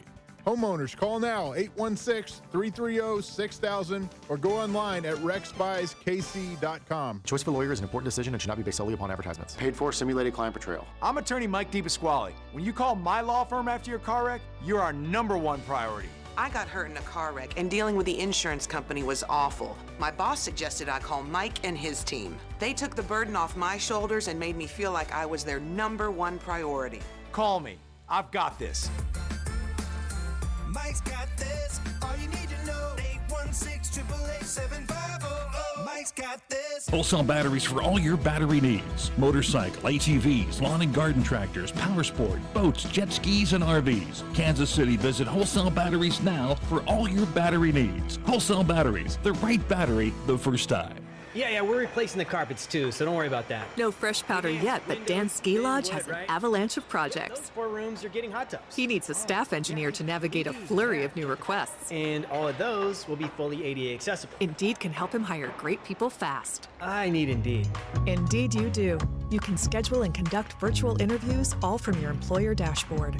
Visit Indeed.com/credit and get $75 towards your first sponsored job. Terms and conditions apply. It's a mystery where Old Spice finds its amazing scents like Himalayan sea salt, but I'm thrilled they have because no other body wash exfoliates and moisturizes 24/7 like Old Spice Gentleman's Himalayan sea salt body wash. Now, if only there was a mountain range separating the Indian subcontinent from the Tibetan plateau where I could hide my Old Spice and keep my family from stealing it, my impossibly smooth skin will finally be safe. At the Home Depot, we have savings on laundry sets that fit your lifestyle. Like Whirlpool Laundry with a 2-in-1 removable agitator that allows you to customize any load. Simply remove the agitator to fit bulky items, or keep it in to help break down dirt and grime. And with flexible capacity, you can finish more loads in less time. Final days to get up to $450 off select laundry sets from top brands like Whirlpool. At the Home Depot, how doers get more done. Pricing valid January 4th through the 24th. U.S. only. See store or online for details. The 610 Sports Radio phone line is brought to you by Onder Law Injury Lawyers. Visit getjim.com. Chiefs coverage brought to you by Max Motors. 9 major vehicle brands to choose from. MaxMotors.com. It's time you took car shopping to the max. New Ford F-150s payments as low as $549 a month. Best financing options available and the highest trade-in values. MaxMotors.com. Must trade 95 or newer vehicle and finance with FMCC. Excludes Raptor WAC. See dealer for details. But I am worried about it right now. Keeping dreams alive. 1999 heroes. I am worried. Back here on Cody and Gold. So earlier today, we chatted with former Chiefs wide receiver Danan Hughes. He, of course, will be in Buffalo on Sunday night for the Chiefs radio network, and you can listen all day long on Sunday, by the way. Dusty will be on early on Sunday morning, starting with a special after-hours show, and then all day long leading up to Chiefs pregame on 610 Sports Radio, the game itself over on 106.5 The Wolf. So we'll have you covered this weekend and, of course, on Red Monday, which hopefully will be a victory Monday, and we could be talking about an AFC title game for the Kansas City Chiefs for a 6th straight year. That's what we're hoping for. And we'll be talking stadium, I can promise you that, on Monday with the way things, again, are trending with a potential veto happening later on this afternoon from Frank White. But Danan Hughes joined us, as I said earlier, and we started our conversation asking Danan about going to Buffalo and him playing in Buffalo back in 1994. Hey, what's up, fellas? Thanks for starting the show off on a positive note. Yeah, I appreciate that. Yeah, I think your defense should have had a better plan for Thurman Thomas. I'm just going to say it, Danan. Yeah, the way he beat us up that game, yeah, we still owe him as well. So yeah, that was a rough day in Chiefs history, rough day in my personal history. I mean, the fact that was my rookie season, and based on the when you get adopted into a culture like I did with the Chiefs and Marty Schottenheimer and Carl Peterson and Lamar Hunt, you just assume that, okay, well, this is my rookie year. This is how we got here. We're going to be back. And lo and behold, we never got back to it, never won another playoff game after or prior to that throughout the rest of my career. So it was tough sledding, but, I feel like there's some retribution that we can have this weekend going back up there. I was looking at some YouTube clips and actually watched that game, the 94 AFC Championship game on YouTube. It was funny because I was pointing out to Josh Klingler and the rest of the radio crew that in that game, the first punt of the game was to me, and it was significantly shorter than even the average or near the average of the punter that day, and I short hopped it and scooped it up and ran for a few yards, basically like a baseball slide, and scooped it up. And I was showing my kids the other day too, and I was like, see, this is how close it could have been for you guys for us to have a whole different life. And I misplayed that ball. We might not have had the same life, and I definitely wouldn't be on the radio because that career would have been pretty darn short. So yeah, tough game. Yeah, no question. Now look, I know this was all the way back in 1994, but the way you're even talking, why'd you say all the way back like that? Like I'm old. I could have look, Danan. I could have said I was 3 years old when that game was taking place, so I don't really remember the game whatsoever. I didn't know which way you wanted me. I didn't know which way you wanted me to go with it. But I feel, I hearing you talk though, I get the sense that even though you're going to be in the booth on Sunday and not on the field playing in a game, like you feel like there's still a chance for like a little bit of, you said, retribution here if the Chiefs can go and beat up on the Bills in their place. Yeah, absolutely. I mean, the emotions run high anyway. You have to recognize the matchup as it is. I mean, this is kind of like the Joe Montana, Jim Kelly, Joe Montana, John Elway, the Tom Brady, Peyton Manning matchup. Everybody's tried to supplant Josh Allen with Joe Burrow and Justin Herbert, maybe a little Lamar Jackson, even though we hadn't played them very much. But, like, in reality, when you have literally ended the season twice of the opponent and it's always been at GEHA Field at Arrowhead Stadium. We've played them during the regular season. The matchups have gone both ways. Like, how could you negate how huge this matchup is? And even though there's been some critics as far as, well, Patrick hasn't won a game on the road. Well, he hasn't played on the road. That's obviously, we know that. But how big would it be for his legacy, for his resume, to be able to say, you know what, checking another box. Like, it's just par for the course for us to be able to get to the AFC Championship. And who knows, based on how things unfold on Saturday, maybe host a 6th straight AFC Championship. But the task is going to be tough. And I remember coming out of that tunnel up there in Western New York and feeling like this is a different atmosphere. And there's not that very many stadiums that I believe, from a rabid standpoint and noise and in game impacting standpoint, that there is around the league, maybe Seattle. But Buffalo is a pretty close second to Arrowhead Stadium. So it's going to be different than what we've experienced. When I look at this Buffalo Bills team, it's not way different than the ones they've faced in the past, except for a few of these guys has gotten a little bit older. I mean, I think the Chiefs' top-end talent is just better, Danan. I feel like that might be the reason why I'm feeling like the Chiefs have a good shot in this game is when I go back through, I feel like the Chiefs have gotten deeper and they've gotten more great play out of more players over the last year, especially on defense. And I don't see that same thing for the Bills. They seem like the same team they were before they started winning 6 games in a row. Yeah, you know what? It's interesting because I do believe that we have much more confidence right now than maybe we had back then. There were more question marks with this team. We had the injuries to Drew Tranquill, had the injury to Isaiah Pacheco. Nick Bolton was, just kind of still recovering, I believe, from the wrist injury, if I remember correctly.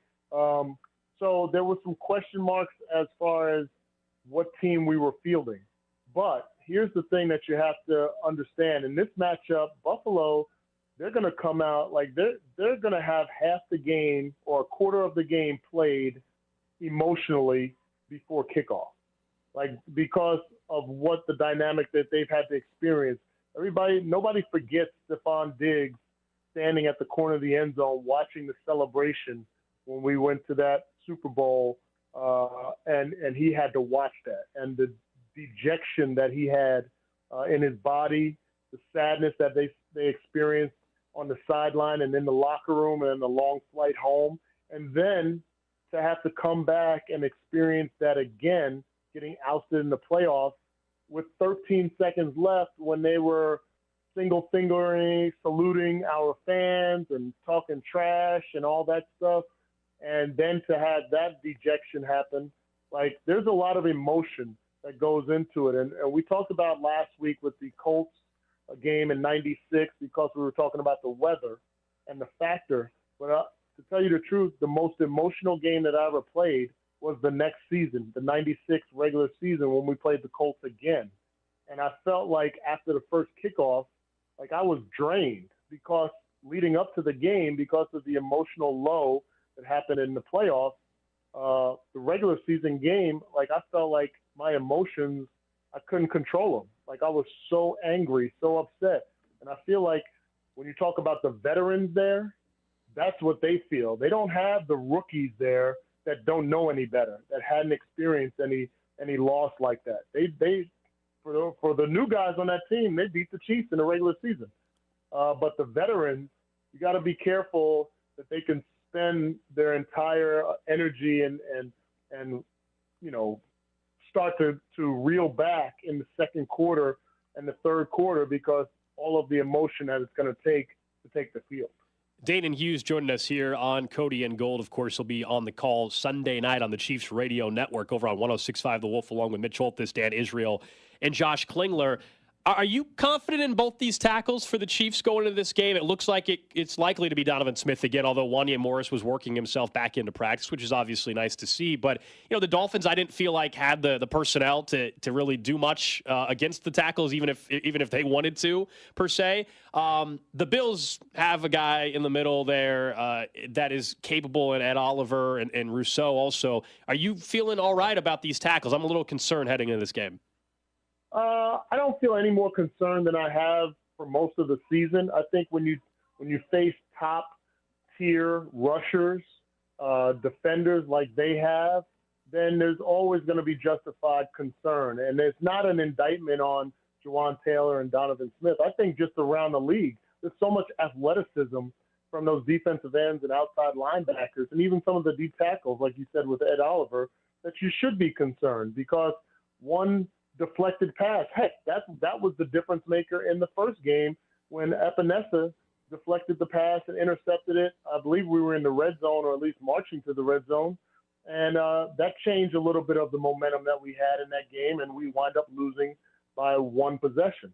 So when you have those kind of guys, Von Miller back, he looked like when the game kind of got into a predictable phase last week against the Steelers, they were pinning their ears back. Rousseau, to me, is the most dangerous guy, and I know he doesn't have the huge numbers as a lot of pass rushing ends, as the Max Crosbys and others, but he's an impactful guy. He's long. He gets up and he gets his arms up in those throwing lanes, and then anything can happen. So I don't feel like we're at a deficit with our tackles or anything in our offensive line. I feel like for the most part, I'd match our offensive line up against any other offensive line in the NFL. As far as consistency, especially when you add in the mobility of Patrick, we just got to be prepared. I do know this. There's going to be a game plan in how they rush Patrick. They're not going to allow him they will try not to allow him to scamper with his legs to get those extra yards like he seems to have a knack to do, especially in the postseason. They're going to line up wide on the outside. Trust me when I tell you, you're going to hear the wide 9 technique. That's what you're going to hear a lot of during the broadcast. Wide 9 technique, rushing wide and challenging the tackles to get depth and get out against the speed of those guys on the outside, and then force Patrick to step up in the pocket more so to throw the ball when we know that he likes to throw on the run, whether he's running left or right. So they got a game plan. They're going to try to execute it, but it's gonna be a tough load. It's going to be a hostile environment. The noise factor, guys, is going to be huge. I don't think we've played in an environment that's going to be as loud as what we're going to face up in Buffalo, and hopefully those tackles and the communication is top shelf. Danan, other than quarterback, TravisKelce's been the most important player for this offense for almost a decade now. How close is RasheeRice to matching his level of importance for this year's offense? Oh, I think he's extremely close. And part of the reason is because we haven't had the complement to that. You think about last year with Juju Smith-Schuster, MVS coming through in the clutch during the playoffs when Juju was down, and there always seemed to be the one other guy, the times where Sky Moore was able to make some plays and McCole Hardman was able to make some plays, Justin Watson as well.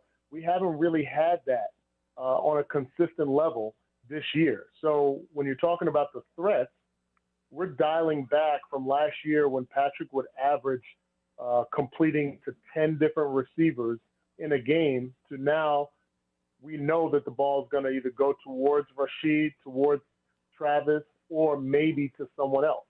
And that's different than what we've experienced in the past. So I feel like, the emergence, we've been asking about a number one receiver. We've been asking who's going to step up. I don't know if everybody expected a rookie to step up the way he has, but he has definitely, undeniably been the number one receiver pretty much since the bye week and since we left Germany. And he's playing to that clip. It hasn't looked like the stage has been too big for him. It hasn't looked like he's played like a rookie. He's playing like a veteran, and I expect them to continue to lean on him and such. I know it looks way easier to all of us at home, but also, these guys are wide receivers are in the NFL. When it comes to tracking the football, that was a big story for McCole Hardman, I guess throughout his career, but certainly was even last week, where they've been able to get some guys open on these deep shots. It's either drops from MVS or for McCole just struggles to track the ball. You played in the league, so tell me, what's going on there with McCole Hardman where it seems like they were so close? Yeah, I don't know. Here's the thing. I was always taught, and part of it was my baseball background, get dirty. Go for the ball, put everything into it. Your natural body lean. Now, McCole Hardman is obviously significantly faster than I was when I was a player. But if you think about a runner, a sprinter, their bodies have a natural lean forward, right? So, like, even for me, when I played baseball, I would always head first slide. Now, some people say, you know what, you shouldn't head first slide. You can get injured, whatever. But I always felt like because your natural body lean is forward, your body going forward and sliding is going to be natural as well. And so that when you're running routes, if your natural body lean is forward and the ball seems like it's past the outstretched arm, you can dive for it. And we've seen that with Keenan Allen. We've seen that with Devontae Adams. We've seen that with the best receivers in the game where there were times where they have to dive for the ball. I haven't seen that from McCole Hardman. And I wonder if it's something that – I don't know if it's something that he's not been taught. I don't know if it's something that he doesn't believe in. There is a school of thought that receivers should run through the ball. I've heard coaches say that. Just run full speed through the ball and then have late hands to the ball. Well, I think it's kind of 6 in one hand, half a dozen in the other in regards to the mindset. But I know from a player's perspective, like, I want to see my guys get dirty. I want it to look like you have given 110% on every ball that's thrown your way, whether it's to dive for a ball or whether it's to not allow an interception or we've seen Justin Watson sliding on the sideline. I mean, we basically were able to stay in games and win games because of his catches on the sideline. And he's sliding, he's diving, he's giving that extra effort. So I just don't know the school of thought going through the mind of McCole. I just know from my perspective, like 110% is 110%. And usually it requires you getting dirty, possibly getting bloody, possibly getting injured. And I know the players appreciate that. All right, tonight, players only coming up after the drive. What do you got planned? Yeah, we got Kendall Gammon coming in. So another special teams guy, incredible career, was on the broadcast with Mitch and Dan prior to me taking over 4 years ago. Kendall and I go way back. Not only have I known him for years, but I actually played with Kendall back when I was with the Saints before I retired in 99. So I've known him since 99. A great friend. He's part of the Chiefs ambassadors as well. We're going to have a good time on air. All right, that's tonight. That's Danan Hughes earlier with us today. So tonight, players only. Danan Hughes right after the drive. I want to get a good player's perspective on the Chiefs taking on the Buffalo Bills. How about that story? I was laughing again when I heard it because at the beginning he mentioned how he was watching a YouTube clip, or not a clip, but the whole game of the 94 game where, of course, the Chiefs lost in Buffalo. But he was a rookie, and he was talking about that return. He's like, and he said he was showing his kids. He's like, hey, you know, basically, if I would have fumbled that punt return, I might not have been in the NFL as long as I was. He's like, our whole life might have been way different. And he's like, I sure as heck wouldn't have been on the Chiefs radio network if I was known as the guy that fumbled in that spot. That was pretty funny. I mean, that's actually kind of fair. You're a rookie in a playoff game, and you're short-hopping a... That's what happens, though, if you screw it up. When you're... Especially if you're not like a first-round pick. We've talked talked about that's this what he's before. saying. Yeah, like he was just a rookie and trying to prove himself and all that. But I appreciate his perspective on what the Chiefs are in for up in Buffalo. He said he thinks it's maybe the second best atmosphere outside of Arrowhead in football. There were also some people taking a little bit of offense to what Mike Schoop said earlier, where he said the Chiefs just no-showed in those games against the Bills in the 90s. It's like, well, one of those, Joe Montana got knocked out because of a big hit, and Craig had to throw 30 passes in the second half of that game. That is a little bit different. I don't think they no-showed that. And then one. how about the stuff on catching? You know, I asked him about tracking the ball, and he's like, the idea of running through it, but also fighting for the ball. It's weird because on MVS, we have said, sometimes he leaves his feet and he dives when you just could have run through it. Versus be physical, be tall like you are. McCole Hardman struggles to track the ball, and you wonder if he gets the PI call if he's a little more physical going up for the catch. I still think they're going to try. I still think we're going to get one more opportunity on Sunday night for McCole Hardman to catch a deep pass. And that's why we'll have our bets tomorrow on the show. There's a couple of bets I actually like for McCole. Maybe. I haven't looked at his lines yet. I'm not against it. The point is the same as like he's now the new MVS. Except sometimes McCole will catch a pass short. Except but they are using him in the deep passing game. Sometimes you get the touch pass though. And it's a touch pass, he gets 12 yards. And all of a sudden, by the way, his longest reception is 11.5 over under. I love it. And his receiving total is 12.5. McCole hasn't disappointed enough this year that I'm not unwilling to try him again. versus MVS, where they gave him 15 solid games of trying to be that guy for the Chiefs again like he was last year, and it's never happened that way. I still think part of it is not – I'll give McColl a little bit – some of it is definitely his fault, and he's definitely regressed in a huge way. Some of it is the way that the Chiefs eventually have been played because there was no deep passing game, and because the tackles had struggled, they hadn't been able to run as many of those routes. That's a part of it. But, I mean, anymore, I love that at least we know. Throw it to Rice a bunch. Throw it to Kelce a bunch, hand it off to Pacheco a bunch, and then take your 3 to 5 shots over the course of the entire game at the other guys. At this point, I'm not going to fight you who they are. If it's McColl, cool. If it's MVS, whatever. If it's Richie James, neat. Thanks to Mike Schoop in Buffalo for joining us. Thanks to Mina Kimes of ESPN for joining us earlier. If you missed that interview, as always, up on 610sports.com and the Odyssey app. Back at it tomorrow on a Red Friday. Hopefully not our last one of the year. I don't think it's going to be, but we'll talk about that tomorrow. Pete Sweeney going to join us. We'll also have Harold Kuntz from Fox 4 for a Club 610. He'll be joining us as Rob Collins actually head out to Buffalo. So we'll have Harold in studio with us, and we'll see if Drew's back with us tomorrow, although my suspicions are he's probably not feeling great. So we might have JT. Good stuff again, man. JT producing the show today. Talk to you guys then.